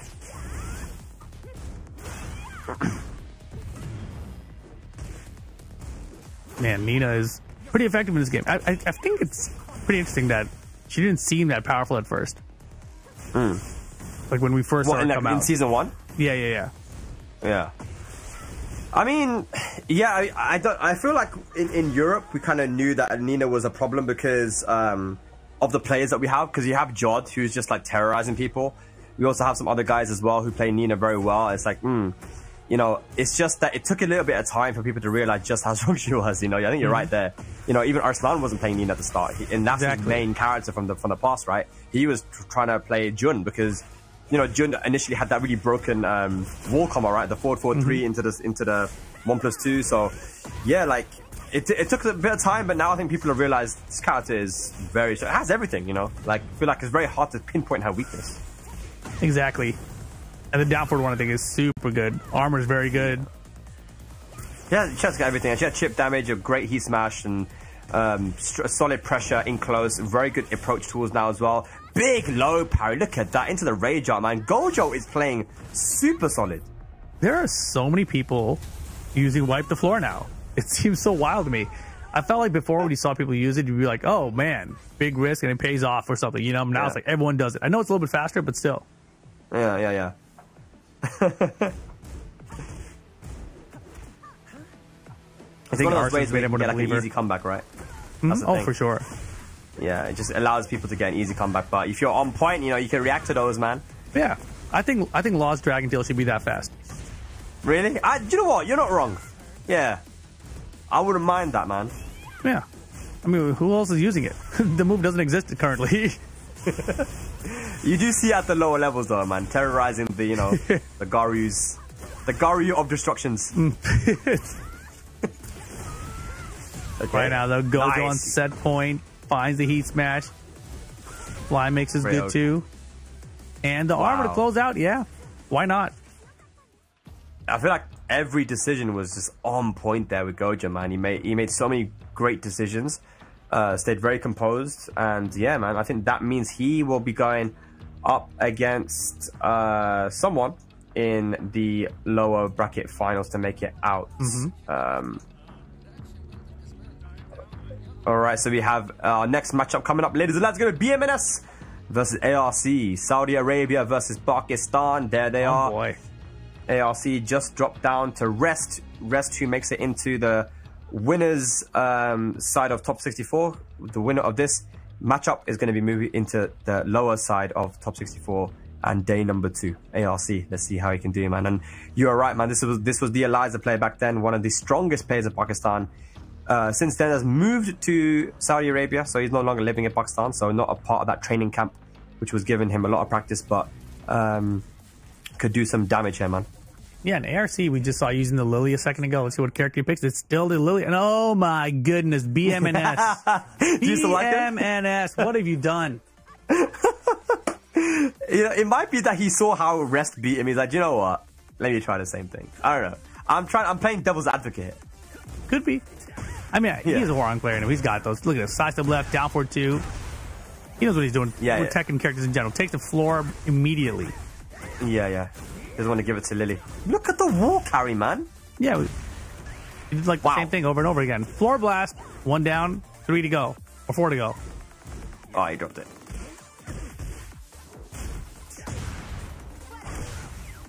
Back turn down 2, counter hit. Voila. Feisty Rabbit. Okay. Oh, nice, the mix-ups. A lot of Feisty Rabbit, but guessing wrong. Power Oh my gosh, reversal break into low. Clean. And that low had a lot of range, man. That generic down 4. Holy cow. Wow, could have launched. Yeah. Bit of a drop there from BMNS. Punish it. Nice. Minus 14. Okay. Activates. Ooh, what's only 3? Good wall carry as well. Feisty Rabbit low this time. Knocks down with heat. Back turn. Manual back turn into the low. Beautiful stuff. ARC looking good so far. Yeah. Oh boy. What was that move? The Horon backhand? It's a new move that they added in, but I'm not quite sure the input though. Interesting. Might be 1+2 or something. Okay. Feisty Rabbit mid again. Sidestep hop kick doesn't work. Holy moly, what an activation versus just frame skyrocket. Low pair ARC though. Okay, good combo. He's still available though, both sides, gotta be careful. Did he press? I don't think he did. He's not, you're right. Yeah, baited it with the dash forward, but no buttons pressed there from BMNS. Gets around on the board. Okay, down forward, 3+4. He engaged. Always gotta watch out for that Lily sidewalk, man. Oh, it's so good. Best in the game. Yeah, Chikrin at Evo, you know, qualified using Lily and the Clive this weekend at Evo. Yeah. He managed to utilize the Lily versus Atif, I think, and managed to beat him. Ouch. Whoa, no way, dude. Does he lose because of this? Might do. So Hang on a second. No, not over yet. He went for the low, obvious mix. ARC gets the game. Oh, that was a brave duck there, and it worked out for him. And I think BMNS knows he dropped that one, man. Okizemi sometimes gets a lot of players killed, man, because they just don't go for the right option, and they end up in a very vulnerable position. That's exactly what happened to BMNS there, man. So you can see, this is the first time I see him kind of leaning forward a little bit, like looking a little bit fidgety, because he knows this is the lower bracket finals of the pool. A lot to play for. You're facing elimination. And you play to that final round kind of situation, and when things get tense, you make that one mistake, and it costs you the entire game, right? So it feels like all the work you did didn't even matter. Yeah.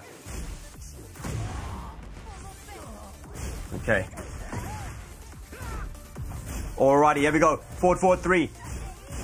Punish on the power crush, small punish. 3-1 into the heat dash. Goes for the back one.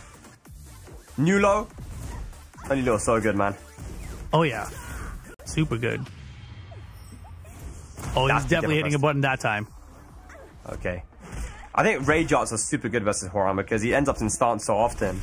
And they like pressing in stance, right? So they are vulnerable to those Rage Arts. All right, BMNS. See if you can get started with the heat. Nice block in the low high. Whoa, what the hell? What are you trying to do? I don't know, but the downward one is the perfect choice. Wow. Surviving? No. Yeah, the obvious choice was breaking that BMNS scratching. He's like, man, I knew better than that. Yeah, you know, whenever someone dash blocks and blocks your spring kick, it just feels so bad, man. But good stuff from ARC. Solid. Yeah, it's a pretty good change they made with the spring kicks, and I think it was Tekken 7, right, where they sped them up compared to what they were in the past Tekken games. Yeah, because I feel like no one ever used them in the past Tekken games, you know? They were really bad before. Yeah. Okay, 3-1. That should be the round. And ARC is going to move on to set point to progress on to day 2 and eliminate BMNS from the LCQ here. Yeah, the Horong pick not looking good for him right now. Engage for ARC, start of this round. Oh boy. Oh, in the back. Big damage. Good break on the one throw.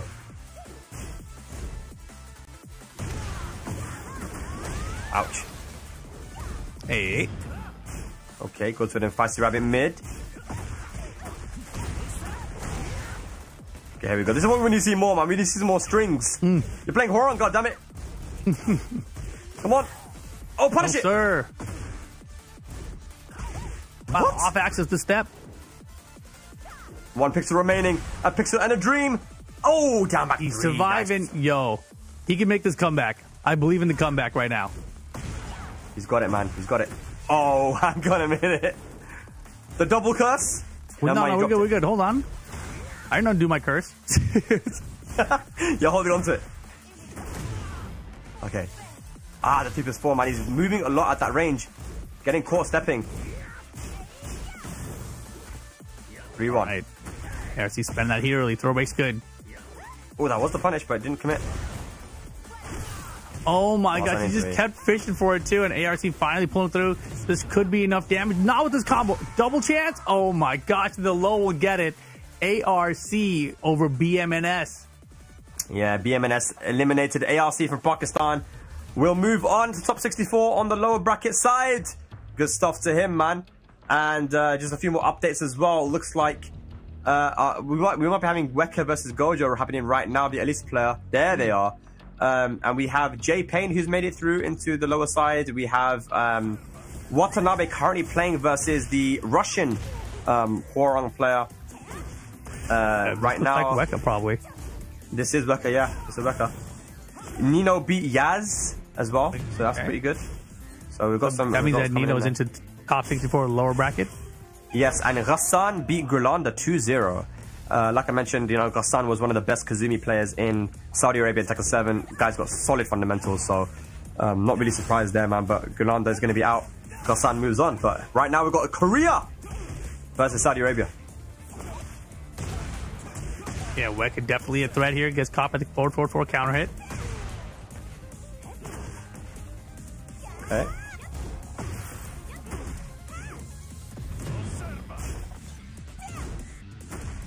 Weka looking very good right now. Mixing up the back two mental frames.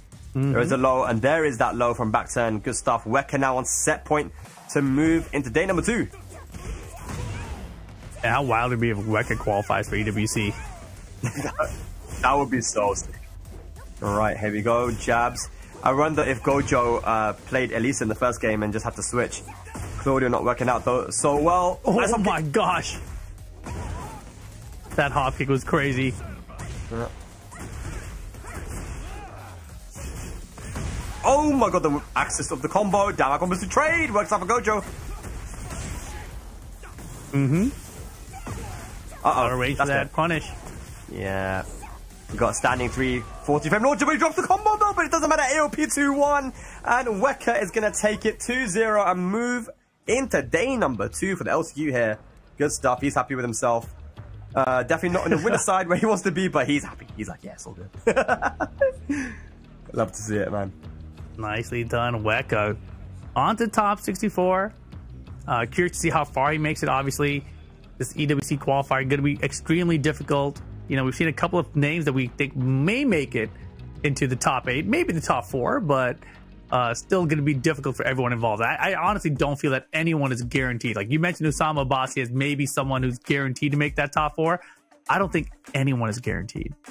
No, with the way that some of these guys are playing, man, with the amount of top players that we have, and this is only the first half. Ladies and lads that are watching at home, this is just the first half of pools. We've got another half coming up as well, right? So there are killers in Group C and D that we haven't seen. I know a lot of you guys are saying, oh, where's Naman? Where's this guy?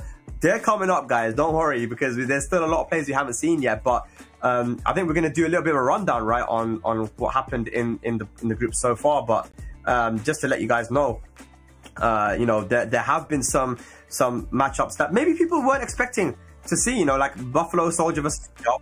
I would say that possibly a lot of people were thinking Sajal would take that. As we have a look at the bracket now, guys, let's look at what happened. Shadow 20Z, we weren't able to see him on stream, unfortunately, but he took out everyone 2-0, man. Ghassan 2-0, Gurlanda 2-0, Mossad Phoenix 2-0. Very solid performance by your boy there, Rip. Yeah, I mean, you know, like I said, Shadow is definitely a player to watch because he usually is able to get to around that top 8 position in tournaments, and then that's where he kind of struggles, right? For whatever reason that may be. So here in LCQ, where a lot of the top players already qualified, I feel like this is kind of his playground where he has a better shot at making like a top 4 finish, but we'll see how far he gets. This is a great start. Let's have a look at the lower side of this group as well and see who managed to make it out. And it was Ghassan. Ghassan putting in a run, actually. 2-0, 2-0, and 2-0. over Gulanda as well. Unfortunately, we didn't get to see Ghassan play, but maybe we will see him tomorrow as he progresses on into top 64. Let's have a look at Group 2 now of the B pools and see what happened there as well for B2. And it looks like that is the group with Jod. So Jod, I see, managed to make it through there as well, beating J Payne 2-1. So actually, it's I think J Payne might have got that match because of the controller disconnect. So maybe it was Jod's controller that disconnected there. But Jod actually making it through, as we see now on screen there versus J Payne. So I guess, I mean, looking at that, Rip, are you surprised at that result? Or I mean, not really. Jod, you know, we know was just in that tied situation. He had to be in the playoff situation at Evo. So he's been really close to qualifying for EWC the whole way through. So to see him qualify out on the winner side, the upper bracket here, into the top 64, not that big of a surprise. J Payne put up a great fight, I thought, you know, but it was very close. When we cut to the match initially, we saw J Payne in pain, right? We're like, oh man, he's struggling. But this also not a surprise here, right? We looked at the lower bracket of Group 2, and J Payne did qualify out. The match with Jod was very close, a little controller difficulty, but doesn't matter. J Payne make it in to tomorrow on the lower side of the bracket, top 64. Yeah. Solid stuff, man. That Heihachi was looking disgusting, man. So I think it's going to do some big damage. And now we look at B3. So we have Akil. And again, I would say maybe no surprises there, to be honest. You know, that it ended up being Weka versus Akil for the winners finals of that group. And again, unfortunately, we weren't able to see that one. But it was 2-1, so it went right down to the wire. I wonder if Akil went for the Ana or for the Reina. Not sure what character you use, but you know, when you're playing versus a Link player, you have to play the character that does well versus that specific character, because she is a specialist character with a lot of evasion and stuff. So Akil does either way move on into top 64 winner's side, and then loser's side on lowest bracket. We just saw Gojo versus Weka. Weka took that one quite comfortably, 2-0. Yeah, Weka definitely a force to be reckoned with. Qualifying into that top 64 for tomorrow as well on the lower bracket side. And then moving on, we see here in Group B4, Rest was doing very good the whole way through here. 2-0s along the way, and finally, even against ARC at the end there, got the 2-0. And ARC, obviously very strong in this group. You know, we've talked about it multiple times throughout. Looking very good in this tournament in general. Yeah, no, looking great. And I feel like Rest in the past year has really leveled up, man. I feel like, you know, in the beginning of Tekken 8, maybe he was struggling a little bit around Evo Japan time. You know, it was a new game, right? But he's found his footing, Rip, and I think Rest is someone that we got to start looking at with respect and saying that this guy could cause a lot of damage in international tournaments, man. So let's see how he plays on day number 2. He makes it into the winner side. And of course, on the lower side, ARC, we just saw in our last game, took out BMNS. But here is a very exciting bracket for us. B5, Buffalo Soldier from the Netherlands. Shout out to all of you guys that are in the Netherlands right now watching. Unfortunately, again, we weren't able to see his match, but 2-0, 2-0, and then 2-0 over the previously qualified LCQ player Sir Jawal, the Yoshimitsu player from Pakistan. Now, he took out Federer 2-0. Federer is the famous King player from Saudi Arabia, but losing 2-0 to Buffalo Soldier, Rip, I'm telling you, this is someone to look out for, man. Definitely, without a doubt, someone to look out for. If you take out Sajawal, who was so good last year, you're going to be a threat, right? So shout out to Buffalo Soldier, but you're looking at the lower bracket here, and this was a very stacked group. Like, when you look at the last 3 rounds, it's very, very difficult. Federer losing out to Jisung 2-1 there, and then Jisung Sajawal winning and qualifying out to top 64 2-0. Yeah, it's good stuff there, man. I guess he caught off guard a little bit there by Buffalo Soldier, but manages to still make it into day number 2. Now we look at B6, man. We see Watanabe, and this is the group where I said to you that I feel like Reda would take out Watanabe, and that's exactly what happened. The Hwoarang specialist from Saudi Arabia, who has been playing so well in the local tournaments, right, in the Middle East. Reda takes out Watanabe 2-1, and I think to a lot of people that don't know Reda and don't know Middle East Tekken, that might come as a surprise. Again, like I mentioned before the group, not surprised that Reda took out Watanabe. He's playing so good. That's a guy to watch out for. On the lower side of this, we saw Watanabe making it out, beating the Russian Hwoarang player 2-0 and progressing on to day number 2 on the lower side. Yeah, if you watch Nabi, you're like, man, I'm tired of these Hwoarang players, you know, loses to Reda, but then takes out 7-6-2-3-9. So Here we look at Group 7 there. And Zubair, man, this guy looked so impressive. Cannot wait to see more of him in the top 64 here. Took out Nino in that upper bracket final 2-1. And shout out to Nino, though. You know, he had a good run in the upper bracket as well, right? 2-0 Diaz, and then very, very close against Zubair, but Zubair hanging on here and moving on into that top 64. Yeah, man, crazy. Like, again, like Zubair is one of the guys that everyone in Pakistan has wanted to see travel internationally. Now he gets that opportunity. And unfortunately for Yaz, you know, it was a double jeopardy, man. You have to play Nino in the winner's side. Lost 2-0 and lost 2-0 again. Nino was just proven to be too strong for him on the day. With that pull, with the way that he was utilizing the hunting bear stance, mixing up his timing, utilizing the G-clef really well, and just in general, that strong, solid specialist bear play, it's proven to be too much for Yaz, the poor specialist from Saudi Arabia. But Nino and Zubair move on to day number 2 for the top 64. Exactly. And finally, Group 8 here. Hossein, nowhere to be found. Venex and Guts were the ones, and Guts with that jack was the one who really put on the show, right? Ryuichi felt him 2-0 just before the winner final up here, where Guts took out Venex's Lydia 2-0. So Guts moving on at top 64 winner side. Very crazy, very fun jack. Can't wait to see more of him as well. Yeah, if you guys didn't see his matches earlier on stream, make sure that you stay tuned and watch for tomorrow at least, man, because Guts is so entertaining, man. He just constant pressure, constant offense. This is what we love to see. We also love to see Ryuichi making it into the top 64 on the lower side, man. So from Japan, strong, one of the best Dragunov players out of Japan. Losing to Guts, but still making it in to the top 64 on the lower side, beating Venex's Lydia 2-0. We saw that one on stream as well. So I think that concludes the B pools and the A pools, actually. Yeah, that is A and B, but still C and D to come. You know, this is a 400-plus person tournament out here, the last chance qualifier for EWC. And just some of the players that'll be coming up in Group C. If you guys are on the Star GG or something, right? You see Kudans, Matsuba, Super Akuma, Kakoma, Casimir, AK, etc., right? That's just the start. That's just the first half of the C groups, right? So you get the idea. It's going to be a stacked day still to come at this EWC LCQ. Yeah, absolutely, man. Crazy, man. Rip, it was super fun commentating these first couple of pools with you, but we have 2 more days after this of Tekken action, right? Top 64, then to top 16. But I believe we are going to be going on a break now. Ladies and gentlemen, do not go anywhere, because the EWC LCQ for Tekken 8 continues after this with Group C and D with some of your favorite players around the world. Guys, don't go anywhere. We'll be right back.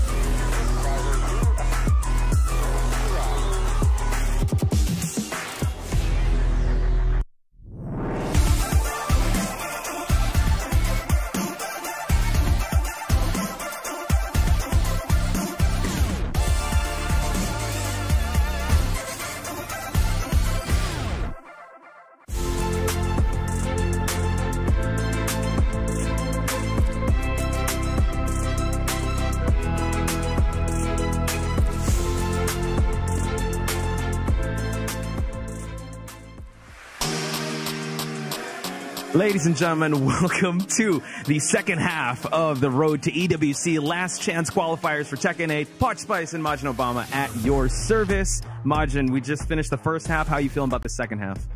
Second half, we got Dane sharks in these waters, man. This is going to be a nasty breakdown. We've already know how this LCQ breaks down. If you're tuning in right now for EWC Tekken 8, you already know what to expect, man.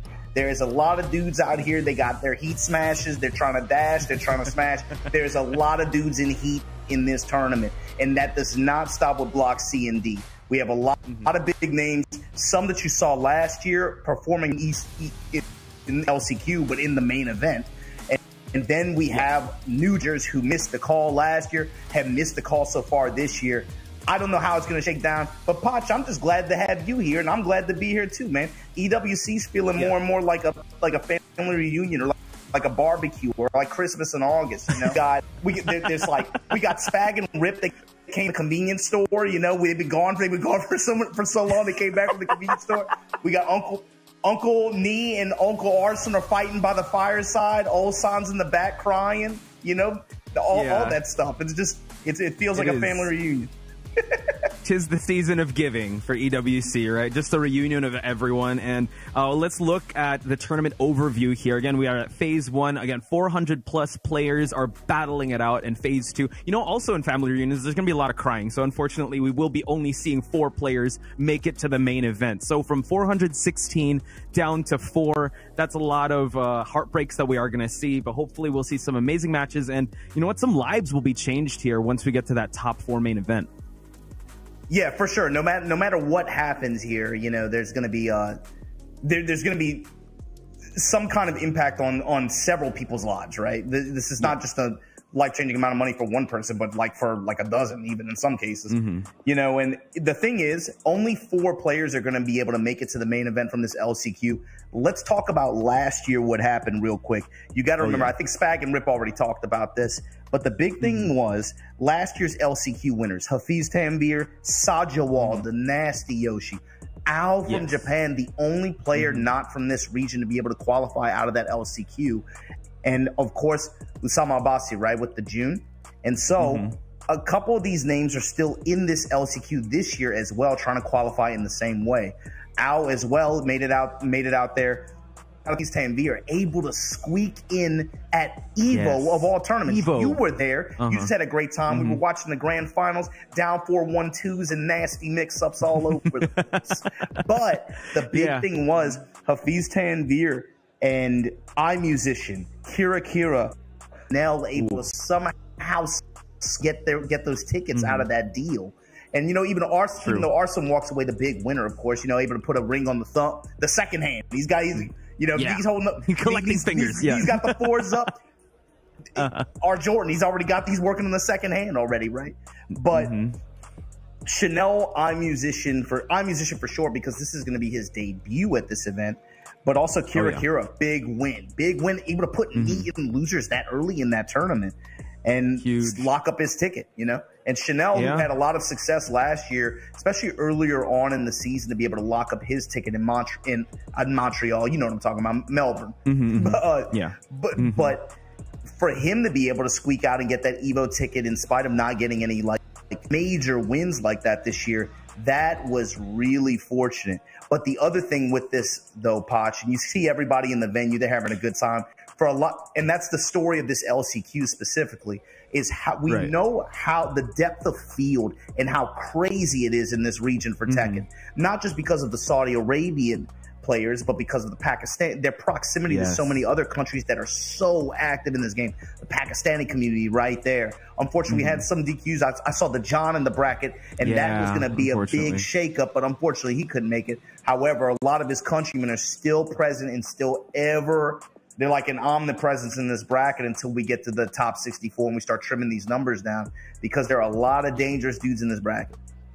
They definitely are. We saw a little bit of them. We saw AK, we saw Matsuba. I did see Super Akuma in the background there. I know Kakoma is also here. So there is a lot of storylines we definitely have to follow, especially when it comes to this bracket C.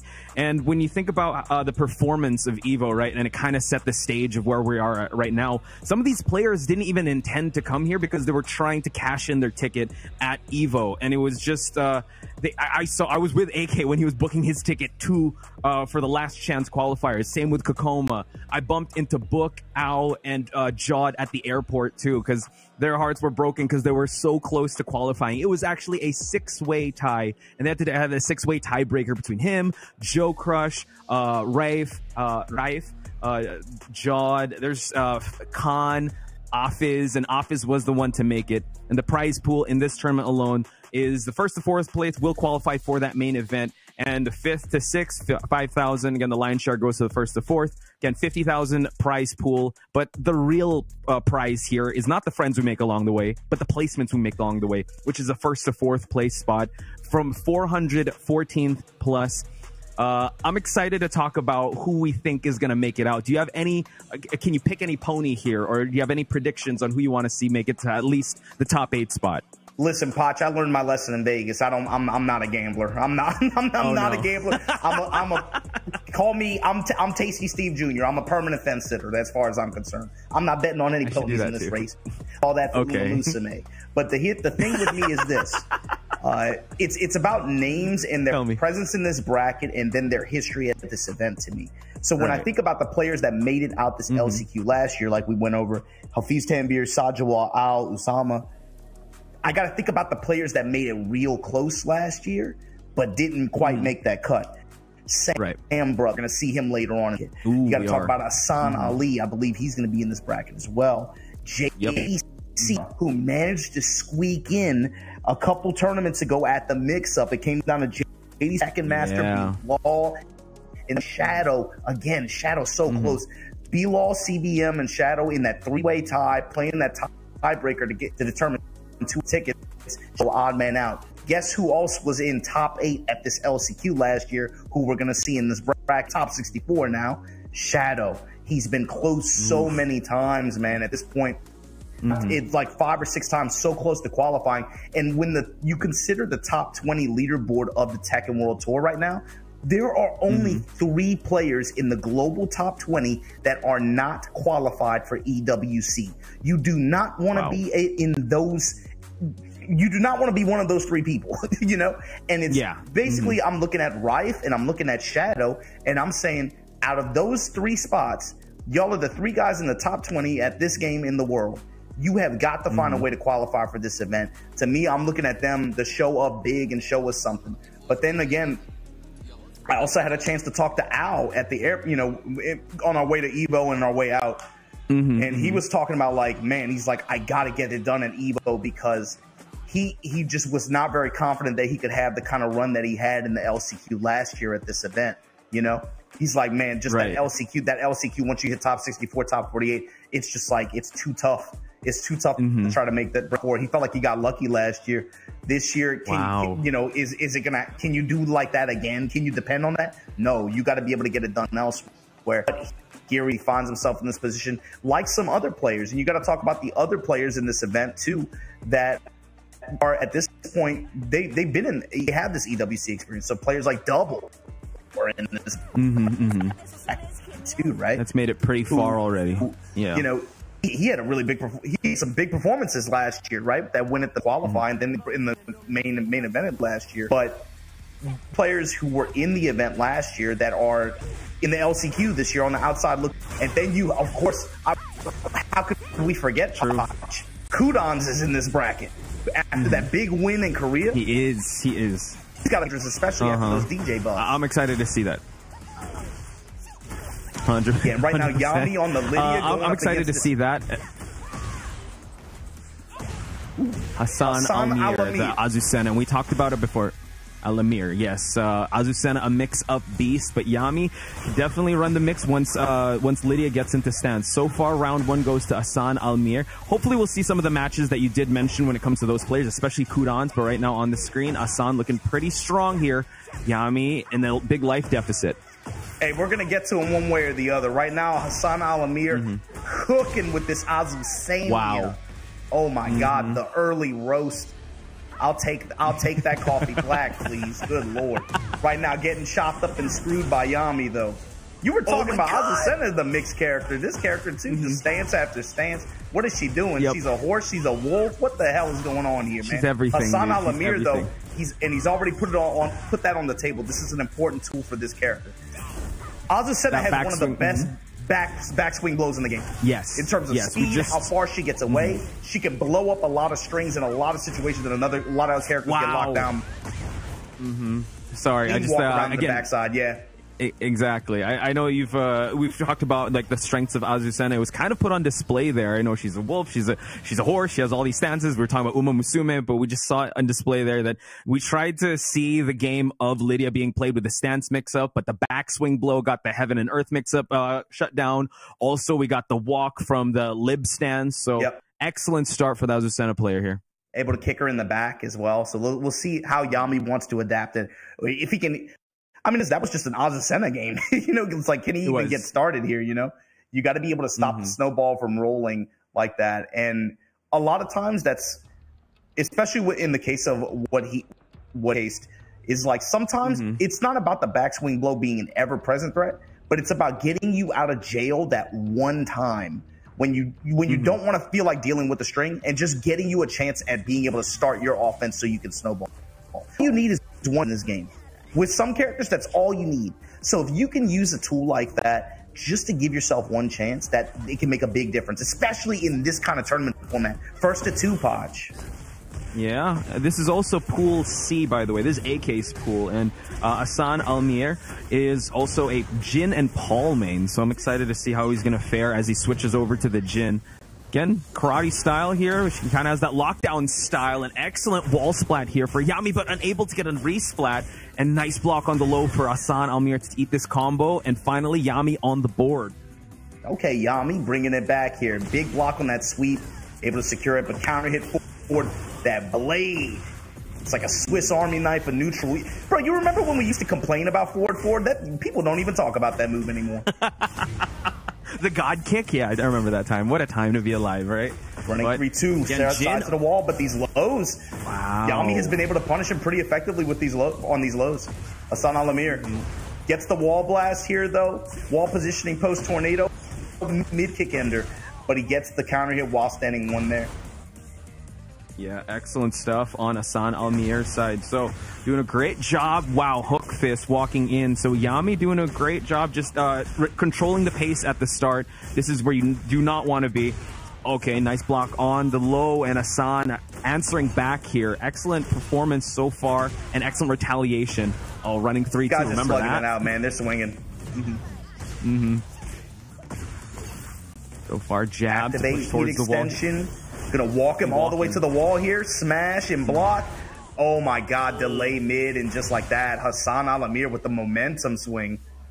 Yeah, that lib down 3 has been keeping players on lockdown. So Yami's got to figure out a solution here because we're still at the winner side of things. Hassan Almir though finds a low parry, continues on with the offense, and he's using that mid strike too to lead into wall Oki. That's getting good return for him too. Yami keeps finding his back to the wall like this, and it's giving Hassan Almir too much offensive momentum. Oh my goodness. This time goes low, mid, low mid strike, overhand strike like that. Boom, get him out of here. Yami, you'll have a chance in the lower bracket, sorry. But it's going to be Hassan Almir moving on top side. With the shades, too. So excellent performance. I want that man tested. I want that man tested. Oh my God. So yeah, we were talking about it, right? This is Pool C, and that was, I believe that was Pool C4. AK's in that pool. Some of the notable players on on this Pool C bracket also is our friend Brownman, a potential tournament commentator, but now he's going to be playing for this one. He might. Can we say friend of the stream? Friend of the stream. Friend of the stream. Doesn't sound good. Shout out to Brownman. Hopefully we get to see him on stream, but he might be going up against Hassan Ali, which is a player that we got that we did note, a really strong Shaheen player. And also another thing, there's just so much names that are popping into my mind. I just want to let you guys know, top 64. I know we talked about Usama Abbasi. His first match tomorrow will be up against Double on the winner's side, round 1. That's a brutal run, and we got to remember both of those guys were at the main event last year. That's one of those matchups I was talking about, right? So AK is also going to fall into this category, but Usama Abbasi and Double running into each other, first match at top 64, brutal match. But that's how some of the paths are in this event, and we know what they expect. That's how it is. Talking about Hassan Ali. Think about the success that guy had early on, especially year 1. Early on last year, he was doing really well for himself. It felt like, and then I guess like travel issues settle in, moment and consistency issues. But it's good to see him back in the fold here, fighting for his spot in top 64 of this LCQ. True. And also just noting other players as well that we might run into. We talked about Matsuba also making a huge splash when it comes to TWT points. But in terms of qualifying for EWC, he's still gunning for that ticket. Super Akuma also is a big name. Kakoma looking for something big here. And speaking of something big, Namosh with something big for the start of the second round. Namosh trying to give him the most right now. Got him locked up on the wall, shooting him with bazookas. Here we go. Hisham Williams. That's a base name, by the way.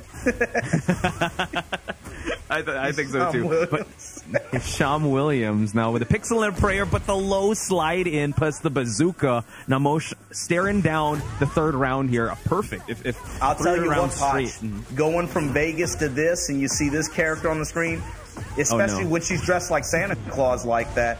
It's like she's the gift that keeps on giving. I need to see more down 4-1-2s and that low that goes in the hunting chain. Exactly. I want to see the hammer chance, the stances, the stance mix-up, right? We got the headless horseman FF2, but we keep going, says Namosh. Full crouch mid, put the dash behind it. That's what I'm talking about. And the auto carry here, oh my God, the bazooka, she just starts swinging. Oh! Then she does the full, how rude. Didn't even have to do that. Down 4-1-2, eat your heart out. Namosh giving him the most. And he saved the replay. He saved the. How you saving? He saved the replay on venue PlayStation. How you gonna do that? Come on, man. He's making a statement, man. He's making a statement. Rude as hell. It is. But hey, some TO is gonna be like, wait, hold up, my hard drive's full, and it's all this one guy's anime matches. It's all the anime matches, man. The DF1-2, the lockdown, the hammer chances, the FF2s, the slide in, nice block to the wild man, says Hisham Williams, but oof, same pressure from Namosh. Yeah, Namosh just keeps finding the wall. Hisham Williams, he keeps having to fight with his back to the wall like this. Oh my God. And it's just like against this character with the built-in mix-ups, with the reach, with the lows that she has. Not a good recipe for success. And there you go. There's another one. These nasty lows. She sidestepped the kip up, and then she just punished with a wine opener. She's just constantly forward, all gas. But now Hisham get a counter hit, but couldn't capitalize. Oh God, we break the floor. Yeah, running in the bazookas. There's pixels everywhere. Oh man, not good. Tornado at the wall. Definitely activate. Okay, a little bit of defense. Everything on crouch jabs like this, but here we go. Namosh with the Steve. We actually switch now. Apparently, it's Hisham Williams, which makes more sense. No, this is who he always was. He always was. He put Williams in his last name for a reason. Exactly. This is the real exactly. It is. It was from the beginning. It was me all along. Okay, and 2 straight for Hisham Williams. Namosh got to find something here. Steve Fox, once again, really counter hit machine. Okay, we start things out with the engage. Keep pressing here, says Hisham Williams. More lockdown, gets a counter hit, gets 2 counter hits, but unfortunately unable to follow it up. You got to be able to go up and try to find Hisham. Good reward out of counter. But man, it's so hard when you just run into bazookas like this. Her range is so like, there's not a lot of characters that can contest with the range that this character has, especially for the mix-up work. Nice. The clinch, though, going to work out big time here, and the side switch off of it. Hisham Williams in rage, never mind, no longer on the table. Look at Namosh. Okay. Yeah, okay, giving us a show here, but activates right away. I think he wants to control the pace of the match so early on. It had good success last round. He's just going back to it, right? Activate the heat, see if I can make something happen with the clinch, you know, be able to get some wall positioning here, because if not, it's going to end up like this. Hisham Williams, pixel blast off the floor. I'm going to just run full crouch mix on you at the wall, too. And you're not getting out that easy, big dog. No, 4-4-2, bazookas, oh my God, heat smash, lows, and there you have it. Hisham Williams, look at that man move. The gift that keeps on giving, man. Anna Williams with how the lockdown that was set. Oh, once he was in the corner, the FF2, the tracking on that is insane. It's a high, you could duck it, but why are you ducking against the wall here? So yeah, it's the speed, it's the reach. She's still herself in terms of just like the speed of mix-ups. You got to think about the changes that they made this season 2, where after heat dashes, you can enter crouch state. That just enables her even. You know, it's just like it's like a perfect storm. And then when you have lows that transition in the hammer chance on hit but not block, so you can't even like reliably, you know, like try to make them commit to something like that. It's this character is rough, bro. Jailing high street, come on, man. It's rough to deal with it. I mean, what more is there to say than what we saw last weekend? You know. That's a lot, right? So I'm just giving an update on the brackets. Exodia looking to face the winner of Minnie Myers and Hisham Williams that just concluded. So Exodia, also Falcons Exodia, is a player we got to look out for. Kudans is playing his match right as we speak against Keeper 58. What else we got here? It seems like Matsuba has already made his way to the winner's semifinals versus Hamza. That's a match that's happening as we speak. Kokoma waiting for the winner of Masood and Shalabov. Yo, we have AK. Keep Hamza's grip on that stick. He was gripping that thing. That was crazy. I've never seen somebody grip that thing like that. It's intense, man. This is LCQ. You gotta calm your nerves somehow. And I don't know if it works, right? AK still waiting for it. Asan Ali is versus B-Rex right now. Kudans is on screen right now. I'm not sure if the game is happening as we speak. Kudans. I'm excited to see if he's going to bring out that Heihachi or the Devil Jin. I believe this is Asan Ali that's already having his match against B-Rex. If our Start GG is up to date. So God bless B-Rex. Excited to see all the same. God bless B-Rex, because he's going to have his hands full with Asan Ali. That dude is crazy. I've been watching him for a long time, since like, even before Tekken 8, obviously. But that guy is, when he's locked in, he's very dangerous. See Super Akuma there as well. Versus Rockbun, if the Start GG page is loaded correctly. I don't know if we're going to see this match because it just started. So I'm excited to see how he's going to perform. Elite Shaolin is always in the always welcome here. I think they are about to start. So I wonder if we're going to see that in the match. We've been seeing a lot of Yoshimitsus at the start of this stream. So I wonder, especially since this tournament is very specialized, it doesn't feel like a regular tournament because pools already are kind of swimming with sharks. I know Rip and Spag were talking about when it comes about character variety. So I'm actually surprised we haven't seen that much Annas. It was like one of the first Annas we've seen in a while. Well, there's a lot of Yoshis present, but then there's some present that we haven't seen yet too. You were talking about we were talking about Sajawal earlier, right? That was another Yoshi player that made it into the main event last year alongside Kanan Trench, right? But he's going to be in this LCQ as well. But yeah, I agree. We've seen a little bit of character diversity, and one reason why, just kind of like theorize. There's a lot of character fanboys in this region, if you know. Really? Okay, tell me about it. Well, I'm just being honest. Like I just get the sensation. I just get the sensation. A lot of these guys are just like, no way, I'm a Kazuya player. That kind of thing. They have that kind of like gusto, that kind of they feel themselves on the character identity. True. I do think shout outs to production giving us the next game that will come up. It's going to be AK versus Asan Alamir. So this is the Azucena. And AK with the Shaheen coming in. I excuse my biased commentary. AK is my guy from the Philippines. I know you're adopted. Commentary. I like AK too. Let's go. You're part of the Philippines. Yeah, let's go. AK offline too. This is my favorite AK. I know you manage online tournaments with AK. It's not. If this was net play, it'd be one thing, but it's offline. We love AK here, baby. Here we go. But we saw in the previous match. Back to the wall. Heat engaged. Exactly. Asan Almir. Oh my God, he tried to go for a key charge, but AK capitalizing on that. Oh. Yep. Surfboard gets the tornado. Bad drop there while standing floor pressure, and there we go. AK jabbing into the stance. Immediate hop kick cutter. Got the dash behind it and the finish with the wall. Yep. Okay, excellent stuff. Look at that. AK's renewed man. Did you see? He went to the Grand Canyon after Evo. He was like, I gotta find myself. It changed him. It did. It changed him, but it was one of those things where it's like, no, you're the same you always were. It was always in you. Oh, it was always in you. The secret formula. It was you all along. Here we go. Full crouch chops. The wall pressure right now. Hassan Alamir trying to run some of this 2-1. These high mid strings and being able to play off the second hit like that, or just see what AK's thinking after, But AK not giving him too much time to think about it. Playing with a lot of speed here. Forward 4 with the mid extension after. No bite from AK. And now the jab pressure. The down 4-1s. Back to the wall. AK eats the sweep. Hassan Alamir with a chance here. Building momentum. Jabs and down 4-1s. Rotation round. Counter hit.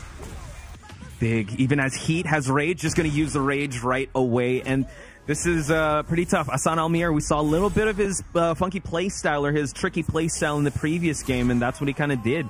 It seemed like when AK had that life lead, he was contented to just coast and defend, and that's what Azucena wants. Drink that coffee. We got an unskippable ad on the rage. And Hassan Al-Amir was able to read that, and he also he leveraged the movement that Azucena has in that stance, and was also like, okay, yo, if you're just gonna chill, I'm gonna just walk you around and hold the wall. Like, all right, buddy, I'll take more return if I get the hit, and then he got the hit, you know? So yeah, he's definitely playing the hammer, not the nail. Nice, breakable, goes low. Stepping low. Excellent, but we do see Hassan has not used heat just yet. AK just hopping, unfortunately unable to get anything. Hassan trying to make a comeback, goes low again. Gonna be bigger in the mid strike. Tornado at the wall. Wow. Getting mixed. AK, Hassan Al-Amir right now got AK on the foot here. True, and you got to give it to Hassan, even though he fights his way out of a really adverse situation, blocks the low, picks up as well. AK in big trouble. Now Hassan leading in 10 seconds in, yeah? Stop at the health bars. They don't matter anymore. Hassan here, it doesn't matter if he has 1 HP. If he gets the wall and he activates heat, AK's in trouble. It does not matter. That's true. Okay, let's see if the same's gonna go again. AK playing pretty passively. Gotta check this mix. Down 3 and a low to tag it. AK in trouble here. After the mid, barely in range, but still in just barely in range of that full crouch down 4-3 like that. Wow. Yeah, and look at that. He's kind of vibing to that. He had a really tough first round. Go for it. Oh, sorry, you were saying? No, I'm just vibing. Okay. I'm listening to you, man. You go.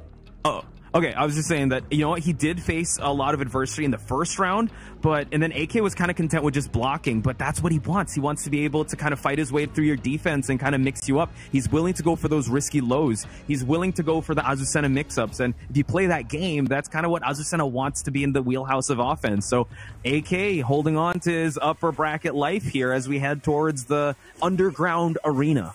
He played really well in a couple situations, too. He trained AK low in a few situations, and then just when he had AK trained on that, he goes for the big mid with the wall advantage, gets the tornado there, and is able to land a fat combo to get a huge return. And so here's kind of picking up where he left off. Right now, kind of just walking AK around to the wall to hold that wall positioning.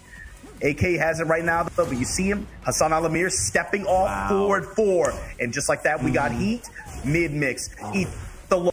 Flutter kicks, and finally a hop kick to deny any further pressure. It's going to be up to AK to hold this wall, though, after the heat and just be able to deliver pressure here. Got the Altair there.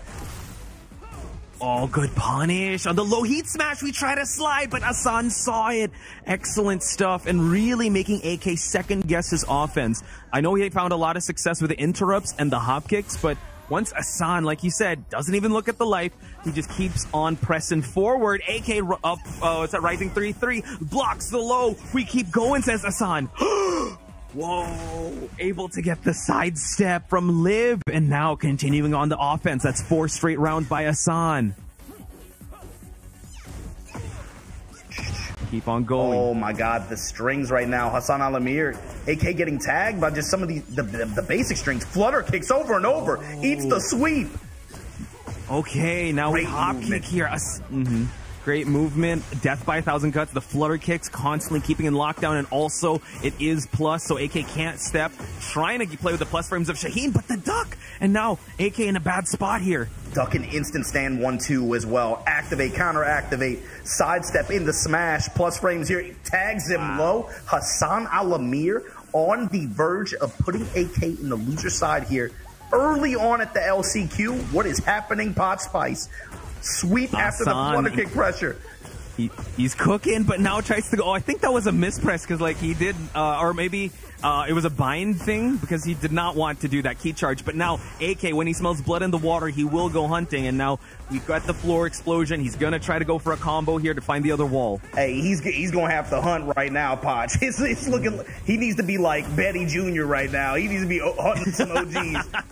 Because right now Hassan Al-Amir back to the wall, gets the guard, gets the low parry, drops the combo, but the low touch into the throw, in rage, flutter kicks, it hits grounded, and the low touch, AK, will see you on lower side of the bracket because Hassan Al-Amir said, get the hell out of here. Hassan Al-Amir, man, when he's trying to do that.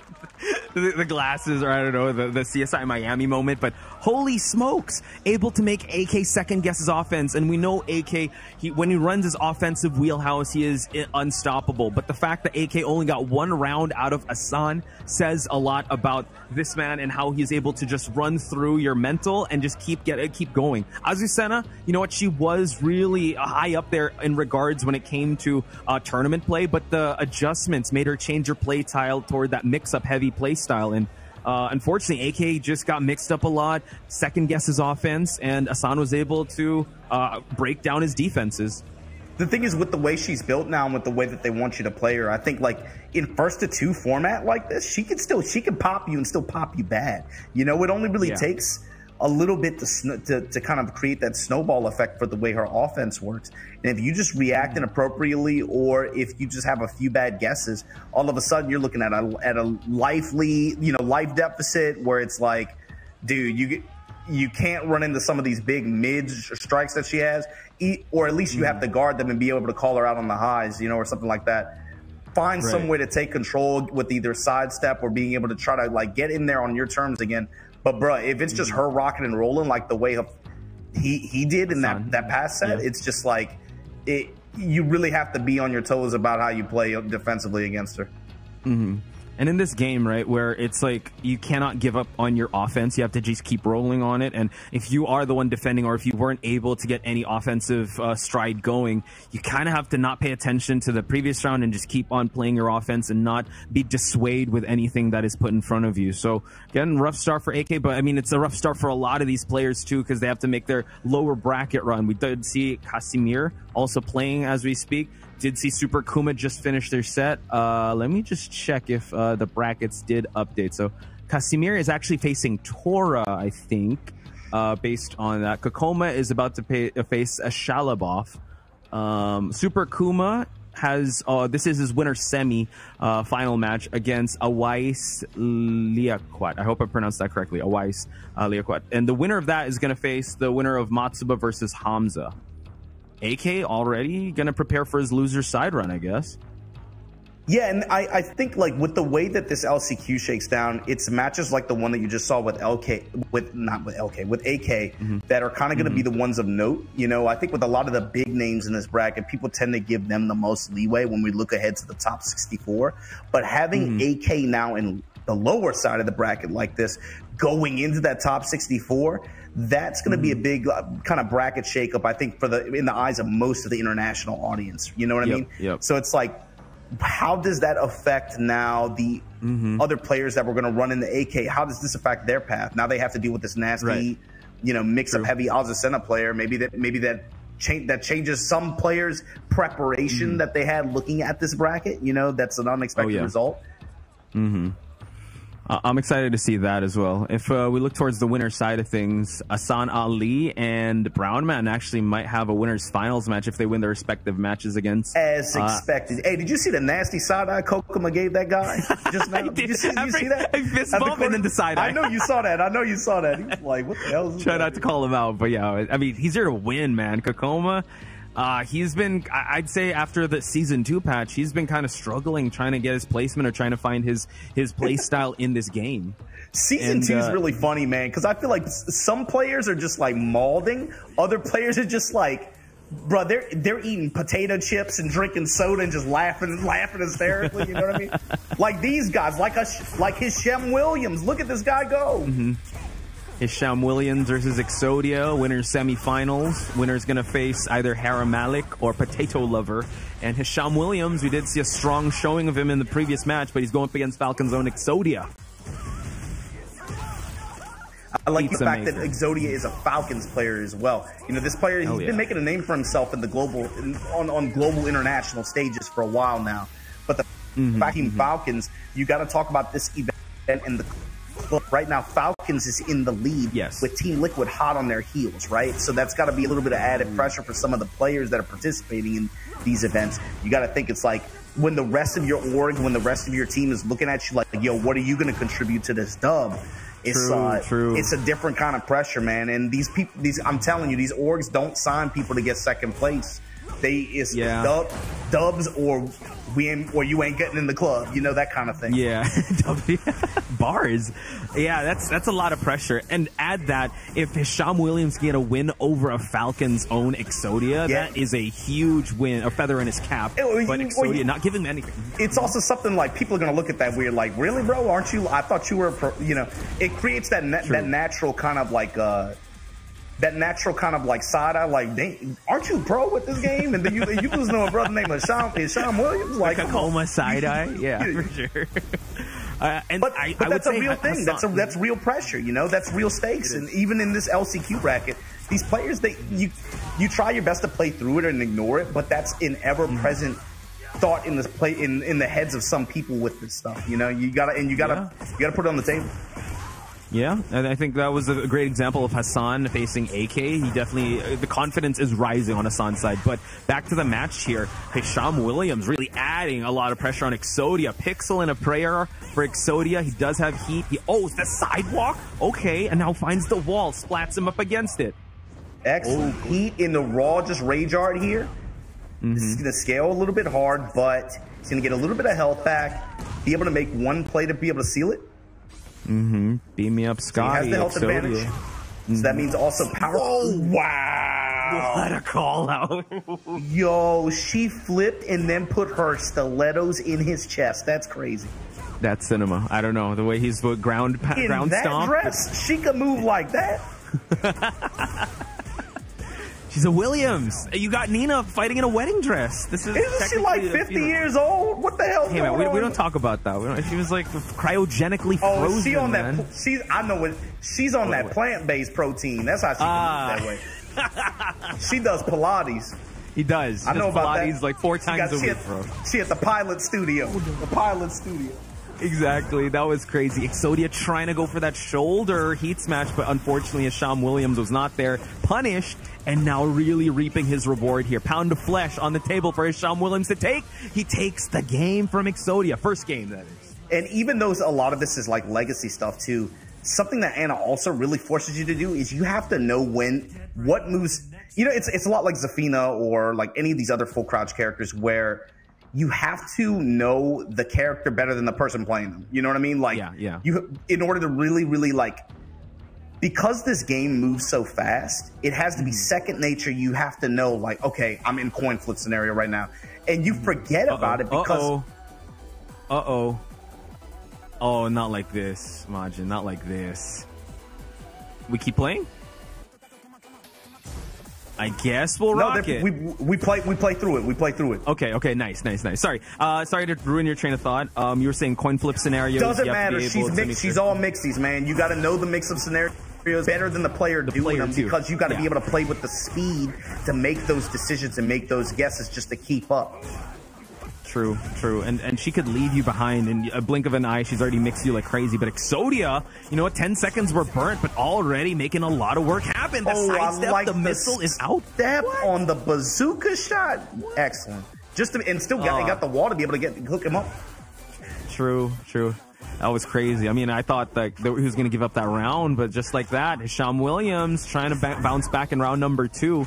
Does not want to lose the momentum of this matchup up against Exodia. Movement is still king, especially if you're right and if the tag doesn't have a huge bubble hitbox. So Exodia is showcasing that. Nice rising option there by Exodia. Trying to realign for the wall. This is actually really good territory. Spends the heat just for the bound. Stomps. What are we doing for wake up? Goes low. Nice. Goes with the step. Overhead palms, but the step. Exodia showcasing a lot of really good sidewalks and sidesteps to be able to catch Hisham Williams, moving forward, catch him in the back, and be able to seal some rounds. That's 2 in a row that he's done that way. Yeah, you gotta love the adjustments made on Exodia's side, like day and night. And it's it's him stepping, also just dashing jabs, one jab play, and using some of Fang's just passive mobility too to get in on his terms, not on Hisham Williams' terms, not defensively, but getting in on his terms, just like this. Take the wall, activate. Oh my God, step on the floor. We do see him try to go for something, goes for the mid check and dash as well. Hisham Williams in the lead here. Gonna make sure this converts to something big for him to get the advantage in this round. Isn't it nice when your full crouch mix has a engage so they're just scared for their life either way? Like, it doesn't matter, you know? Just keep it safe. Yeah, keep it safe, okay? But Exodia, though, ending with a rage art. Look, big sigh of relief on his side because, man, those 3 rounds, able to step, able to guess, and engage on his terms. Usually, Anna kind of locks down with a DF series, but in this one, he was able to use movement in his arsenal. Yeah, and that's something that maybe we would like Hisham Williams. Maybe he's thinking about it too. Maybe it's something he'll try a little bit more in this game 3 as he attempts to readjust here, because Exodia really just had, it felt like 3 rounds straight that was his favor. It felt like there was like 4 or 5 really good decisions on his end, and that was enough to win the round when it mattered. You know what I mean? So it's like he's right there. He just has to find a way to lock him down, Exodia down on his terms, and just be able to force a mix that way, rather than just going raw dog, trying to go poke for poke with him like he is right now. Yeah, so now trying to go for it, but the Kempo, got to be careful with that Assassin's Dagger. The step once again to the left. Gonna punish that and give him a little bit of taste of that bazooka. See, terms of engagement here, let's see if he's going to try and force any mix-ups coming into this. Yeah, punishment's been a little sketchy this round, but they've been there. I think players are just like scared right now. The pressure's mounting a little bit. Be the set here at the LCQ. Both of these guys fighting for their lives here. Shem Williams up on this 3rd game, 1 round. I like that. Yeah, I like that. The adjustments, right? Exodia now trying to fight back here, constantly sidestepping left to avoid any of the good options that Hisham Williams brings to the table. The Kenpo, you called it, Majin. Excellent usage of it. Be able to give yourself the width, the opening, to be able to get this wall. And again, that's 2 really good decisions and the big lead for Exodia as a result. Wow. But big step, Aphrodite's blow here with the heat to engage, get a lot of health back. Wall pressure time for Hisham Williams. Crouch jab to offset. Crouch jab to steal the turn back. She throws them hips. She calls out the armor. Big boy grab here. And now, again, that wall walk. Oh my God, she's in the air. But no, able to close it out. 2nd round, Hisham Williams. What a call out there. And now Exodia needs to get 2 straight for the push for the final. But my goodness, when Exodia is pushing against the wall here, Hisham Williams is already with that wall backflip or that wall walk. An excellent Kenpo launch here by Exodia.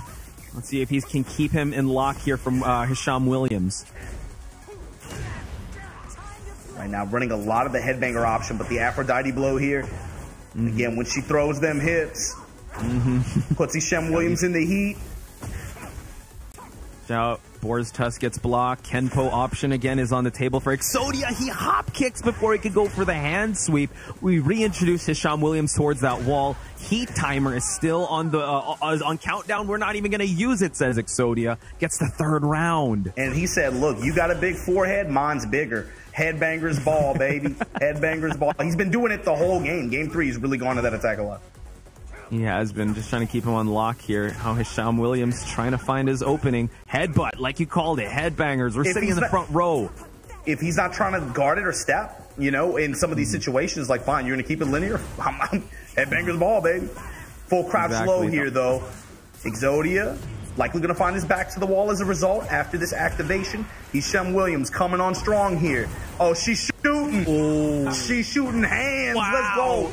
Full crouch low. Hisham Williams putting Falcons Exodia on the lower end. Man, that was crazy. And that was actually quite the patience that he chose not to get up yet because he didn't want to wake up to a mix-up, either that hand sweep or the launch. But man, Hisham Williams, all right, you're going to stay low. We're going to keep attacking while you're down there. And that was pretty much it. Just Anna Williams in a nutshell. Just keep going for the offense. But we got Azucena and a Steve matchup next. Hassan Almir. Yeah, there's Tonic Steve. I like that name. Tonic Steve. But so far, like, Hassan. You gonna feel this one. I'm like, Tom, forward 4, okay. Running 3-2, got the tornado at the wall. Oh my God. Stepping in sweep, baby. Hassan picking up where he left off. Smash on guard. This time keeping it high, keeping it mid. And just like that, the counter hit blows. And Hassan Alamir's set point here on top. Working the 2-1. Tonic gonna guard with it. Flutter kicks. Where's she going? He's just down swinging. back. No punishes He either. is for the fences, low after low. Oh my god. Tonic has to gain the respect of Hassan, but Hassan keeps swinging. We keep moving. Oh my god, the movement on both these players, but Hassan about to close things out here. Low after low, and Hassan moves on. I really feel like his play style, his mentality, and his confidence is super dangerous in this tournament where everyone's kind of fighting for their lives. He's seeing things in 2020, and he's making sure that he runs his offense. Yo, Hassan Al-Amir is a beast. I like how he got up from that set. Immediately is just like laughing at his opponent and himself. He's like, you bum, you tried to sidestep that? Ha! You know, just like the flutter kick. What are you doing? But he puts the shades and walks away, right? And I would have to say, aside from Watanabe, right, you don't really see that much high level. There you go. Look, he's doing the coffee commercial. That's cool, you don't really though. see that much. We're out here just having a good time. I like how even, you know, everybody who shows up from these local communities like this at this event at the LCQ, which is where, you know, majority of the competitors are coming from here in this region, right? This is really like an opportunity for them to get in there, right? And that's what's cool about it. But, oh, look there, Brown Man. Oh. Brown Man said, yo, look, put me in. They're going to do it. Oh, wait. Are they done? Oh, no, they're not. They're going to face off. Let's go, Brown Man. Let's do this. I'm excited to see this. Brown Man versus Hassan Ali. Heihachi versus potential Shaheen.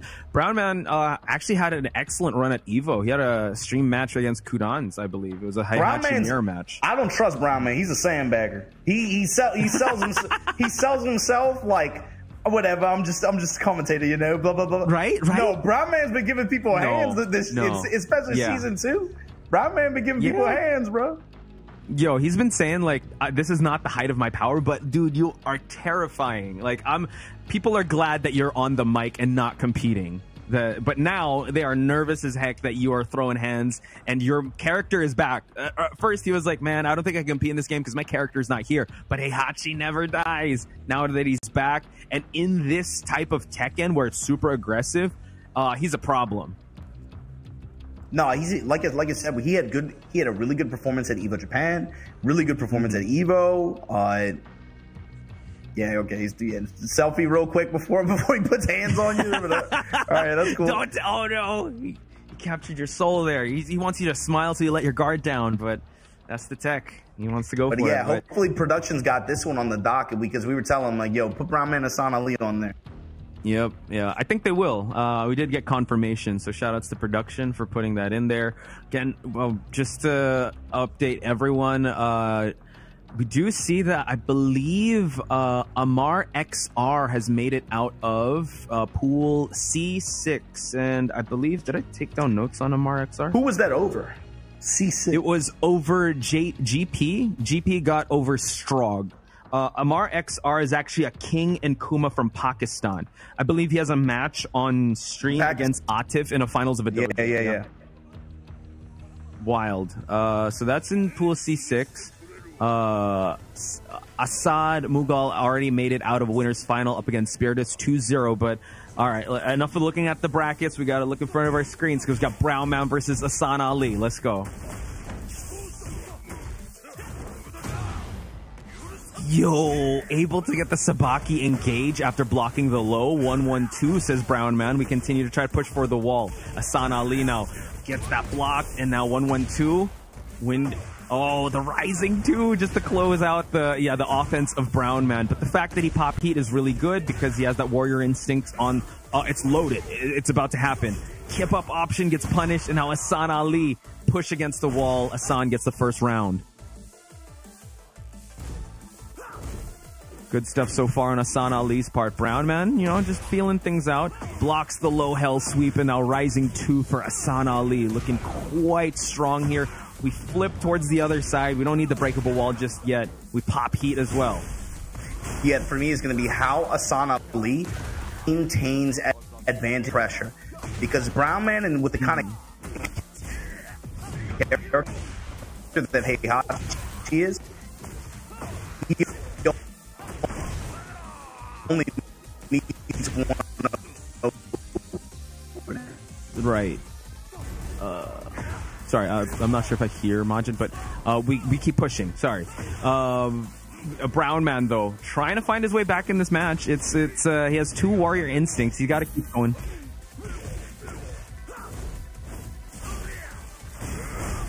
Okay, so we do see that he's already loaded the 3, but he's got to be able to push for a 4th and 5th round. So far, Brown Man has not gotten the first 2. One more would do it. Tsunami kicks. We drop the heel on Hassan Ali. So, Majin, do we have you back? Yeah. The electrics. It's these electrics like I never that left. Heihachi Hassan got. Ali, here you back to the wall. About to get it broken down real quick. Brown Man gonna rotate around, trying to get this wall control. See, they're working the sweep a little bit in the heat. Make sure he gets his heat off just in case. Even if this does get extended to another set, he does have the instinct, right? He does. But hopefully he's able to do that. Actually, he might want to pop it now because Hassan Ali just 1 round away from closing it out. But, I mean, Hassan Ali's in his face, so it's going to be pretty tough. He goes for 2 DF2s and lands. Clocked uppercut again. Classic. You're going to spin on him real quick. Low kick. Down 4-1, the safe mid check to close it out. Hassan Ali says, no instinct for you, pal. No, really thinking about it. I'm excited to see the adjustments being made, but like you called out, Hassan Ali is one of those players you got to worry about. A lot of the offense, a lot of the lows. Touched him once at the start of the round, but then afterwards we saw a lot of ducks to the rising 2 punish, a lot of blocked hell sweeps. And as he mains Heihachi, you kind of, the lows are really tough to go by. So it's going to be hard for him to try to open up Hassan Ali's defenses here if he keeps seeing those hell sweeps come out. Yeah, it's like if he's not sweeping or going for a sheesh or the full crouch low, it's like, you know, he does have other options like what, down back 3, down 4-3. He does have like those kinds as well, but you don't see Brown Man go to those too often. It's really just about playing around the mids and the highs. But his damage and snowball potential is so high like this. You see Hassan Ali, that's one reason why he just wants to lawn and just stick. Do not give Brown Man too many opportunities. Yep. Speaking of that pressure, now it's Hassan Ali that's eating a lot. There was 4. We keep going though. Oh, back 4. Sorry, for him to be able to get that lockdown. But Hassan Ali now trying to go for the hands. Was that the Irish whips? But we do see Brown mixing Man up his full crouch chops. His full crouch chops with those lows. But Brown Man able to get the launch here. Got the pixel blast to go off of 2. Wow. Not even going to be a factor. Yeah, just wall 74. Mixing a wall 74. True. Yeah, I like you pointed out, the mid chops. Oh my God! Before anything else, so Brown Man round start electric, showing him who's business. Gonna pop heat once again. Any round that in the air. Oh wow! Able to punish the kip up. Oh, fishing with the parry, big fishing. The shotgun from Hassan Ali. Guard break and wall pressure. Guard break again. Oh, baby. Brown Man in rage, not going to happen after the block 4-4-2. Denied so far. So Brown Man, round starts going his way. But now Hassan Ali adding, with some distance, adding some shimmies. Blue Spark 2. Hassan Ali trying to get the chops going on. Brown Man trying to find his way to get an electric, but able to get a huge counter hit. Pops heat right away. Oh, moth to a flame with the electrics. Brown Man looking good. Can't end it just yet. Whoa, baited out an option for the hell axle, then the chop. Brown Man 1 round away. No, that's a Heihachi round. Potts, that's just a Heihachi round. And now here's where it really comes into play. Oh, Brown Man with the instinct. Okay, Demon's Breath. We push. Oh no. Hassan Ali has to block for his life. Try to find an opening.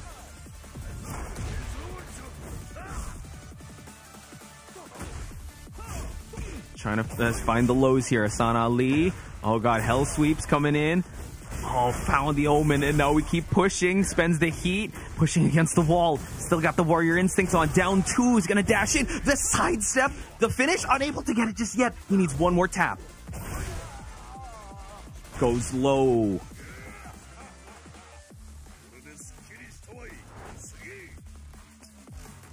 Just a quick check. Can we hear Majin? I cannot hear him. Is that just me? Test.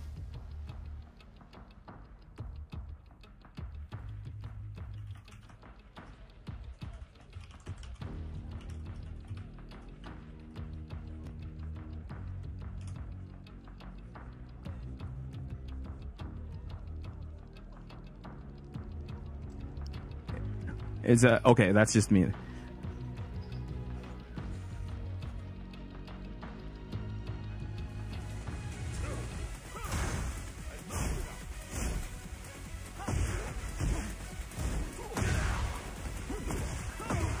Copy. So it just seems like little technical difficulties on our side, folks, but we're going to keep things going. Brown Man still on the about it, man. Just had there we go. Okay, there you go. Real quick.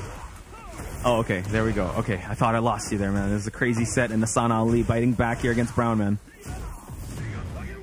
Brown Man enraged, though, going to get this heat activate. Health back, has an opportunity. Full crouch chop from Hassan Ali into the electric after. Ooh. Keep him carrying. Big sequence, big opportunity. Got to try to get as much clearance as possible. Burns it on the dash. Unfortunately, back to center stage here. Oh, wow, the life he gained, but the slide, Hassan Ali going for the low, the mid, and now just the wake-up options, just the DF1 check. So back and forth we go, but it's Hassan Ali leading in the set still. Back four to start it out. Brown Man still trying to find his way, but nice block on the hell sweep for him to get that rising two. Yeah, crouch jab steal is turned back on the sweep on Ali, all too wise for it, though. Good guess. This.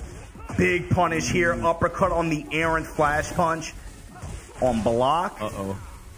Yeah, Brown Man holding his holding his face there, not approving of that 1-1-2 string that he finished off, and Hassan Ali trying to find that finish, able to get that second round.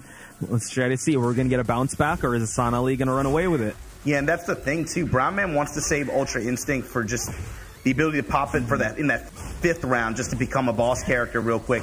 But when you got to fight back like this in this situation, it's not that he can't, it's just going to be hard. True. So here you go. This is a start here. Electric. Hassan Ali going to have his back to the wall here against the Heihachi and Heat. That's a lot of damage. That old man hurts. Punch the ground. Mid smash. Not going to work out here. Hassan Ali. Wall advantage. Big opportunity. Break on the grab. Gets the splat. Tornado. Heat active now. Still all good. Back four to keep it on lockdown. Hassan Ali with rage. Brown Man about to get there, though. Oh, they stare each other down. Trying to find each opening. Trying to go for launches here. But now it seems like the low is going to do it for Hassan. But the jabs as well. Just to steal their turn back Maj in final seconds. Got the 4-1+2. And Brown Man able to stay alive and finds that last hit. He's got to be able to do it at least one more round. Whoa. No, pops it here. Right now, right here, right now. Last stand. Blocks the hell sweep. And now we continue on with the Warrior's Instinct. We still got heat on both sides, but we get the grab on Hassan Ali. Counter hit grab. Going to activate through this. Into a slide. He went for the grab. Good bet from Hassan. Oh, counter hit. Confirmed. Keep going, though. Brown Man trying to create some distance here, trying to gain back the life he has. A lot of great health on his side. Hassan Ali just needs one. Gets the float. Tries to find his way. Oh, the run alignment. Oh, it tags the legs, and Hassan Ali moves on in this tournament. I like Hassan Ali sitting at range, just holding crouch, too. Just to tell him, like, yo, you come through, I'm either going to let a dive kick or a slide or a crouch jab or an uppercut rip or something like that, you know? He's just, like, just kind of beckoning him. But... yeah, Hassan Ali showing you why he's one of the beasts to look out for in this bracket like that. Yeah, incredible stuff. I'm excited to see how far he's going to go. And the fact that Brown Man was able to get a game off him was very telling that, he's still got the reactions. He's still able to do it because Hassan Ali is one of the best in this bracket. But speaking of one of the best, Matsuba in Pool C2. I'm just going to pull it up real quick. This is winners finals against a wise Liaquat. Hopefully, yeah, I think most people probably had them pegged for the matchup to qualify on the top side of the bracket in that group. Matsuba, of course, is going to have a lot of experience against Steve, a lot of varieties of Steve players as well. But representing Good 8 Squad, he's definitely one of the players that the JP community is looking for in this bracket. Him alongside Ao, Bikun. We saw Bikun play a little bit earlier. These are the players that traveled out from Japan that they're really rooting for, as well as Double, a couple others. True. I do think I think that's Hisham Williams and Hera Malik, I believe. It's too bad. I really wanted to see that Matsuba match. I thought we were about to see it, but then we're getting some crowd shots. So shout outs to Prod for keep holding this down. We're still running through Pool C. I feel like we're already we had some people that qualified, so we're about to go through the lower bracket side. Super Akuma waiting on the winner of the match between Hamza and Rahban.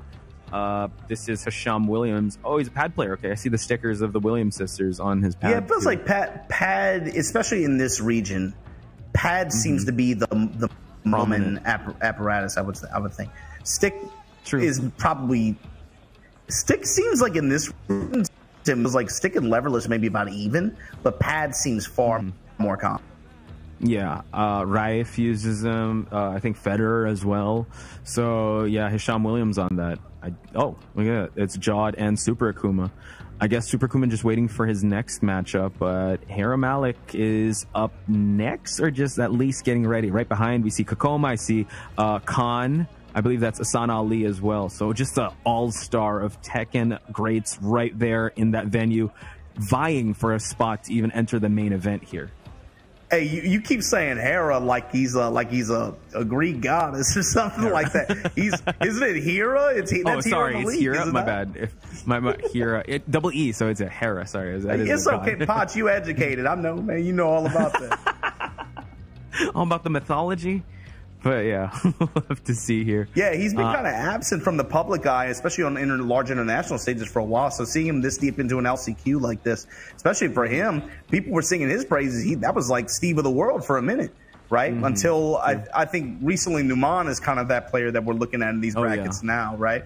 Especially for him, he's in this LCQ bracket, and that's a dangerous man with his sense of timing. We've seen him and a few of these other players, especially like Usama. Hafiz Tanvir. We've seen them at big international showdowns, especially like at Tekken World Tour Global Finals. We just saw them at EVO recently, the Korea versus Pakistan exhibitions. Right. But those kinds of players in these brackets are like, it feels inappropriate to call them landmines. It's more like they're big presences that you cannot ignore. This is Hera Malik back on the scene. Yeah. Versus Hisham Williams, had an excellent performance in the Fang matchup. But here, nice hand sweep here just to be able to stop the offense of Hera Malik. Yeah, to be fair, he's full crouch low too, especially Hera Malik. He's trying to advance with down 4-1s with jabs, right? Fine, I'm going to go low. Wow. Gets the grab also. And now closing sequence here. Hisham Williams trying to find that opening, but Hera Malik finds a way out of the wall. No! Punch Sabaki to close it out. Good bet, especially on Steve. True. Uh-oh. Tried to go for that hand sweep to round the start, but Hera Malik was able to find the opening there. Yeah, leveraging just some of that Steve movement. Here we go. Overhead punches, but the flip into the Aphrodite blow like that, Hisham Williams, you were getting away with that in some of the earlier sets.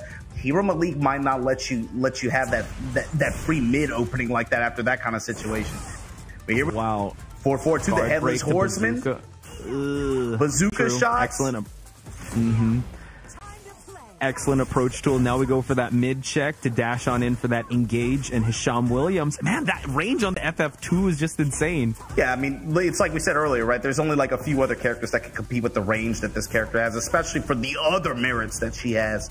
Steve, right? True. And now find a way to use his movement to get in on his terms, but right now getting clapped up against the wall. She is swinging that Tomcat around. Full crouch low. Once again, Hera Malik, what is your answer? Man, that's crazy. Bazooka sequence. All right, I'm going to stay crouching. I'm going to sweep you. This character just overwhelms you and weaponizes pace. We're not even talking about Chaos Judgment or anything else like that, right? As you say that. As we say that, now we can talk about it. I guess now we can talk about it. Okay. Following the script. Yeah, Chaos Judgment is another problem, right? And now Bazooka sequence baits out the kip-up option, and now Hisham Williams staring down the barrel to get his next round, gets the mid-check, flip against the wall. That's going to do it. Finishing touch. Yo, Hisham Williams, he might be in the league. It was like, I think he missed one mix-up the entire game. He just had a sense for his timing and understanding of RPS in some of those situations. His full crouch mix was excellent that game. It was. And when we talk about the ones on winner's side, Hisham Williams really stands out, as well as Hassan Alamir, because they're the one. I mean, same type of game plan. Just keep running your offense, get in your opponent's head, make them guess where we're gonna go, and not get phased if any of your options get blocked or if your wall flip. He had that second round perfected by Hera Malik, but he still kept going, and that's a sign of a dangerous second player. Watching them play, it's like a Quentin Tarantino movie. It's like this. That's that Hateful Eight play style. They're gonna get in there. They're just gonna, and it's like, okay, I was wrong, or you block something, immediately forgotten. No, we're going right back in there. You know, right back into the mix. True. So, but now let's see if Hiram Malik is going to be in the head here. It would be, well, Hisham Williams is going to be in the head, but now we see that the low parry continues on the offense of Hiram Malik. Not feeling too good about the previous round, but he's making up for it now. How it has to be for Hira too. Has to be a good round opening where he's able to get advantage on his terms like this, and then do not let Hisham Williams get the play. Do not let her play. Exactly. Steve can lock down too, and especially with good calls on side movement and weaves like this, he's got to be able to lay his pressure on his terms, have her swinging with off the back foot. That time Power Crush going to work out. Hisham Williams willing to let HP, not going to matter. Immediately erase from Hira Malik off the launch. Activate, got the wall here. Work those knots out your back, honey. And here we go. We'll tap him low. Yo, goes for the mid, continues to press forward. 2 dominant rounds so far by Hira Malik. Hisham Williams unable to run his gamut of offense. So it's going to be really tough for him to try to find his way back. I think he's definitely found his rhythm here. Like you said, just weaving his way in, finding big counter hits, not allowing Anna Williams to get started with the down forward series. Yeah, he knows Hisham Williams. He ain't pay $90 to block. I bought this pad to press, not to hold back. He bought the game and 2 seasons of DLC. You think he's trying to hold down back? Hell no. We press forward. And now heading back, we're going to go to Sanctum now. So, interesting call out here. Going to get a little bit of coaching. Can I put some respect on some of the other orgs in this competition? Shouts to Billy Gaming. Like, we got all these orgs and teams. They're coming up with crazy names. We got like Twisted Minds and all this other stuff. Shouts to Billy Gaming. Good old fashioned names like Billy Gaming. Is it? Wait, I thought that was Bully. Is it Billy? You know what I mean? Come on. Yeah. Just gaming, right? The word then gaming, right? Bet on the guard, big time punish from Hira Malik. Trying to pick up where he left off in this game too, where it was just he made a few good calls in the beginning, and the momentum's on his side, and he just rides that wave. Does not let Hisham get opportunities to whip it there. No counter hit. He pressed into it. Yeah, the way he ended that sequence forced out like the heat engage. He did burst cancel, right, and then tried to press. Yeah, he did. Hira Malik was too fast. Yeah, runs in, jabs his way in, and now just complete dominance so far by Hira Malik. Superman punch. Hold this mix-up as I push you against the wall here. Blocks low, though. He held it and able to find a hand sweep, but the sideball margin did not help him out there. Wow. Holds the heat burst, cancel, immediate full crouch mix. Back to the other side of the wall. Other side of the stage here, full crouch mid here. Working it down for 1-2, but Hira Malik swing it back. And the wow. Excellent series there of defensive plays there by Hira Malik. Hisham Williams was about to run away with it again, but like that, you have to be the one to press forward. Fight your way, but wall walks again for him to find his way out of a bad situation, but we're back in your face. We're making this a telephone booth fight. We're keeping things close, says Hira Malik. Keep going, says Hira Malik. Tries to go for a little bit of dirty boxing to jump there. Spends the bazooka hit, tries to go for the guard break, jab pressure, goes low, gets blocked and denied. Hisham Williams in a bad spot here. The block on that low. One more would do it. The block on that low, we might come back to that one. That was like block of the round for sure. It was. It definitely was. Completely. Incredible. He was getting opened up by some of the jabs in the mids, and it started to get a little bit scary. Obviously, she threw away her heat, but with your back to the wall, especially against Anna, it's easy for that round to kind of snowball away. We saw it in the first game, but he blocked that low out of the stance transition, and he got the punishment, stopped the bleed, and was able to just get his turn and close out the game. Good stuff to Hira Malik. Moving on here at the EWC LC. Yeah. Dude, it actually is Billy Gaming. My apologies. So the storybook run from Hisham Williams. It's going to have to happen in the lower end of this bracket because top side, Hira Malik, get him out of here. Exactly. Kakoma, I believe, is about to have his matchup against Tora. There have been some matches also that hopefully we will be seeing. I know we've been championing to see Awais versus Matsuba. I don't know how that went. Gonna try to check things out. They're the sisters. Yo, Tora's a beast too, by the way. I know that guy. I've talked to. He's played in Japan technically. You know about that? Technically, no. Tell me about it. This was during the pandemic, There was a 3v3 exhibition, Saudi Arabia versus Japan. Tora was one of the representatives to go there. But because of COVID restrictions, 2 of the Saudi Arabian team could not go to the venue to play, so they net played from the hotel room. Oh, so it's technically, yeah. So Tora was net. So like I forget if Tora was the one that went to the venue or not, but 2 of their teams, 2 of his team had to play from the hotel venue. That's crazy, bro. You catch a plane around the world and they're like, yeah, you can't leave the hotel. So. Man, crazy times, but hey, we had to make it work, right? So Tora, hopefully we'll see his matchup next. I believe he's a nice guy. Hopefully we see that. Yeah, shout outs to him. I believe we have concluded C7 already. The people that have won is Asad Mughal. He is the Kuma player from Pakistan, has already moved on in the winner's side. And on the lower bracket, it's Spiritus. He's a Yoshi from Saudi Arabia in C7.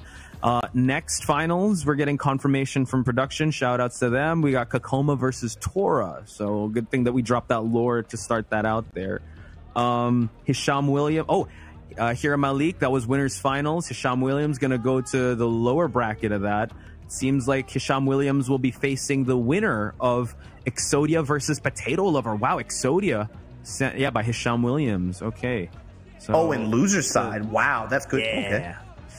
Okay, so just wrapping up the Kudan's made it to top winners. So he beat everyone on the winner's side of things. He advances. And Nova Abid Rajput did make it towards the loser side in C1. Yeah, so far there's been some upsets here and there, but there's also been a lot of good success for a lot of players. I think, as expected, being able to make top 64 winners, top side of the bracket anyway. But you got to think about players like Exodia being in losers this early, players like AK being in losers this early. Yeah. What kind of doom is that going to spell on the rest of this bracket as it starts to shape up for some players? But here we go. Going into our next match, my man Tora sitting down, trying to get ready to play. Real quick, so Tora, to get to this match, actually had a 2-1 against Casimir. Casimir is now on the loser side and will be facing the loser of that match. So I'm excited to see that. Casimir is also a player that has, that has a lot of potential. He's traveled also to the Philippines. Has a Zafina, has an Anna, has also an Azucena. So I'm excited to see how he's going to perform up against him. Quietly, Qasim has a lot of travel experience. Yeah. More so than some of the other players in this region, I would say.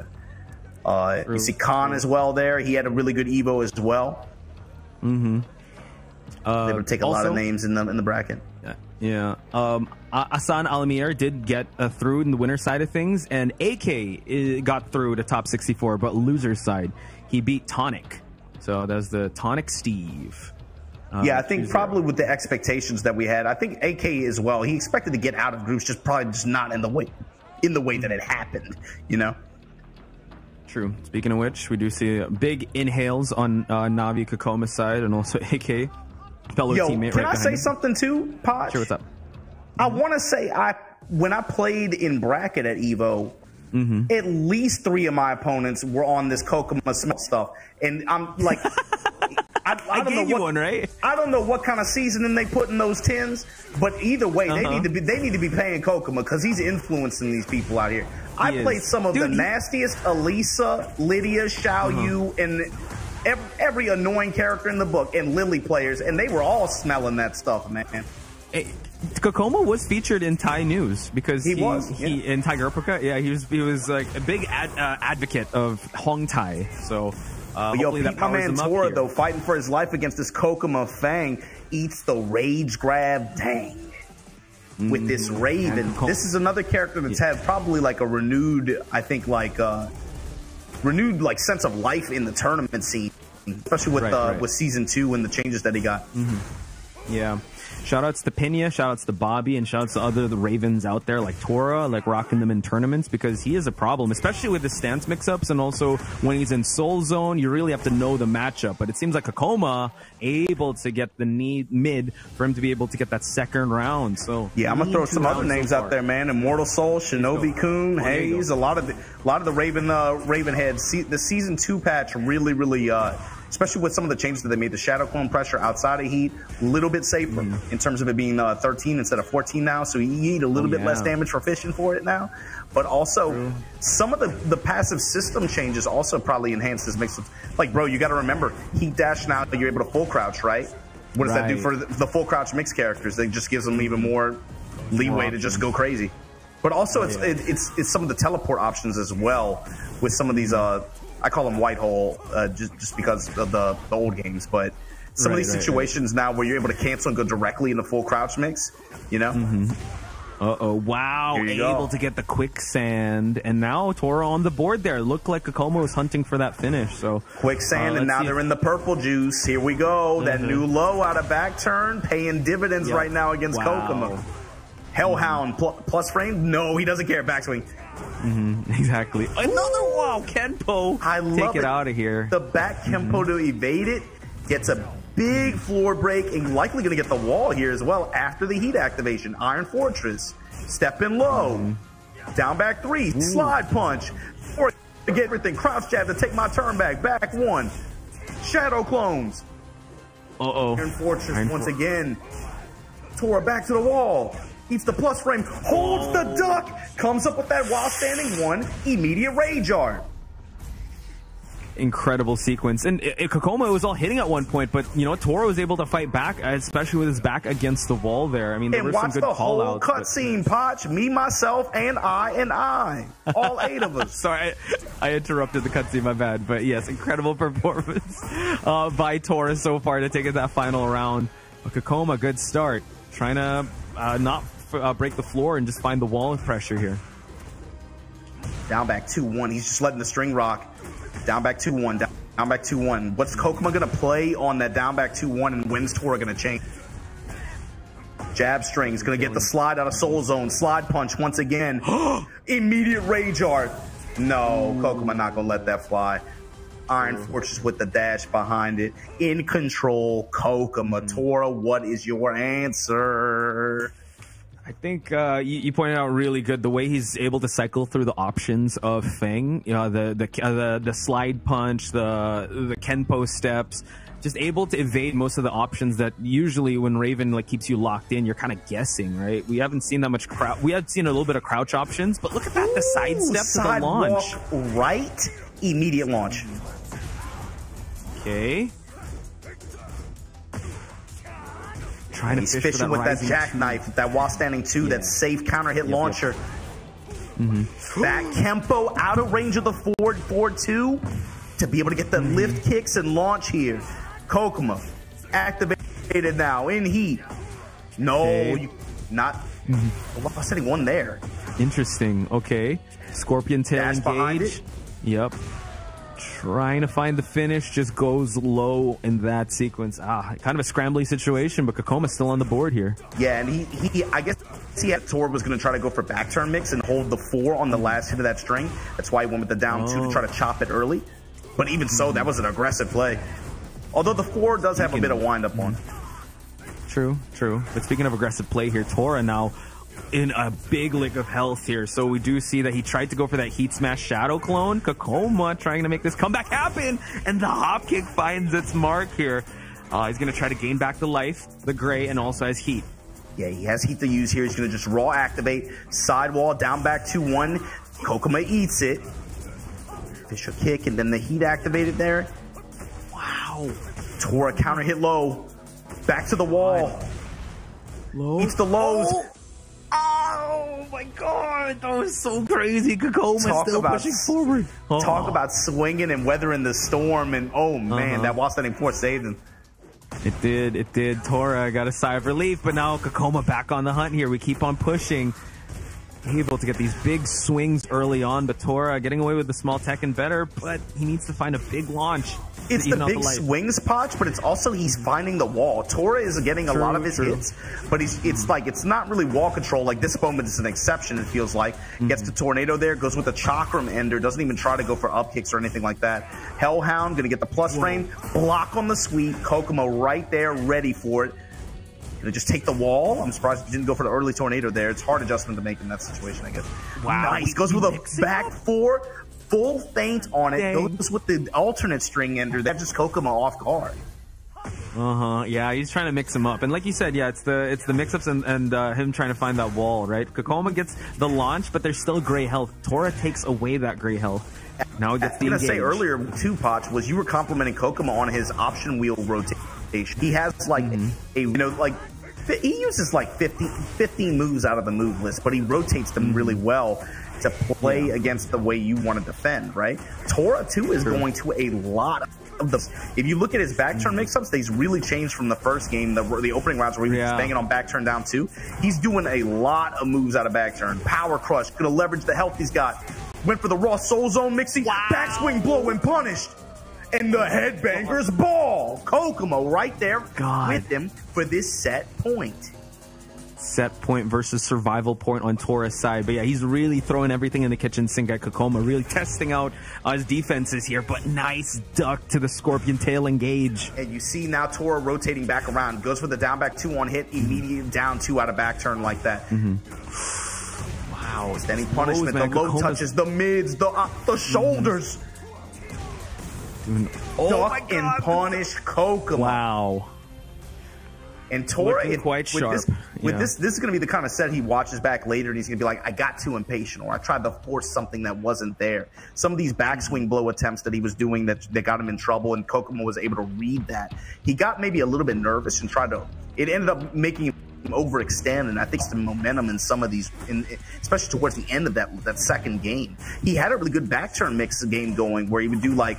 He was starting to do stuff like jab out of back turn and then mixing that with the 4-4-3 option, which is the delayed mid. Really around with Kokomo's reactions there, but he definitely got impatient, I think. A Weiss Lekat right now with the advantage on Super Akuma Reina, though. Can we talk about this, Potch? Oh my God, let's talk about it. I was expecting the Li Chaolan, and now, wait, also, Awai is at set point here to actually send Super Akuma out of this tournament. This is this is low bracket. Yeah, his lower bracket match, bro. Oh my God. Super Akuma fighting for his life now. Oh, gets the counter hit. Counter hit, confirm it. Oh my God, break his guard. Charge moves in that Tekken game? Why? Okay, but we try to fight back here. Super Akuma to get the trade. Oh, still in the life deficit. We go for the heat smash of Reina. Locked out. The duck. The duck. Back 1. Oh, I'm in your grill now. Block on the low. Axe kick. Okay. Got the down 4-1. Awai's fishing big. Mid. Okay, try to lock out. Oh my God. Awai's moving on. Super Akuma out of this tournament this early on. Wow. There he is. The peace sign. Throwing it up. But man, we ran into that match and the shrug of the shoulders. Ah, man, I wish you saw the start of that, but holy smokes. Just running into it right away. Oh, man. Well, you know, it's cool. We got to see. I like this, though. We've got the rapid fire matches going on. I like. We do. Oh, Tora. I don't like this body language I'm seeing, though. Tora looking like he's still thinking about the Casimir, and it's looking like he's still wearing the loss on his sleeve. You got to be able to forget that, big dog. You got to play with a renowned sense of patience. Get in there, run your offense, but don't try to force what isn't there. Like I said, some of those defensive backswing blows, it worked out once, but as soon as it got to the point where Kokomo was reading that every time, and he's like, oh, yo, this dude's gonna match on backswing blow. And then he just like, it gave him the opening. Raven's backswing blow is good. I would say like it's probably second or third best in the game, right? Behind like Azucena's is one of the better ones. But you can't bang on it like that. You know what I mean? True. If you become too predictable with it, it's gonna cost you. And now he's got to keep this character on lock.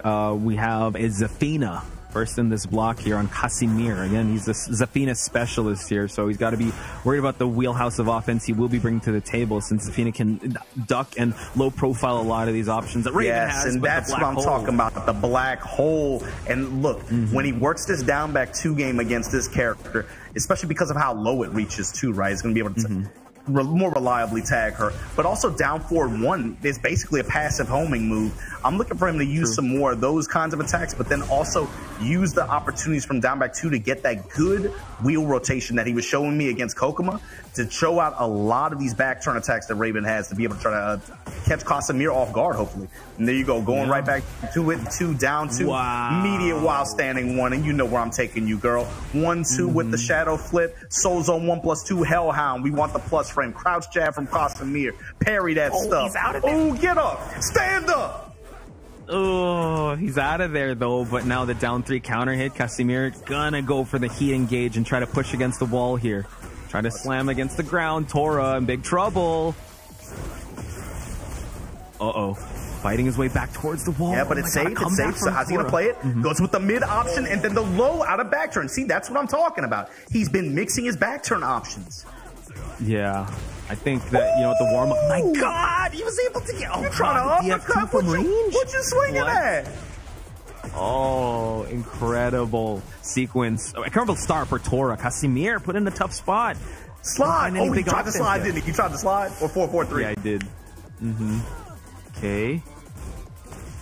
Team on lock. Trying to tag the legs here. Let me just take my turn. She goes for Shinobi Cyclone. And look, peep this too, Poch. Tora is going to a lot more counter and teleport options, and they have had great success at getting him out of dodge. And a lot of times, Casemir is in the middle of the swing. Right. And what's funny is that you'd think that Feng and between Feng and the Zafina is the more evasive one, but in the matchup with Kokoma was showing more of the evasion. Yeah, but now we're gonna go to the. I think Poch. I think it was Tora. He got into his own head. He's like, "Why was I just doing backswing blow? I have all these options to be able to deal with that. I have back 2. I have Hellhound.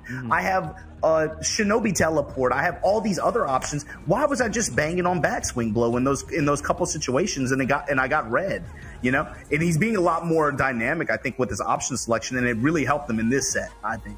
You know, what's interesting now is that Casemir immediately going to the Azucena is going to try to mix him up. 3-2 gets absorbed, and Tora now gets a big Undertaker grab. And you see Casemir's approach to this too. He opened the round 1, just that high mid string. He wants to peep Tora on defense. How are you reacting to this? Are you going to stand? Or what are you going to try to do after you block the mid here? You know, he's kind of just trying to break his guard down little by little. And with this character that has passive movement that is so good at being able to just like give you like soft tags like this, whether it's low or mid, but then also has the big sweeps that he can leverage. You can see the game plan that he's trying to get in here. 2-1. He's going to that 2-1 option a lot. Oh, blocks the low. Unable to get anything. Again, back turn mix on Raven's quite scary, so Casemir still kind of not quick on the trigger, but he does activate the heat. Now he's trying to run his offense here. Oh, the power crush from Tora. He's got the HP, so fine, I'll spend it. That's a resource. Ooh, power crush the tagger high. Out of the smash. Activate anti-air. Let's go, Tora. Wow. Big response on Tora's side. So now Casemir, I mean, he did get a 1 round, but so far Tora, like you said, has adapted the options. We're not going to try to go for backswing blows. We're going to try to find our way into this mix. But Casemir, though, engage. Well, it's funny, down because he got tagged on a backswing blow just now, but he teleported right after. He teleported right after. It's true. Oh, man. It's going by real quick here. Casemir gets that 3rd round. Yeah, Kasem playing it fast. 3-3, fishing with the uppercut. Back turn power crush, tag. This character will hurt you for those. That 10 and that 12 frame punish range like that. Mid strike there, but then finally back turn heat engage. Shadow clone time. Good block on the low. Casemir gonna lift him for that counter hit as well. That was not, I don't think that was a punish. Pretty sure it was a counter hit. He was pressing. Yeah, true, he was. Okay, no step on the smash, eats the mid. Oh, jabs him out of it, but he was able to attack the heat meter of Tora. So now a lot of gray health. We backswing blow to get in there, and we also go for the quicksand. Goes low that time. We're dashing in his face. Casemir now. Okay. Oh, baits out the parry, and Casemir on the board. 1-1. Fighting for both their tournament lives, Tora and Casemir. Yo, peep this too, Poch. Tora is not really moving to force any full crouch mix.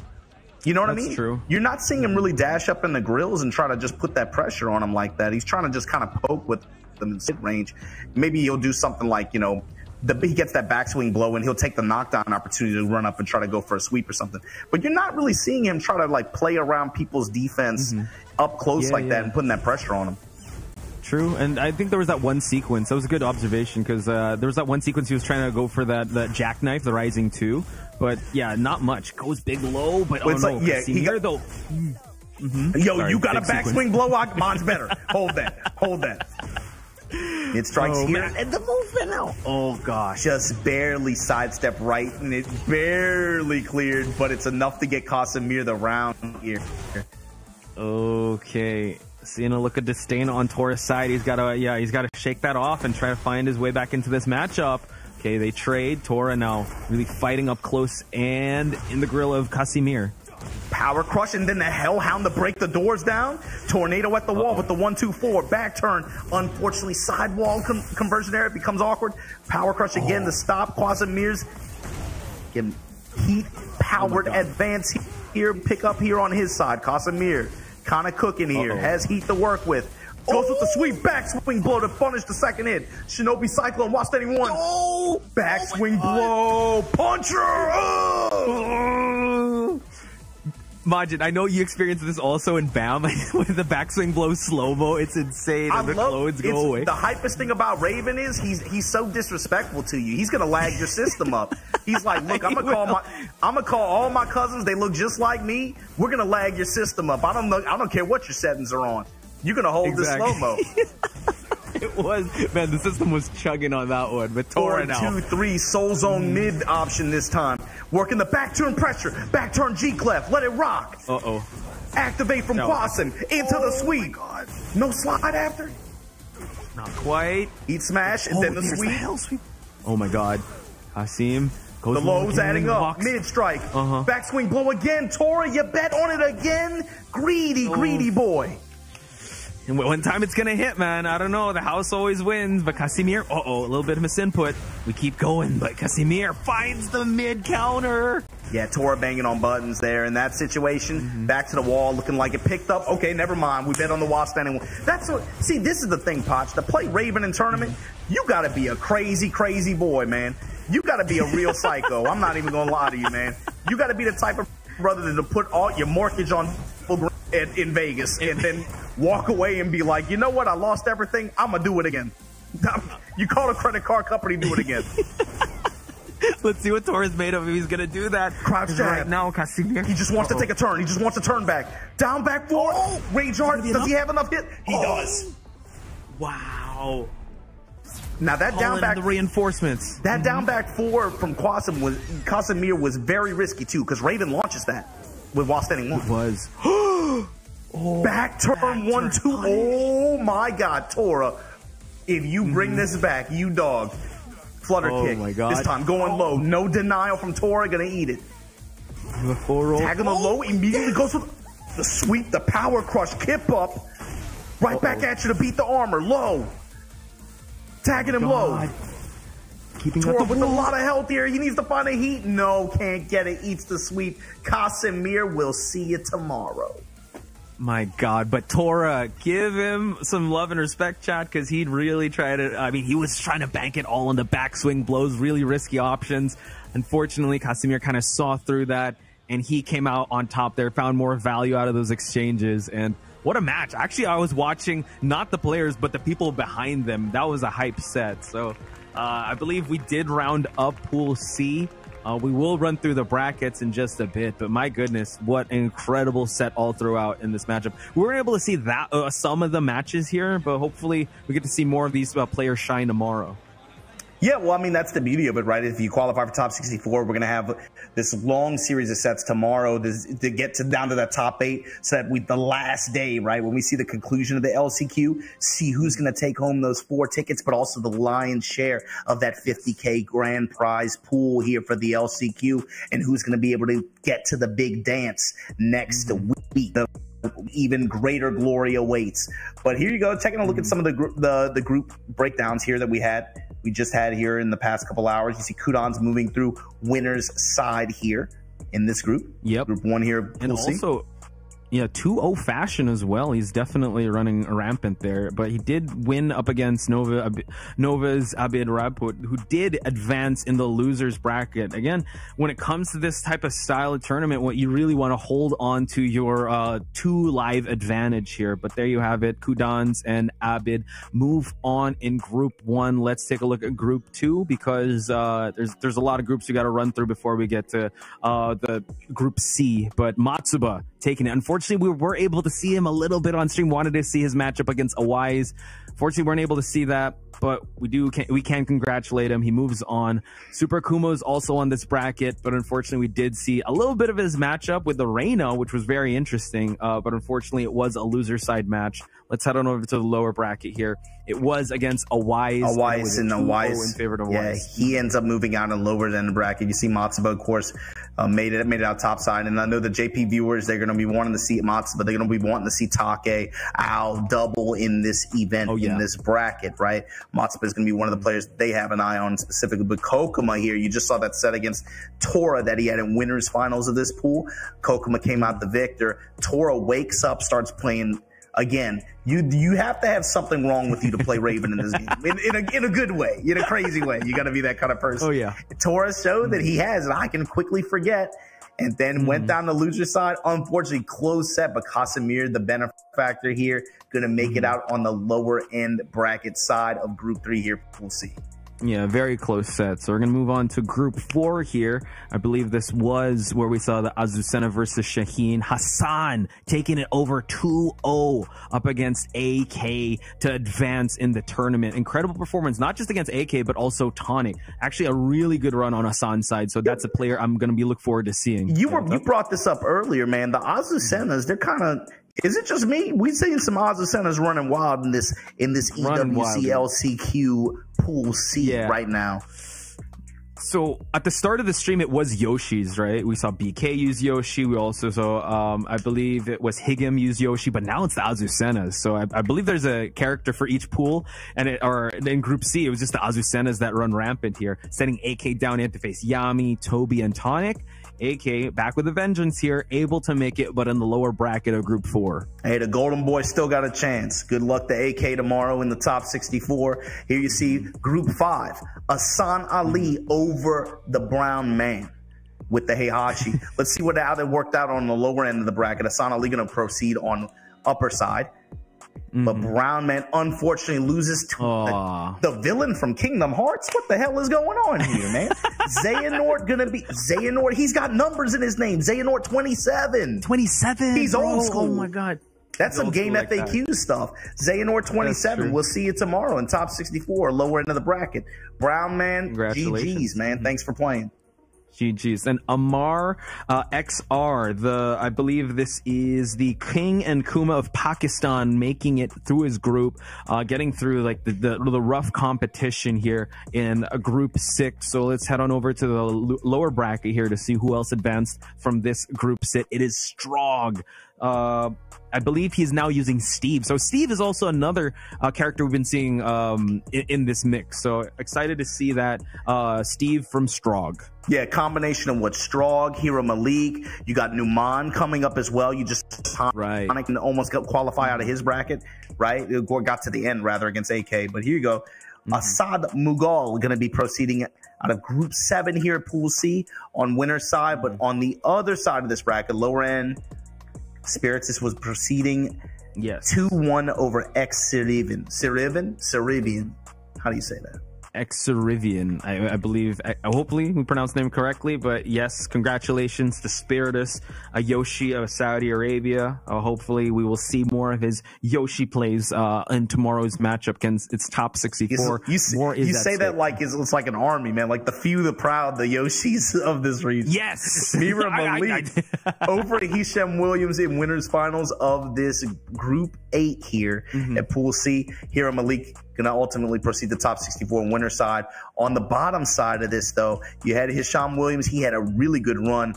Unfortunately, it ends with Exodia. Falcons Exodia is still fighting for survival, lower end of the bracket here at this LCQ. shark-infested waters over at the lower side of things. I'm trying to pull up the top 64 already on the lower side of things. Yeah, you can already see some matchups and how they're going to shape up. There's some players' paths to this. You know, I was looking at I mean, I was looking at them a little bit earlier this morning.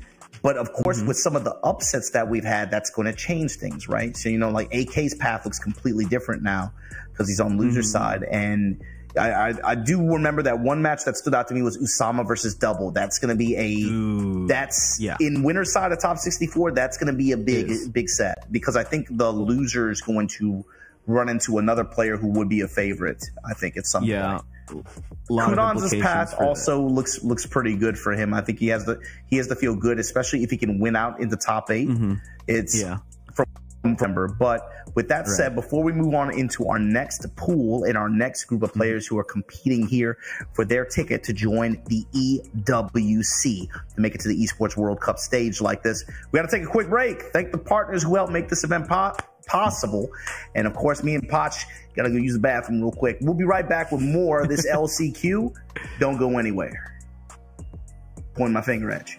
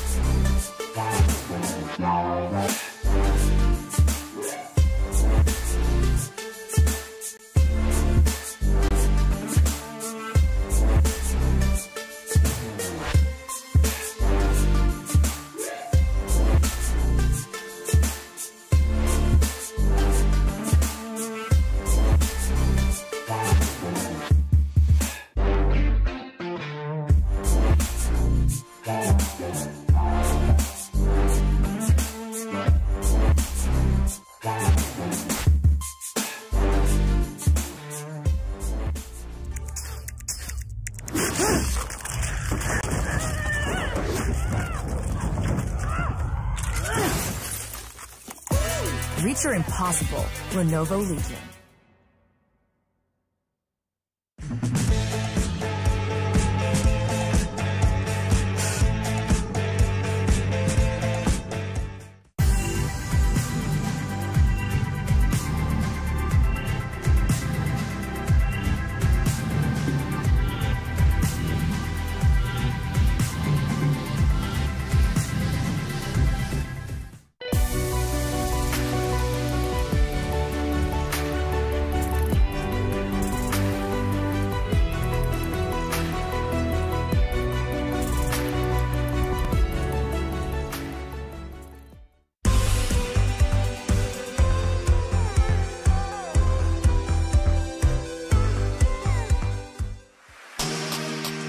Ladies and gentlemen, you're tuned into the road to the Esports World Cup. Lower, I would say, losers or last chance qualifiers here.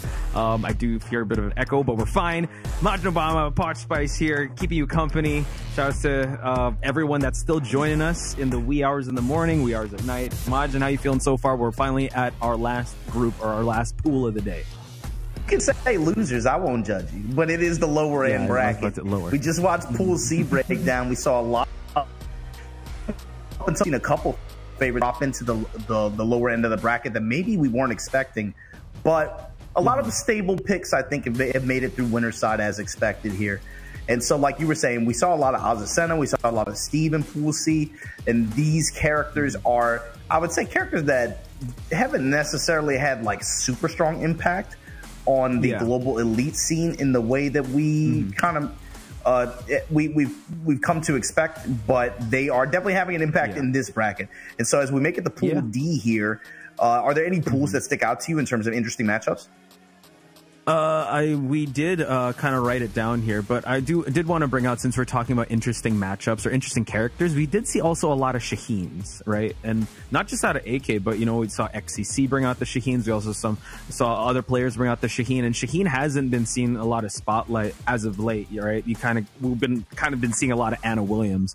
But to answer your question, when it comes to the matchups that I'm looking forward to seeing, just give me a sec as I try to find my. I felt like Shaheen was trending. He was trending really positively last year. Since season 2, I feel like he's had a little bit of a downturn in terms of power positioning. You know what I mean? You don't really see him kind of like put in conversations a lot, but he does have, especially I think things like health buff, the way that Shaheen kind of plays. It's a lot of like really strong generic tools in addition to like his heat. With the guard break and stuff like that. It feels like maybe some of the season 2 element he is. True. But some players love how the combo routes work, and shout outs to Chand NY of Australia. He really tries to experiment with the combo routes and try to optimize things. A lot of people look up to how he runs the Shaheen, also Asana Ali, just to mention a few. And we are going to see Sefi Black, but we did see the different groups here. Numan is here in this group as well. This is also a group where Sefi Black is at, Tetsu, Ao. I'm really excited to see some of the Pakistani players. Look at this matchup that could break down. Look at this matchup, potential round 4, Take versus Numan. That's going to be a hell of a setup.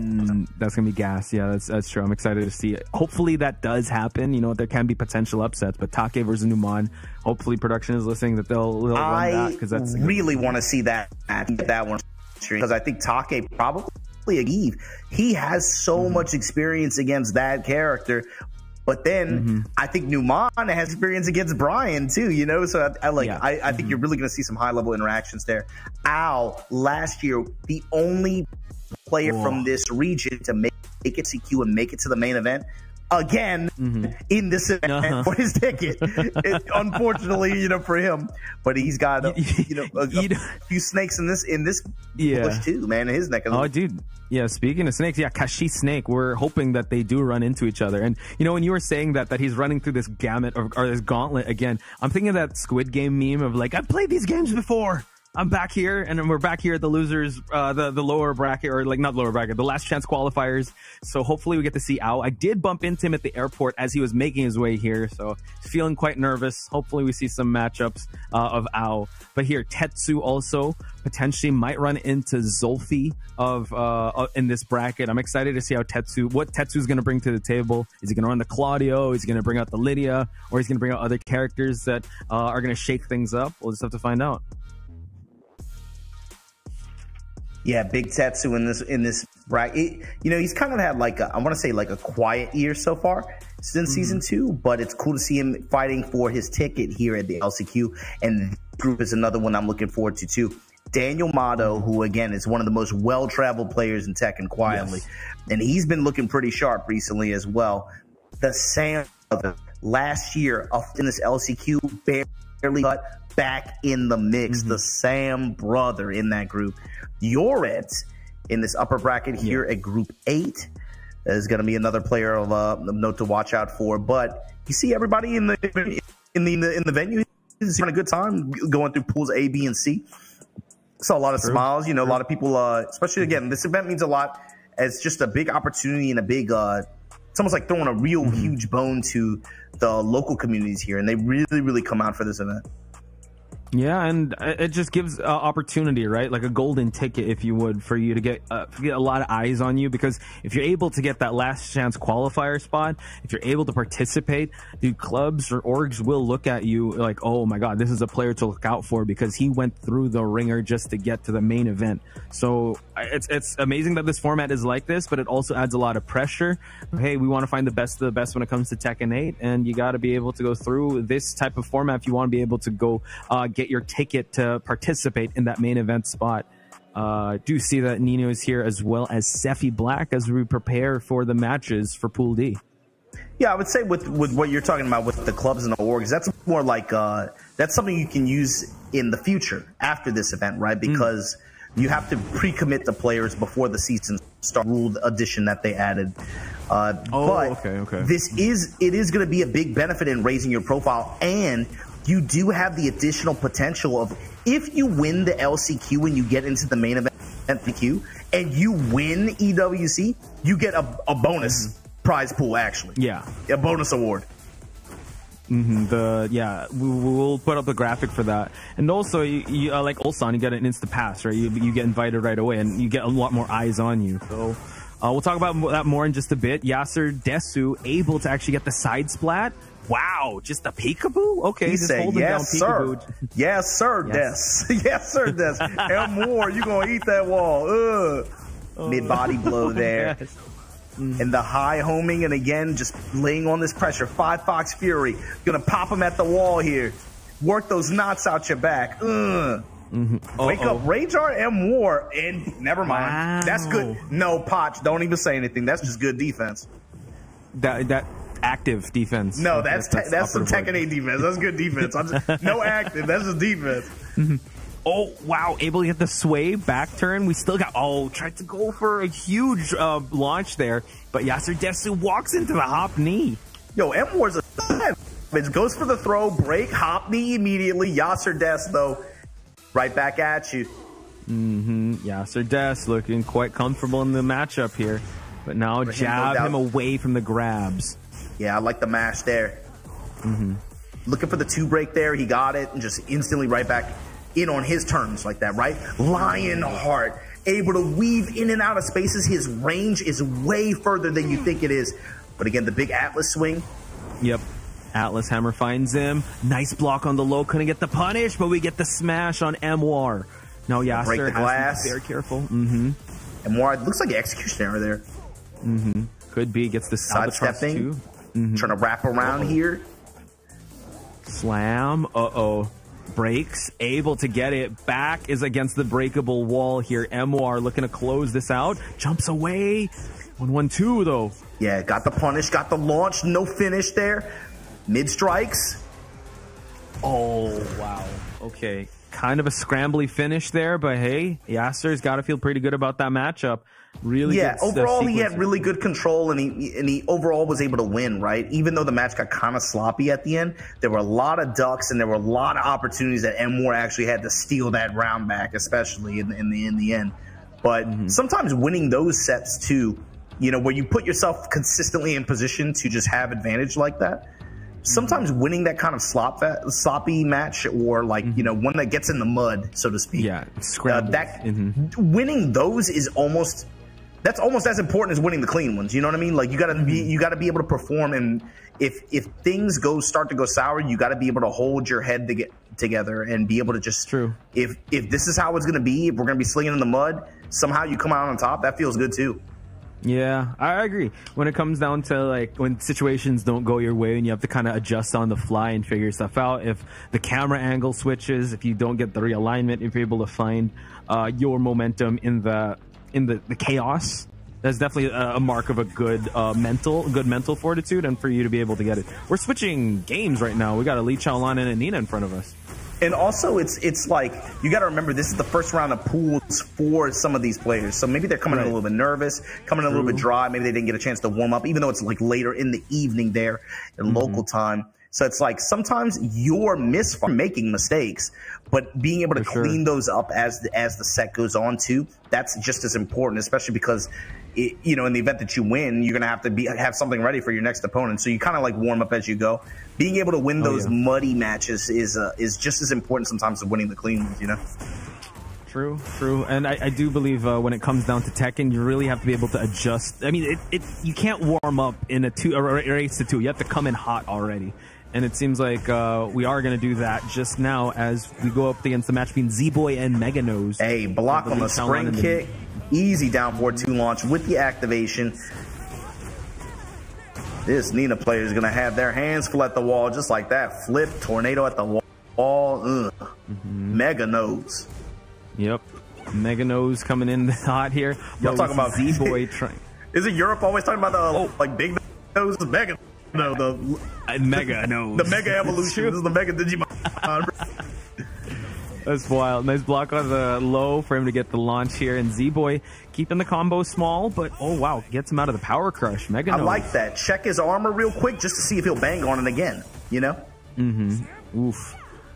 Break the glass. Z-Boy without any heat here. Mega Nose trying to find a 4 here. Wow, that's like the second time in a row Z-Boy able to get the launch, but able to capitalize on it. Now Hip Up 2 able to give him another opportunity. Like break on the throw attempt. Counter hit low. And just like that, Mega Nose laying it on thick here. Z got a problem. Yeah. Especially now, Kaiju battles going on in the background. This floor blast, who's going to get it first? Jab float Special opportunity. style too. Z-Boy banging on that pad. He's going simple style. He's trying to find ways to distract or trying to find ways back in this matchup, but Mega Nose not giving him anything. Gets the floor blast out of here. And even though he didn't get a lot, it's more about taking it away from Z-Boy too. The potential for him to do like Ivory Cutter or something like that. Oh yeah. Nina's got great options, but he too back 3, a lot of spike options. But now Mega Nose, unable to capitalize on the heat, but Z-Boy gets hit with a 2-hit string, and Mega Nose advances 3 rounds straight. That's something I hope they change eventually too. I don't like when you change your the simple controls to the standard, how it pops up on screen like that. I think it's distracting for, especially now because they have other information shown on the HUD. So you got to think like King players, they're trying to look for that counter hit when they swing like down 4-2. There's some characters and some players are already using those kinds of strats where they're using the HUD to confirm some things, right? Having something like that is kind of brutal, especially if you're looking for that kind of information and it's like, oh, this dude's just mashing on his pad, you know, like, I don't know about True. Yeah, so that was quite unfortunate. I don't know if maybe he didn't bind his controls well, because at first he was kind of hitting it, but then when he was getting comboed, that's when he started hitting it, so you could kind of know he was kind of in his head.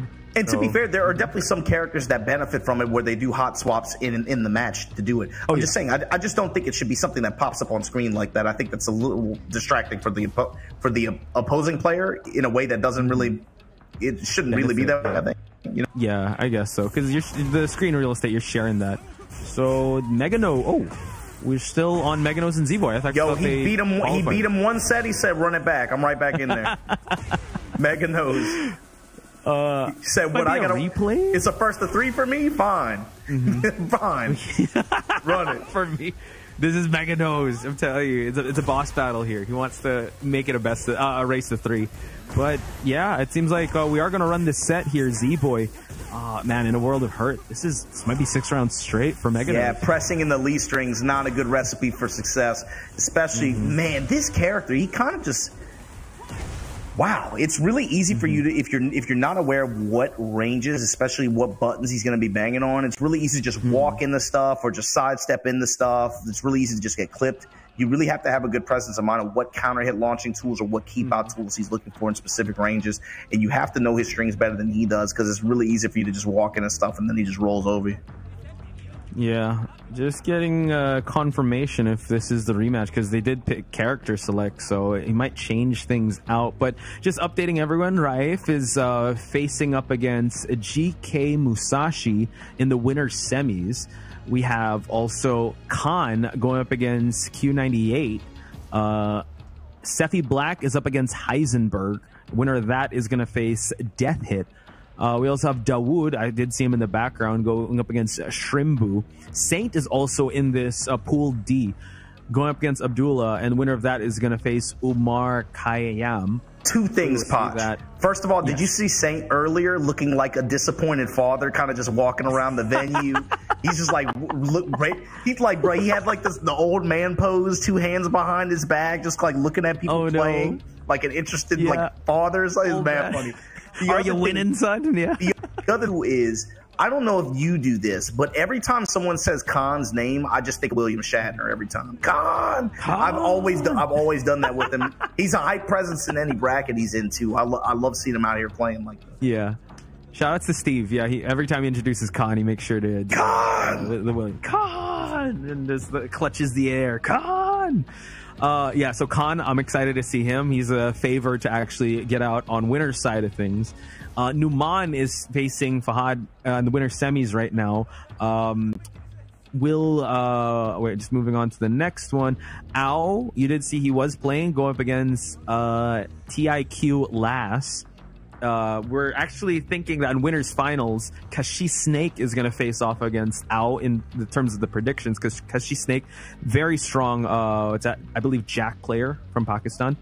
We are getting confirmation here onto the prod side of things. Yordez and Yasser Desu possibly will be our next match, but just rounding everything out, Tetsu's go up against is at the winners quarters final, and we have Daniel Mato still alive at the winners finals, or the winners side of things. Sam Brother might actually run into Daniel Mato at winners finals. I think it's likely. Looking at the brackets, I was looking at that and was like, yeah, running into him there. That should be a good set. Hopefully to get that one on stream too. I think that should be a good set. Here you go. This is this Yordez? Who is this? Yordez, yeah, versus Yordez Yasser. on Ing going up against who's this on Steve? Doesn't matter. Added their backs on the wall. You're gonna have to deal with the star press after the heat smash. Easy break on the grab. She's an AOP. Again, wow. Yes, sir, Des. Yes, sir. Yes, sir. Yes, sir. Able to get the pickup of AOP, and now we're against the wall here. Still has heat. Down back 2. Pressure against Ling now. Counter hit, though. Trying to push away from the Steve. Pressure, but the AOP ducks behind the mid. Ducks under the mid, I mean. Yeah, and he's got wall control here. Never mind. Yasser Des able to roll out. Eats the back turn hits into the slide. Yordez stealing the round back. Yeah, that was good salvo by Yasser for a while there, but the AOP finding its way into the string.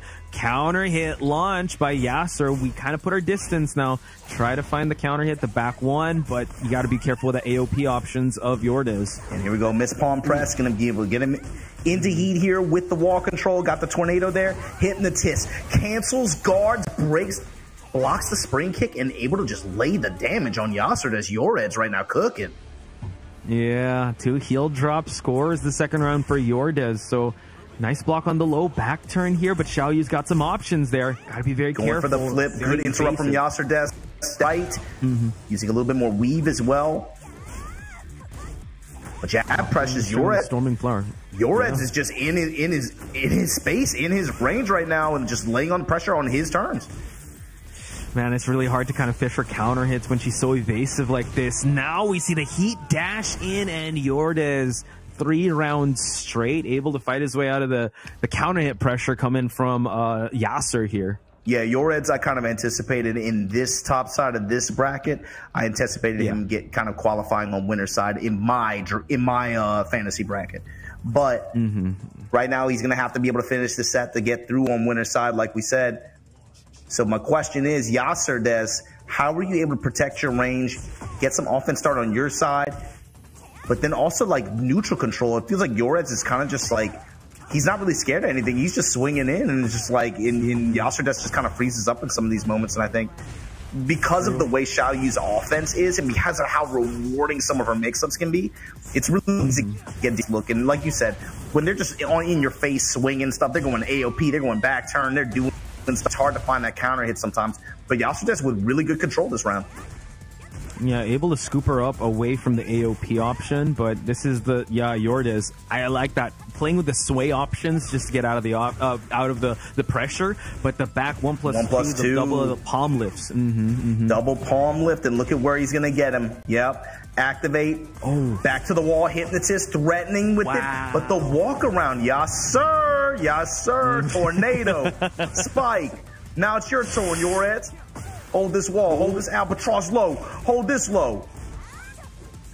Trying to get pressure now. Gaining back the life. Oh, my God. Yasser Des with the movement. What? Oh, my God. Hypnotist in the back. With the mid. Okay. Root kicks. Low. And now trying to flip on him. Steve able to get the wild man rising punish there. Yasser 2 rounds in the hole. The sidewalks have really saved Yasser in this game. They have. Some really high impact sidewalks. True. So let's see if Yordez is going to catch on to that. Maybe go for more homing. Maybe delay his timing on the button presses. But man, kip up option, trade. Yasser looking like he's in big trouble, and Yordez going to collect this 3rd round. quick rounds, I have to say, on Yordez's side. So Yasser really wants to find big openings. Charge it up, says Yordez. And Yasser was looking for a Lionheart strike there, but Yordez almost like phased through it. And just to put himself in this hypnotist stance next. Rotating around, Yasser back to the wall. Gets the counter here. Yeah, the parry as Homing well. attacks, trying to seal his step. Yasser with the guard break at the wall. Takes the confirm. Flip, just like that. Wall control on my terms, and Yordez fighting now for set point. This is not looking good for our boy Yasser here. Let's see. Okay, Lionheart. That's what he's looking for. Lionheart 2. Trying to push for the wall. He's really got to make this one hurt. Oh, able to get the back sway and then pushed against the wall here. Great stuff on Yasser. Yeah, and the low mix is working out for him big time too. This time, activate from Yordez. Has to try to make something happen here. That punch parry is doing real work for Yordez, but right now Yasser, big and significant life lead on his side. Yordez trying to find the splat. Confirms the activation here from Yasser, but down. Oh my god, X marks the spot. Couldn't find anything there. Spring kick, no break on the throw. Yordez now with a chance. The low, and just like that, Yasser swinging back, able to take the round, save the game. 1-1. We're going to get a full set here. Yeah, good Sonic Fang ender. But yeah, when Yordez is in the face, he's going to try to close that one out. I think a lot of the success came into the movement, like you pointed out, the sways and the Lionhearts Steve Fox can bring to the table. But the win condition for Yordez, really stay in your face, back turn mix, just keep it going for Xiao Yu. Even find the wall and have a wall walk just to switch positions. And also the punch sabaki of Xiao Yu. Yes. Not much value, but now Storming Flower. And like you said, the sways for Yasser, the sways and the sidewalks to me, and the Lionheart application, some of these situations he got really hooked up, got really lost conversions. But he was able to make the most of it and maximize in game 2. And right now kind of picking up where he left off. You got Sonic Fang with the dash behind. But Yordez, gets stuck behind, no punish. The cancels for the back turn jab down low. That's so bad too, because the mental frames in this position, Yasser Des, the struggle, getting flipped on. This little girl is going crazy. Low parry, he weathers the storm. What can he make happen here with no heat to his name? He has rage, a little bit of HP, might get chipped out. Yeah. Man, Yordez is awkwardly like playing with strings, tagging him, waiting for it, seeing what happens, and like you said, just playing with the mental frames. This could, any man could definitely buckle in. It's layered offense, Potch, especially with some of these situations. He was letting some of these strings rock in the first game, but now he's he's showing him a lot of feints, really giving him a lot to look for. So Yasser Des creates hesitation on his side. Yeah, back 1+2, like that. Boom. And Yordez now, right? You go in set point. Yeah. Definitely. So, I mean, he's just showing different gears. Like, am I going to finish it? But wait a minute. Yasser with a big back one to start things out. I mean, this was one of the big launches of Steve, but Yordez could actually sneak underneath it. So let's see if he'll get any more out of this. Yeah, and both of these players are reassuring each other with lows after they find their wall offense. They're really like tagging each other with like a lot of low attacks. So I imagine Yordez maybe try to find a read on that, especially going into this round. Yeah, 100%. A lot of dirty boxing in that previous round, but Storming Flower just creates some offense. Yasser now finishing some strings here. That was even center stage, adding up here. Able to beat the armor there. Ooh. Big launch. Yasser Des going to have an opportunity. Has the wall. Launch for the tornado at the wall. And again, chiropractor ender. Nice, the back one. Wow. Able to get him out of dodge. Man, Yordez. Needs to create some separation here. Yordez now goes for the heat smash. Yasser forced to block. He just needs to get one good string in to close it out. But Yordez, unable to find any openings, goes low that time. Tries to tag him. Down jab. One more poke would do it for Yasser, but he doesn't get it. Side splat. And that could be it. That's a wrap. That's a wrap. Wow. Yordez.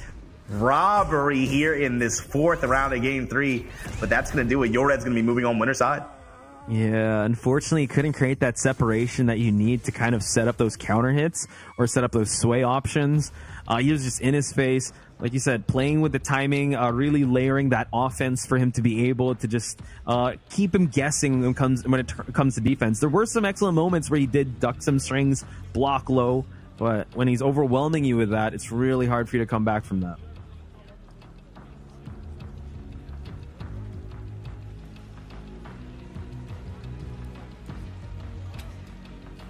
So an incredible performance on Yored's side. Continuing on in this tournament, I do see that Sephi Black is in this game. Oh, man. Majin, are you here? Yeah, you see the next match coming up, right? Yeah. This should be a good one. Okay, winners finals. We talked about it. We're going to get Take versus Numan. Do see Ao here fighting for his tournament life. Yeah, Ao, and you see Shonen as well, another player who made it a winner side top 64 in the earlier block covered by Spag and Rip. He's in the back watching. So players like Shonen, Ao, Double, Take, Bikun, I believe, is out, but out or in losers if I'm not mistaken. But there's maybe like 6 or 7 JP players.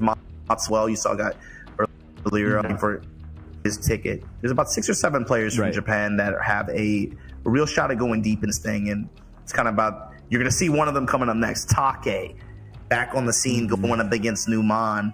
This should be a fun match right here. Both of these guys know the other character very well. You know, if they don't play the other character, they know them in many ways from many players. Ooh, so the question is going to come down to how they want to move, and also who can get the sense of timing and who can really take control of the stage, I think, too. That's going to play a big role in this. In terms of wall control, balcony breaks, wall control is probably most important here. Yeah, speaking of which, it was all Numan at the first 20 seconds. Take trying to fight his way back into this matchup. Activates the heat, but Numan responds accordingly. Punch parry. Oh. Sonic twice, says Numan.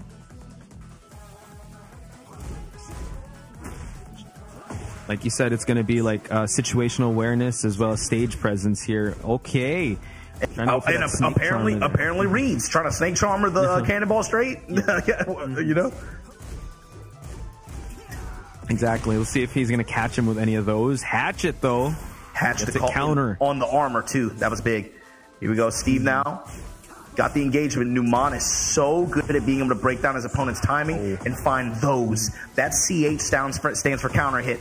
He's showing you why right here. Take, back to the wall. You're in trouble here. Just outside of rage. Got the sway lowering his shoulder into him. And the finish here off the dash. Numan. Combo scientist able to find the hit and make the adjustments to be able to close the round out. Numan counter hit. Can he break down Take's timing? Can Take change? Yeah, that's a big question, right? Because 2 rounds in the hole, Numan was able to capitalize, min-max his way to get that victory in the second round. Take, though, some signs of life here. He's going to force a heat burst. But, man, Numan is in his face trying to fish for counter hits. Speaking of which, Take now, 1-1-2, eats a lot of options by Numan. Yeah, okay, fishing with the Vulcan Cannon. Vulcan Cannon going to get him out of this corner here. Get him sidewall to the breakable balcony, but who's going to make the call here? Great sidestep and punish from Take. In a round that I thought Numan was about to steal earlier on. True. Maybe Take being a slow starter. Diesel start for him. Let's see if he's going to try to fight his way back in this matchup, because 2 rounds, it was really dominated by Numan. Yeah, Take for a long time known for his defense, you know, and it's for that reason it's kind of funny to watch in this Tekken 8 match, Numan just breaking him down so effectively. Sidestep here with the activation. Counter activation on the other side. Back one, the haymaker. Classic. Tornado at the wall, too. It's time forcing hit. Raw hatchet right back at you. Counter hit as well. Sidestep from Take. Gets the grab. Counter hit. We break it anyway. Incredible timing on Take's side, and now he's going to really maximize this. Has rage as well to work with. He's going to go for the rage art. Is this? It's going to scale heavily.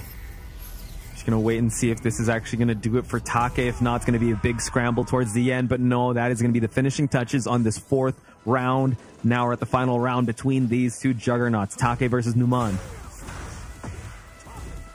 Wow, C-Smash. Was that engage after engage gets blocked out. Gonna go for the power crush. Take still has not found that cannonball straight. I mean, he did try to warn him with that snake charmer too, but now Take gets the block low. Numan in big trouble. Watch out though. Had the sidestep not deep enough though. Counter activate on Take's side. Tags him low, but the 5-box fury, the wall, the pop with the dash, the tornado, and the finish. Numan. Said it ain't that easy. Game 1 belongs to him. the way that he was able to time his button presses to get a lot of counter hits, you said it best, right? Take known for his defenses, but the way that Numan was able to break it down, find those counter hits, and find his offensive strings going, it was incredible. I mean, it was really back and forth, but to see him do that with Steve against the Brian matchup, it's just really good. So let's see how Take is going to adjust as we change the stages here. Yeah, it's cool because I can't think of a time I've ever seen these two players play, but it's immediately turning into, like, from jump, it's a very player jump versus character. Right. You know what I mean? The low's working out big time for Take and to open up this game too here. Punishment damage is there as well. Movement's good on Numan's side. Able to actually move it. Wow, interrupts the orbital. Yeah, so what does he get out of this here? Orbital flow activate in the wall. It's not about the damage, but the positioning after as well. Wow. He gets a checkmate after that. Wall aware. Wall and real estate advantage for him to close it out. Vulcan and he just cannon. He just waited and then put the dash behind his engager mid. You know. True. Clock out. Okay, big start. 10 seconds, so much damage on the board for Take, but Numan following suit here. Trying to find some big counter hits for Steve Fox to work with, but Take slowing things down now, backing away. The overhead punch to follow up as well. Had the step. You want to cancel? Cancel that order. There you go. Lionheart swing with the activate. You're going to have to pay a fee for that cancellation. With the dash behind it and the jabs to keep it tight. Numan counter hit on the verge of sending Take to loser bracket side. Take, you got to be able to use this floor blast, make something happen here. He does. Numan looking real sharp here, but the DF1 series tags him once again. No gray health on Numan's side, so Take doing a real good job just tagging him with the stand-up, but Numan just takes one big launch, and it's going to be his round. Fainting with the Lionheart steps here. 3+4, no, gets denied. Numan tries to push. It's him that pops heat first. Oh, able to actually snipe out that low. And now Numan, he's going to really make this one hurt. Doesn't spend the floor break just yet, but now Take wants to recover the health, wants to come back from this, able to get that smash. Nice escape by Numan. Final seconds. Punish. Wildman finds. Testing each other mid here. Mids on mids on mids. While standing 4 from Take. And just like that, forces that checkmate situation with time expiring. Take able to stay alive here. Ooh. Open with the floor blast for Numan. What an exclamation point for Numan. Pushes against the wall. Take Skip up an bad immediate spot jab check as well, but the armor there blocked. No tag after. Numan though with this mix. I like the flash ducks on Take's side, but man, Numan's just finding a home. But now the forward 3, the knee to find the wall as well, Majin. Okay. Oh, big low. We're at the final round here. Survival point for Take. Can he close this one out to take it to that third game? But Numan, so close, so dangerous. Just need to find an opening. Yeah, the Vulcan punch is going to open up with some mids here. Take, though, going to eat this engager. Numan, you can tell he really wants to kind of put this one to bed, and that might be the start of this. This haymaker, back one. Counter hit, 56 damage already. Oh, rolls away, able to get a bit of the Fox 5, cancels it, but no, goes for the low punch. Yeah, not too greedy, just takes the low punch, just wants to lay some damage on him. 4-4-2, in the hit there, the follow-up, Brian no longer has the heat on the table and eats the mid. Numan counter hit, top side of this bracket, gonna be moving on. Okay, gonna have a chance, but it's gonna be through the lower end. Wow. Yeah. Incredible match. Shout outs to Numan, able to break down the defenses of Take. Take was still in that. He was still trying to fish for those counter hits, but I think the hits were just few and far between on his side, while the big returns were on Numan. But we're going to move on to Ling Xiaoyu and Elisa match now. Oh, it's Yordes. Sigma Fahad, I believe. So Yordes taking that match. Oh, that was quick. Okay. Yordes continues on here, this streak of dominance. I don't know if that was that was qualification for winners finals, but Numan has already qualified for top 64, and also Yordes has. So I'm excited for, hopefully we get to see this one. But in Pool D, I do see Ao versus Kashi Snake, and this is going to be an interesting one. Ao, once again, a storied player that has been in this position before, still holding on to his upper bracket advantage here.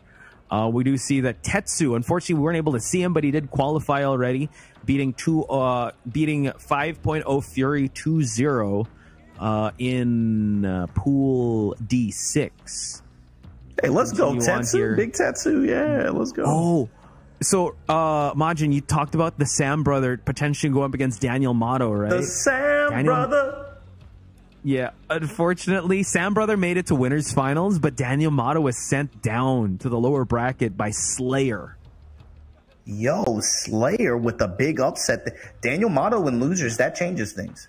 In this top 64, that changes a few paths. It does. But okay, this just in also, it updated. Slayer gets sent to lowers by Twist Nugget. So Nugget is going to face the Sam brother in Pool D6. Damn, look at Nugget. He brought the sauce. Gonna have to. He better bring some extra. Got to go up against Sam brother in the winners final. There you see Riot too. Earlier, there's only 3 players in the top 20 Tekken World Tour global leaderboard right now are not qualified for EWC. Riot is one of those players. Shadow is one of the other ones. You gotta imagine for those 2 players, they're watching all of their rivals and all of their peers qualify and play in this event. You cannot. You have to imagine that enthusiasm and drive to perform at this event is very high for them. You do not want to be standing outside the club watching the party on the inside. True. Oh, can I tell you this too? Winners finals in Pool D2, we have Khan versus Sephi Black. That's a match I want to see too. Yeah, I anticipated that one would shake down that way. That's the one I was looking forward to as well. Yeah. But coming up next, Ao gonna have to deal with the Kashi Snake. Kashi Snake, one of Pakistan's finest also. And Ao, I mean, we talked about this before. He's been in this spot before. He's felt this type of pressure. Will he be able to duplicate that same type of success as last year, especially coming into this, right? He was not calm. I'm telling you, when we were in the airport talking, because I met up with them on the way, and he was like, man, I hope I get this ticket at Evo, because if I have to do the LCQ again, he's like, man, I do not want to be going into that bracket feeling like you got to get, minimum 4th place for it to be worth it, is a lot of pressure. And then even for him, you got to imagine in his situation too, because his teammates are already qualified. Yeah. Both of them. Barrel boys. You can't be the one dude that ain't at, you know what I'm saying? It's that same situation. You can't have your boss looking at 3 of y'all, 2 of y'all, and they're looking at you like, hey man, what's going on here? It can't be that way. You have to imagine that the drive and the pressure to perform at this event and be able to get your ticket like that is very high for some of these professional players. If you're at this event, this is like a scenario. True. Heavy is the head that wears a jersey, I guess, or like that, something like that, because the pressure is definitely on and it's mounting. Actually, I did bump into how, as I was heading home, he was heading to Riyadh, and he was like, I don't know, he was deep in thought. I had to wave at him just to be like, hey man, like, oh my god. And then he was like, he's very nervous. So I can't imagine how he felt going to Evo, and now he's here in this spot where he doesn't want to be in. So hopefully he rises above that pressure. I don't know. I gave him a hug, so he was like, "Thank you, I really need it." With the pressure that he's gonna face in this matchup. One extra. Oh, okay. So it seems like we also will be seeing the match of Khan versus Sephi Black. So we'll be bouncing back and forth between these 2 matches. So, and yo, real quick, I gotta put it out. Still at the upper bracket. I gotta put it out there. Just because, like, I know myself. I look in the mirror and I see a lot of fellas in this event. Shout out to the BGC, man, down out here. There's a lot of lot of great things. There's one of them, Saint. Saint looking like a dead father at this event. It's so funny. He's focused. The man's focused, brother. Let's go, Saint. Saint is gonna, if he wins that match between him and Umar, he will be facing Dawood Sikander at winners finals. How do you feel about the tongue out during the match? Is that are you cool with that? Channeling MJ? I don't know. Like, I think it's a thing. All right. Oh, look at that. They're also doing film and recording in between the sets. Dude, somebody I watch myself play. Like, yeah. I was able to watch myself play, like, and I do not do the tongue out, but my double chin sticks out because my head is facing it. I do not look good, so I don't know. If you could look all right when you play, that's great. Tongue out, I don't know. Whatever gets you the dubs, dude. I'm jealous of the normal people who just play and they do anything crazy. Because if you start people watching really hard, there are some people when they play, they are just they're face crazy or like. They're doing like weird stuff with their mouth and stuff. Blinking a lot. Yeah. Don't look too hard. It's like it's an abyss. You don't want to focus on. As you say that, we are getting close-ups of people fighting for their tournament lives, right? Bro, the back of that chair, his posture is never seeing it again, man. He's fully leaned forward. There you see the king in the back, Arslan Ash. He's watching his competition. He's making sure, probably coaching as well. But here we have probably trying to cheer on some of his peers, who come out of Lahore or Pakistan, trying to fight for a ticket to be able to stand on the same stage as him. Here we go. Ooh, Jack versus Victor. Kashi Snake going up against Al on the Victor. So this is big. There are a lot of, can't say a lot, but Al is going to have significant Jack experience. A few different of that character. Kashi Snake, I'm not sure who he plays with like that, but Victor is also a pretty popular character in that region, right? So I can't imagine that there's going to be too much thrown at either one of these players that they're not familiar with. Yeah, like you said, it's the player experience more than the character matchup, so familiarity is there, but now we'll go for the running series on Al's side for him to gain back the great health, possibly go for the heat dash, but he finds the wall, though. Yeah, I like the dash up, just 1+2 check into the instant smash there. Al, you got though. Don't get into this Jack's range. Let him get stance pressure started. There you go. Nice. Simple swipes there, or just back up and maybe even betting on like running 2 pressure. But you don't want to give Jack too many openings, especially with like mids. They start parrying stuff or going in the gamma howl. All of a sudden, once particle shields and these kinds of elements come into play in the match, things can get real hairy. You want to be able to tone it down and keep it as safe as possible. Low parry on toning it down. Wow, good read. Yeah, definitely. And now he took out the heat of Jack, but he does have that install for the red bubble to come out. Al, though, doing a really good job playing and cycling through the offensive cycle of Victor, going for counter hits, threatening with the lows, and now he's at a set point here for he kept game. Like you said, really good mix of approaches, and it felt like they were working just about every time, or like really high hit rate. True. Going low. Yeah, he's got a sense on Kashi. He's got a sense of Kashi's timing. Yeah, especially, bro. Once you see them blocking particle shields and punishing like this, put the Geyser on him, slam him down in the Asteroid M, and you still on the wall. I was on a mission. Cut him. Step on him. Okay, homing attack. Panic homing attack, though. Yeah. This is going to be... Kashi's going to be able to get the health back from this. He's going to clap it up, make some noise, all that good stuff. Wow, running charge. Drill arm, but they're the punish there from Al. And the sword slap. What? Back to the wall. The drill against the wall. Okay, nice defense, but look, he wakes up to a mid option. Kashi answers back. We just watched a grown man get robbed in broad daylight. Wow. Called someone. Oh my God, ow. Let's see how his mental is. Kashi Snake, what a comeback. Forces the heat burst. Oh my God, gets the cross chop.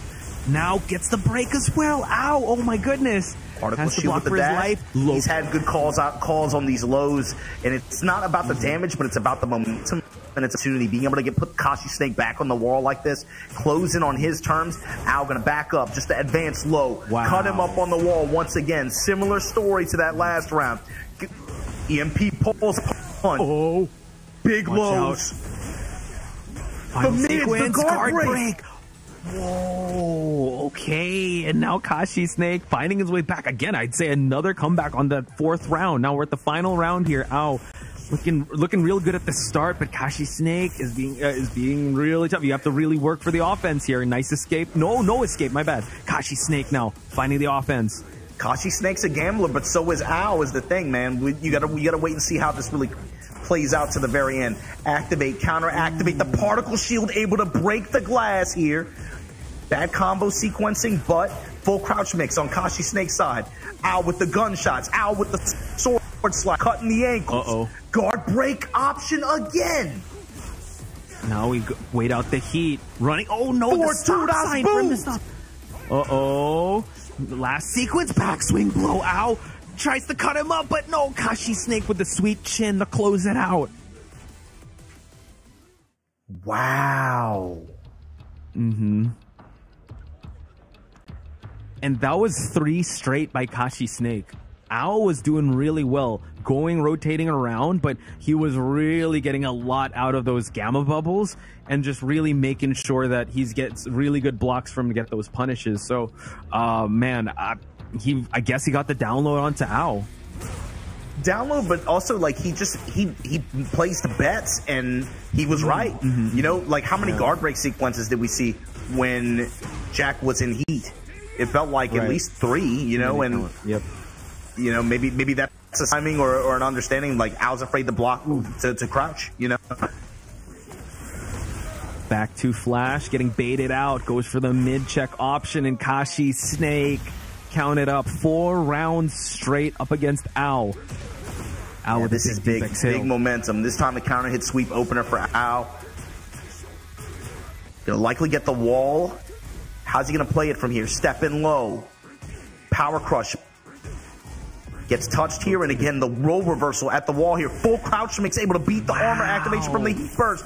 Activate, counter activate. Back 1+2. Got the wall splat. Rotates around, gets the tornado, and still has the wall. Gonna get the drill arm ender in the finish. Kashi Snake set point for Al. This is a big one. He's huge. 5 rounds straight. Finally, Al gets the DF2. But man, Kashi Snake just constantly peppering in those lows in the previous round. Let's see if Al's mental is still in this game. Goes low that time. Peppering in with the lows, but then he swung with the scored 4-2 to open up. Kashi Snake now comes up with a big while standing 1 launch. Get the tornado there. Sidewall messed up his combo a little bit, but that's fine. Gonna activate through this mid. These mids on Al. You gotta imagine, okay, heat off the table now, looking for the jackhammer pressure. Guard break once. Oh my god. Back punch. To the low. Out. One more sequence for Kashi Snake, gets the mid, and he moves on. Kashi Snake sending out to the lower bracket. Something that's an upset. Kashi Snake, winner's side now. Al, another one of these players that drops now into the losers now before top 64. Dude, that's a lot more matches you gotta play at in this tournament. True. Oh no. Khan versus Sephi Black. Okay, so I don't know if this is the first of the series. We're just gonna wait. Okay, it is, but Sephi Black gamble it all on the up for the Altair for him to be able to push Khan against the wall. Holy smokes! We don't have time to process that match of Al and Kashi Snake, but Arslan's been talking about Kashi Snake. We got to worry about him. Oh baby, look at the crouch jab flow from Khan too. Very, very nice. That's fine. Comes with the double chop. Sephi Black with the dash behind it. This is all pre-tornado. Wow. Yep. Finds the wall as well. The cancels from the sneak step on the 3, and Sephi Black getting the first game out of Khan. Real swaggy. That, you know, you forget how cool this character's combos can be. He's kind of faded from the recent memory, right? True, true. I mean, if you're willing to put in the execution, if you're willing to put in the time, you get really cool combos. So Sephi Black able to put that on lock.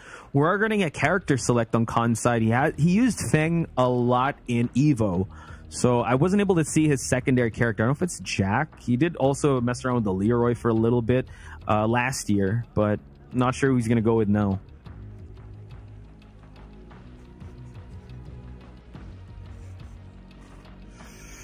You know, first to 2 scenario like this, let's see where he goes. So we're going to the arena this time with the Leroy, like you said. Interesting. Yes. You can get some parries. You can get some sidestep chain punches going on. Maybe for Sephi Black to kind of second guess his offense. Yeah, we'll see Sephi now with advantage, though. And you got to remember, Sephi was another player. He was in the main event last year. Very quietly. But, God, I want to say, at DreamHack Dallas, he qualified last year. Had a big win. He did. Yeah, that was quite the midway to qualifier, right? And kind of got a really big win there. But now he's trying to fight his way out of this last chance qualifiers. Got the back one here to engage. Sidestep low. Khan, no longer heat on the table for him as a resource. Even on health here, but great sidewalk. Wow. The sidewalk and sidestep mobility. Khan. Oh. Whoa. Whoa. Counter to confirm from Sephi. No. Dash in. Oh my God! And he did. Oh my God! Well. Oh no! That one, what a turnaround! That one wall sequence, right? At the combo sequencing would have been a little bit more favorable. Yeah, could have been curtains. Ooh, snap his neck! And take the gray light. Early on here, but Khan's still in the life lead. Sephi Black though. Oh God, another counter hit. Yeah, he's got Khan's timing here too. He's been able to cash out on these counter hit confirms, running a lot of sweeps. Counter hit grab is on deck too. Wow, throwing feints in there. He's throwing everything at Khan right now. Sephi Black on set point. Overwhelming him with offense, right? Grabs, counter hits, but now tries to get down 1+2. Khan now, gets the 1-inch punch, the shotgun. Boom. Finds the low. Stepping low. Chain punches once again. Tornado at the wall. This looking like a Khan round to me. Yep. Go mid, high. Sephi Black though. Yep. Man. Crouch jab, but HP is cash, and this dude Khan, he's trying to spend it all, man. He ain't saving anything. Yep, Sephi Black didn't debit have cards enough cash only, to and I no savings account necessary. Cash only, please. No credit here. Okay. EBT, Wick, get it out my face, man. Give me all that. Khan though, life lead, trying to go for some hermit mixes. Whoa, we jump in there, says Sephi Black. The lows now. The lows put Khan back in the control here. Easy hop kick from Sephi Black. Going to get the tornado for the side spin. Back to the wall. This is problematic for him. Right now pushing Khan towards the side of the cage here, but the chain punches. This time going to leverage his dash. Chain punches. Doesn't Khan with the advantage. One launch from Sephi though. Counter hit low. Tracking. He not enough health. Enough life? No. Yeah. Okay, wow. You saw Good Khan call was out, but like you said, he was in the middle of the animation like that. You know he didn't have enough HP to tank that. True. But man, Khan with a comeback here, able to already get a big foothold in this matchup, and now Sephi Black gets the ground and pound. Still in heat. Nice 50% advantage for Khan. All that off the big stick too, man. Leveraging every tool. Counter hit grab. Sephi fighting for a chance to bring it back here. Slide. Oh my God. Throw it back. The lows from Sephi Black. Yeah, just throwing it out there, but right now lows of Khan. Crouch jab. Steal my turn back. Oh God. Watching the life on Sephi Black. He doesn't have that much to spend. Sephi! Oh my God. The crouch jab. Sephi! Sephi Black 2-0 over Khan. That brother was banging on crouch jab. Holy. He put it all on crouch jab. It felt like every interaction he had a crouch jab behind it. Good Lord. He did. And man, those last 3 rounds, he was on pixels of health, but it came down to that last round. My goodness, banking it all on that was insane. Lows and lows, throws and bows, and man, that brother was banging on some jabs. Good Lord. He was. And I believe Sephi Black does move on the winner's upper side. bracket. Yeah, that means Khan's going to have to get it done on lower end of that bracket in that pool. Wow, that was great. Man, we've already, like I said, there's definitely been a lot of like groups that played out, I think, to expectations. But I would say there's at least 5 or 6 sets where we're like, man, that was an upset. It was. And that's going to really change the nature of the losers end bracket when we get the top 64. That drastically changes some people's paths now. Ooh. So something interesting also that hopefully we'll be able to see is Saint won his match against Umar. He will be facing Dawood in the next. Yeah, I had a feeling that group was going to be a fun one to watch too, especially as you get to the end. Dawood versus versus Saint sounds like a nasty set. I can't wait to see that one. Yep. Hopefully, production could get that going for us. But right now, we have a Leroy versus a Ling matchup. Going to Phoenix Gate here. MD versus Yordez. Yordez has been showing a lot of promise with this Ling Xiaoyu, but now M. Deli, I hope I pronounced that name correctly, is going to try and stop this. Is this winners qualifiers? Wait, let me double check. This should be a winners qualifier match if I'm not mistaken, but right now Yordez, Power Crush working out for him, threatening with AOP, going Hypnotist, sidewalking the hell out of M. Deli's attack there. Oh, wow. He's going to crouch tab. Wow. But the wild launch here from Delay. Going to get the wall as his reward as well. Chain Punch Ender with the Phoenix Blast. Okay, just goes for the Power Crush. Nice block on the low, and we sidestep, Majin. Oh my god. Hypnotist? No, get that out of here. Hypnotist low. And the lows there from Delay out of Hermit stance. Able to tag Yordez for trying to walk. And now we're wide open. Who's going to get this floor blast? Wow, immediate. Try to go for the engage. Delay. Okay. Try to go for the Shredder kicks and the Hermit mix, but Yordez still being tough, but now we go for a down for 2-1 launch.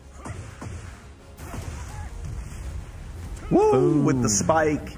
Yordez, where did your health go? Just outside of rage here. Oh, money position. Delay leverages the cane early on here in this round 2 and his heat to be Ash safely clinched his second round. Delay here.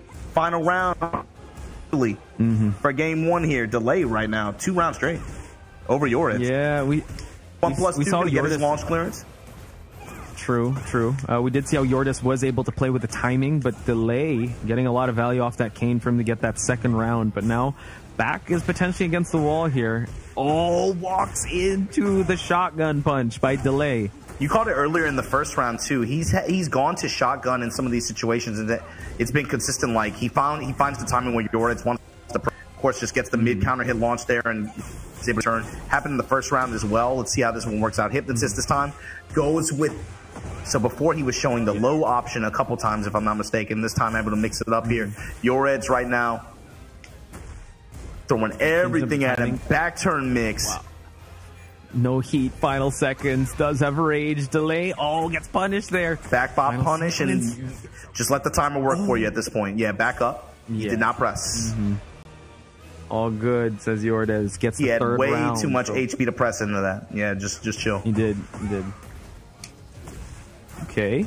Throwing strings to start things out. The sidestep to the launch on Yordez's side. Okay. Definitely getting a timing for the movement, or at least to find openings here. Oh, but I was about to say that. We haven't seen a shotgun in a while. Delay not starving us of that counter hit shotgun.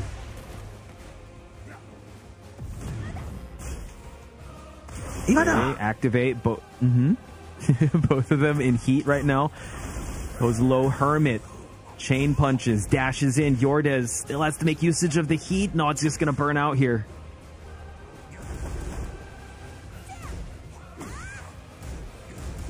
All these rounds have been going heatless. It did.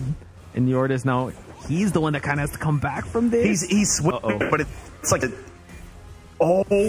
before he backs off, and Delay. Yo, the back off to put him up. Yo, the crescent moon kick, and then 1 second left. Yordez on the verge of stealing this game back. How does this final round work out? Activate here, Delay. Jab presses. Okay, so, whoa, crush properties. Yordez's defense is being put on display, but Delay, can he get usage of the heat? He dashes in, but still, Yordez now, his turn to swing. He's got heat to work with. He can burst or try to go for the engage. Okay.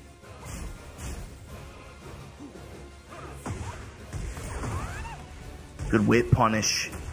Yordez gonna get the most return out of that heat so far. Delay in rage now.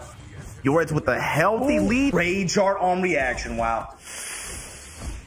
Oh, that's going to hurt a lot. Able to actually get that fan blade low, but final scramble here. Still a lot of time to work, and it seems like they're about even in terms of health. Yeah, about even. 20 seconds left. These guys are going to swing into each other.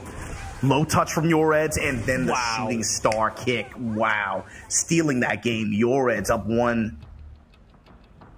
Yeah, Yoreds, you did see a lot of delay using the shotgun punch, so he does get a feel for the timing, but still, Yoreds still manages to find ways on cycling through how Xiao Yu kind of opens you up with the back turn mixes. There were a bunch of crush options that did happen on the offensive Leroy.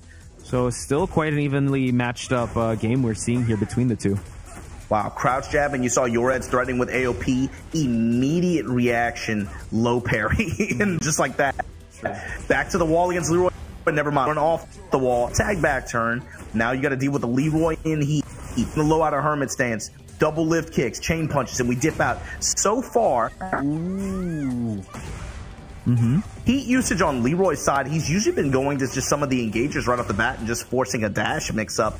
He hasn't gotten the most return out of it either. Like, feels like most of the time he's fighting mortal. You know, he's not really going to smash options, not really even using the benefits to, you know, delay that much. True, and we always go for final seconds. It's heatless, right?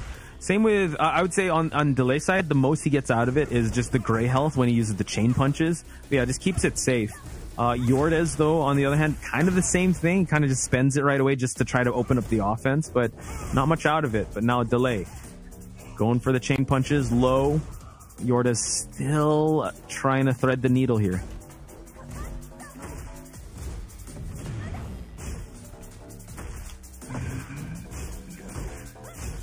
Back and forth they go. No Hermit mix-ups yet. Yordes still making the most out of this. The back turn mix from Yordes. M Delay's just holding back. You haven't really seen Yordes go for too many throws this time. Wall attack into the wall splat and the breakdown of it in the pickup here. In the wall splat, resplat, 76, 78, 79 damage into setup and AOP. What a sequence there, Yordes. Good awareness. Delay. Back 1+2. We lift him for it. Yoreds now on set point, and with the second game, he leveraged his superior awareness of the stage.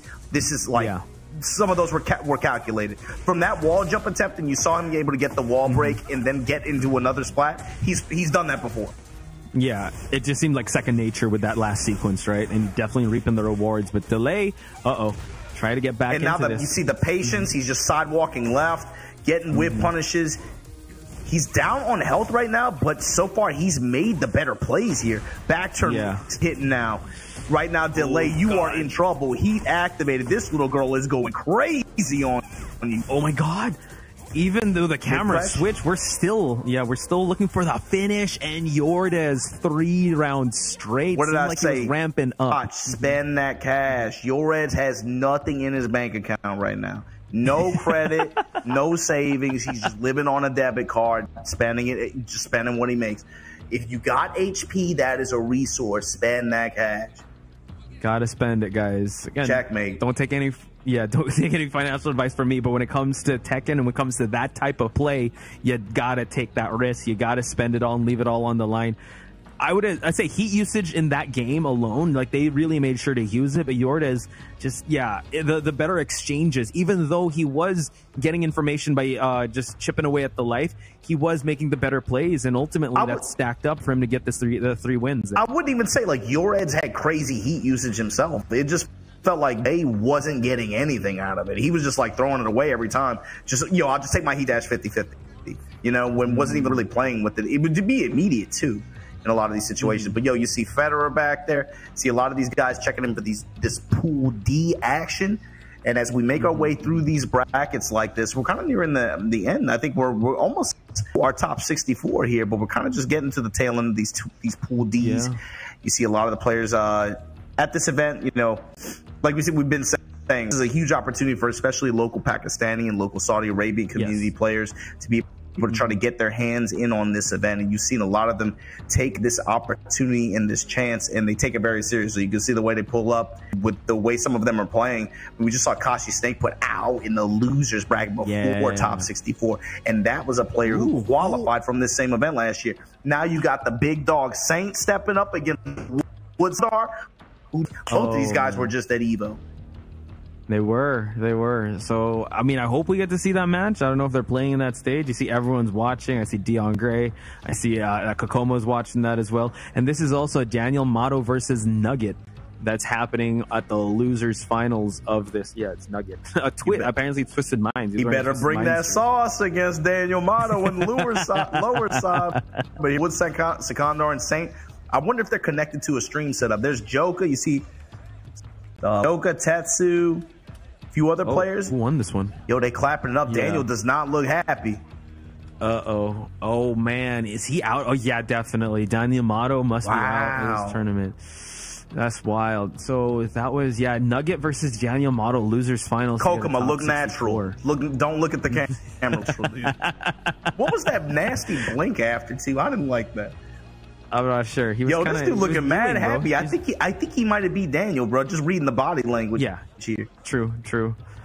I think we will see. I believe this is Delay once again. So Delay was going up against Sumrek. My notes right. Sumrek is a Brian player from Pakistan. So I'm trying to look here. Is that? Khan is going up against Death Hit in the losers finals. We'll get to that in just a bit. We got another, well, it's still the same Leroy Delay, so hopefully he'll be able to maximize more of the heat usage in this match. But going against Brian, this is on the lower end of the bracket. Sumrek, he's got something to prove here. If you're in lowers here trying to fight for your ticket, fight for the right to even play tomorrow. And you running this character in pools, you better show me something. Here we go, Tornado. Going with the lift off the punch from Delay. Ooh, low just to cancel the Snake Eyes options. Delay looking pretty strong here. Wow, the carry to the wall.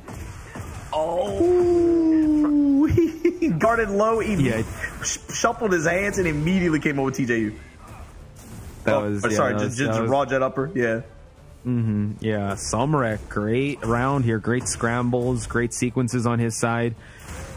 Now it seems like Delay needs to find that timing. We'll see if he's going to be as persistent with that shotgun. But man, Sumrek, it's a huge launch. This dude likes doing them uppers, man. He's going to it 2 rounds straight. It's a great effect. Oh God, the taunts as well. Yeah, he's saying like, yo, bro, I've been practicing this. All right. I want to stream. I want to raw jet uppers, taunt jet uppers. He's showing him the Brian. Yeah, he is. My God, the execution's definitely on point. Delay, serious look on his face. Oh my God! Grab, and this is gonna get the floor blast. So everything here is simple cash out. This is all pre-tornado. Yep. 68 damage. Got already. The magic wall. Oh God. 91, count it. Oh my God, the taunt. This man, Sumrek, 90 against the wall. Okay. Block low. Tries the dash jab. Oh, he wants to finish it. Vulcan on through. Sumrek wrecking havoc. 3 straight, man. That round opener with the throw into the floor blast and it hit the magic wall on the opening combo like that after a floor, that was crazy. Oh, I think this is the match of Khan with Death Hit, I believe. Yeah, this is ex Death Hit. Hwarang player. Okay. Ooh. Yeah, I guess have we seen a Hwarang today? Even when Rip and Spag were doing pools A and B, I can't remember if I saw a Hwarang on screen. Redder was the Hwarang that they were talking about. Well, we have not. Don't misconstrue. I wasn't complaining. don't we're just curious. I was just curious. We're just asking. So this is Death Hit though. So Khan able to get an answer back in this round. So again, the matches that we're going to watch now are for tournament lives, folks. So extra tension in the air between these two players, and the rest of the players will be watching. Yeah, this is loser side. So for Khan, it's going to be about him showcasing his defensive mastery and how he's able to tame this character and how he can try to stave off Death Hit's offense and pressure. Be able to establish control himself here right now, about even on health activation. You try to pencil on me. Nice try. Tagging him for swinging right now. Going lows in the stance. Hermit stance, call out on the low. Wow. What a guillotine for death hit. Now he's going to heal up here, use the heat smash, and also gets the balcony break. Show us something. No, show us the rage art. That's he's still going to be alive, but there's going to recover some significant health on death hit. Potts, this is going to be a crazy reversal of fortune if death hit retains offensive pressure here and wins. Good step from Khan. Oh my god. Hang on. Got the lift. Oh my god. Chain punches. Eats the low. low. Eats another low. Can't believe. Oh, but death hit. Oh my god. The reversal of fortune. The Uno card reversals. All that, bro. He was at the wall. His light flashing before his eyes. Now look at the situation. In round 4, opens up with a counter hit down back 4. 93 damage at the wall. In heat. Khan, you're in trouble. Rotation. Oh, step into it. Likely going to try to go for this balcony break, right? Got the high splat. Going to activate.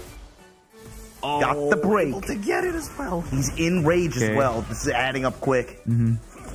It is 30 seconds left. Wants to keep him against the wall, but no. The haymaker. Death hit. The great equalizer. Death hit with the dash behind it. Trying to get the wall. Got it. That's it.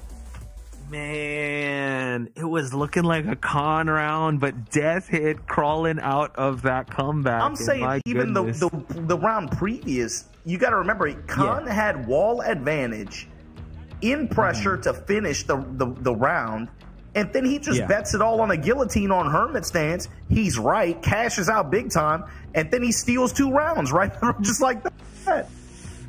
Yeah, the fact that he was willing to bet it all on that air guillotine, he's like, all right, I'm going all in at this point, and that's the man you're facing up against that would throw reckless, not really reckless abandon, but really gamble it all on that. I'm glad you said that G word. I'm glad you said gamble, because I was like, man, it's the way some of these dudes are, you do not want to play these dudes in any card game or take them to a casino. Some of these players are, man. I want to ask for their parlays, man. They seem to be able to find the best types of scenarios, but some rec finds a huge launch here.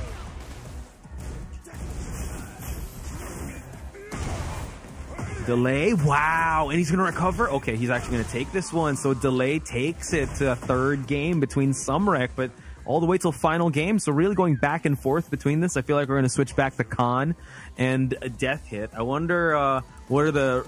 If Khan's gonna switch it up, but his Leroy actually was pretty good.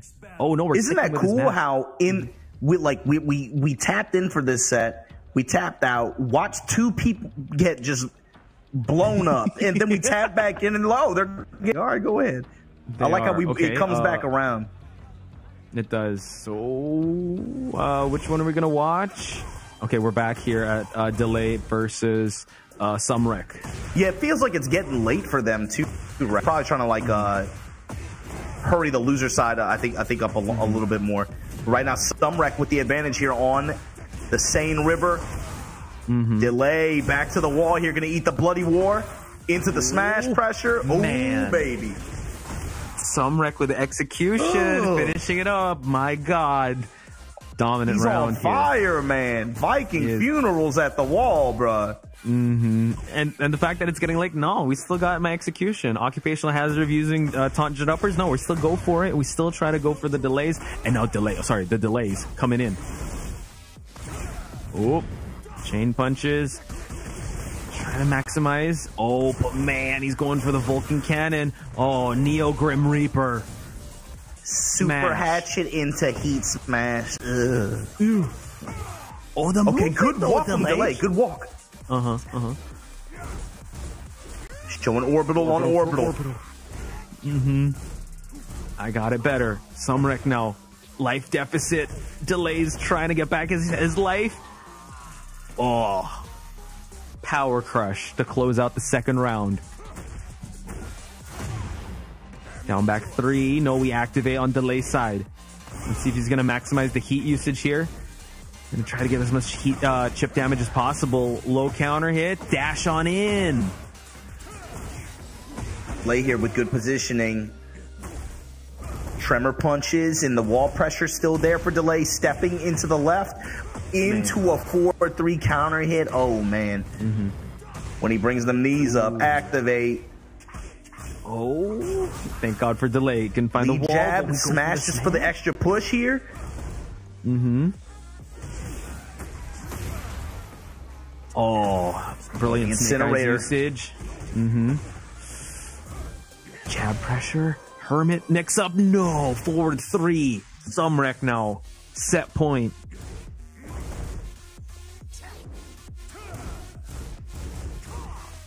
Lead jab.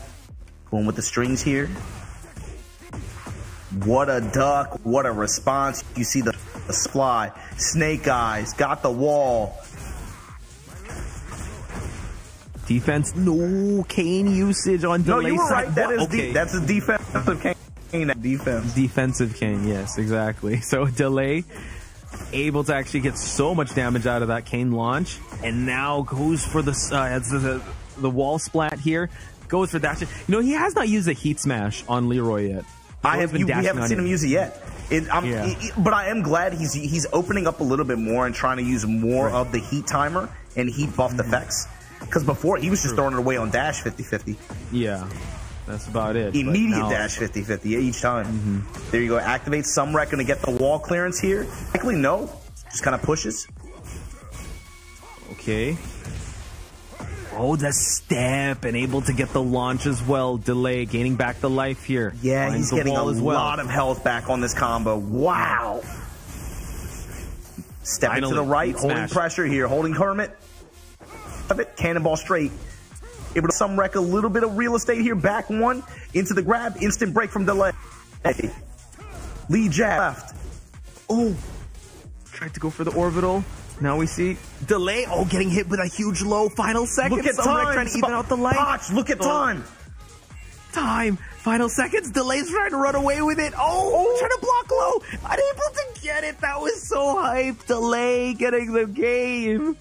Rare footage of the backdash and tech getting you out of range of the low like that. That one hatchet that whiffed might have been the difference between victory and defeat there. Good set there. Delay, GG. Good games. Yeah, that was quite the interesting matchup. I do believe the set with Khan has the dust has settled there.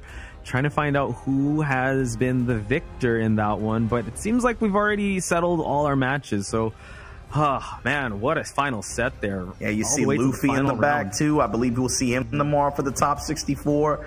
Good LCQ so far. Good stuff.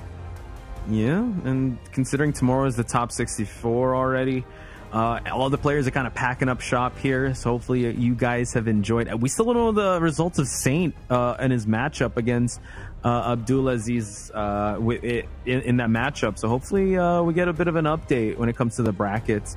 Trying to see. Oh, Take has made it out, but on losers finals, winning against Fahad.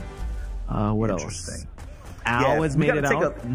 Going into day 2 and especially day 3, once we get to the top 8, looking at how some players' paths shake out as a result of the day, as a result of the results, as a consequence of the results today. Like, man, I need to get on your level, man, with this thesaurus stuff. But it's going to be interesting seeing how some player paths break down differently as a result of some of the we had, right? Being in loser's side. Who else did we see that got booted like real early into the lower bracket? It felt like there was at least 5 or 6 matchups where it's going to create like a dynamic shift in terms of what maybe some people had predicted would be the paths going into day 2 and day 3. So here's what I found out with Khan versus Death Hit is 2-0. Khan's out of the tournament, unfortunately. Wow. So Death Hit, the Hwarang moving on. So, yeah, we're kind of wrapping things up, folks. We're going to go through this brackets all throughout, but man, this was if this is just the day 1, I can't I don't know what to expect on day 2 or like the top 64. So here we have it. Raif was actually sent down by Sharam on winner's side, so that means Raif on lower etiquette. He proceeded to the last match. I believe he got out, right? Yeah, he did. Yes, he did. Okay. So again, Raif is one of the 2 players in this queue that is highly motivated to be able to get locked up. You don't want to be one of the top 20 players in the world and one of the 2 or 3 people who are not in this dance. And so Raif and Shadow in particular, you got to have like your eyes on them. Rife could have done in the hardest way possible, though. Loser side going in the top 64. Then we hop on over to Group 2. You can see here, Seppi Black had that win over Khan. Pop on over to loser side, and you said Khan just fell into death hit 2-0 for Ron. Bro, they are thieves. Look at them just stealing this stuff. Good stuff to death hit. Moving on to the lower side. Then you pop to Group 3. Let's see what happens over there. Yeah.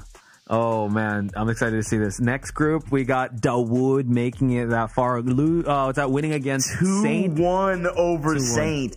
So that means loser side. So if Dawood Sekandar is going to be winner side top 64 tomorrow, you guys can tune in and see him. Saint makes it out loser side. Yep. So Saint still hopefully not the disappointed parent here. Hopefully he can give himself a pat on the back, making it to top 64. Moving on over to Group 4 here, Numan able to take it up against Take 2-0. I'd say pretty convincing fashion. Looking at the brackets, first thing today, I was like, that's gonna be an important set. Numan versus Take works out for Numan. Take able to take it loser side. So lower end of the bracket, it's already looking like really, really violent, man. To be honest with you. Yeah. But Group 5, definitely. let's see how that one shook down.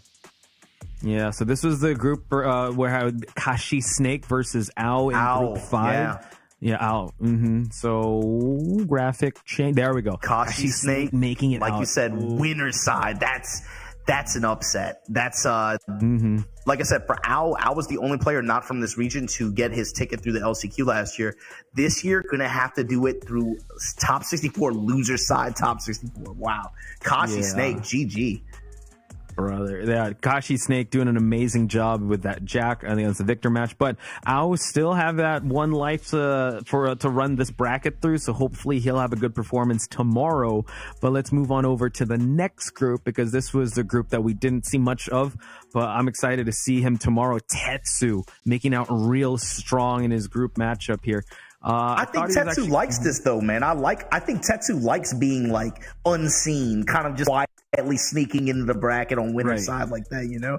Top 64 side, winner side at that. But RTE4 was the one that advanced through the lower bracket here in Group 6. You saw with the 2-0 win over 5.0 Fury. So with that said, let's take a look at Group 7 upper side. Our brother, the Sam brother, makes it through. Sam brother! Yes, making it through. We wanted to see the match between Daniel Mato, but Slayer taking out Daniel Mato. So let's look at the lower bracket here, because the final of that bracket was Nugget versus Daniel Mato, and Nugget is the one to advance here. So it's the Sam brother and Nugget.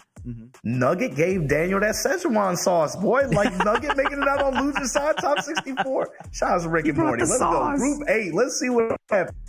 My man Yoreds with the ling, man. Really felt like every match that popped on stream, he was showing us just like control, really good sidewalks, and the ability to mix people. Yes, sir.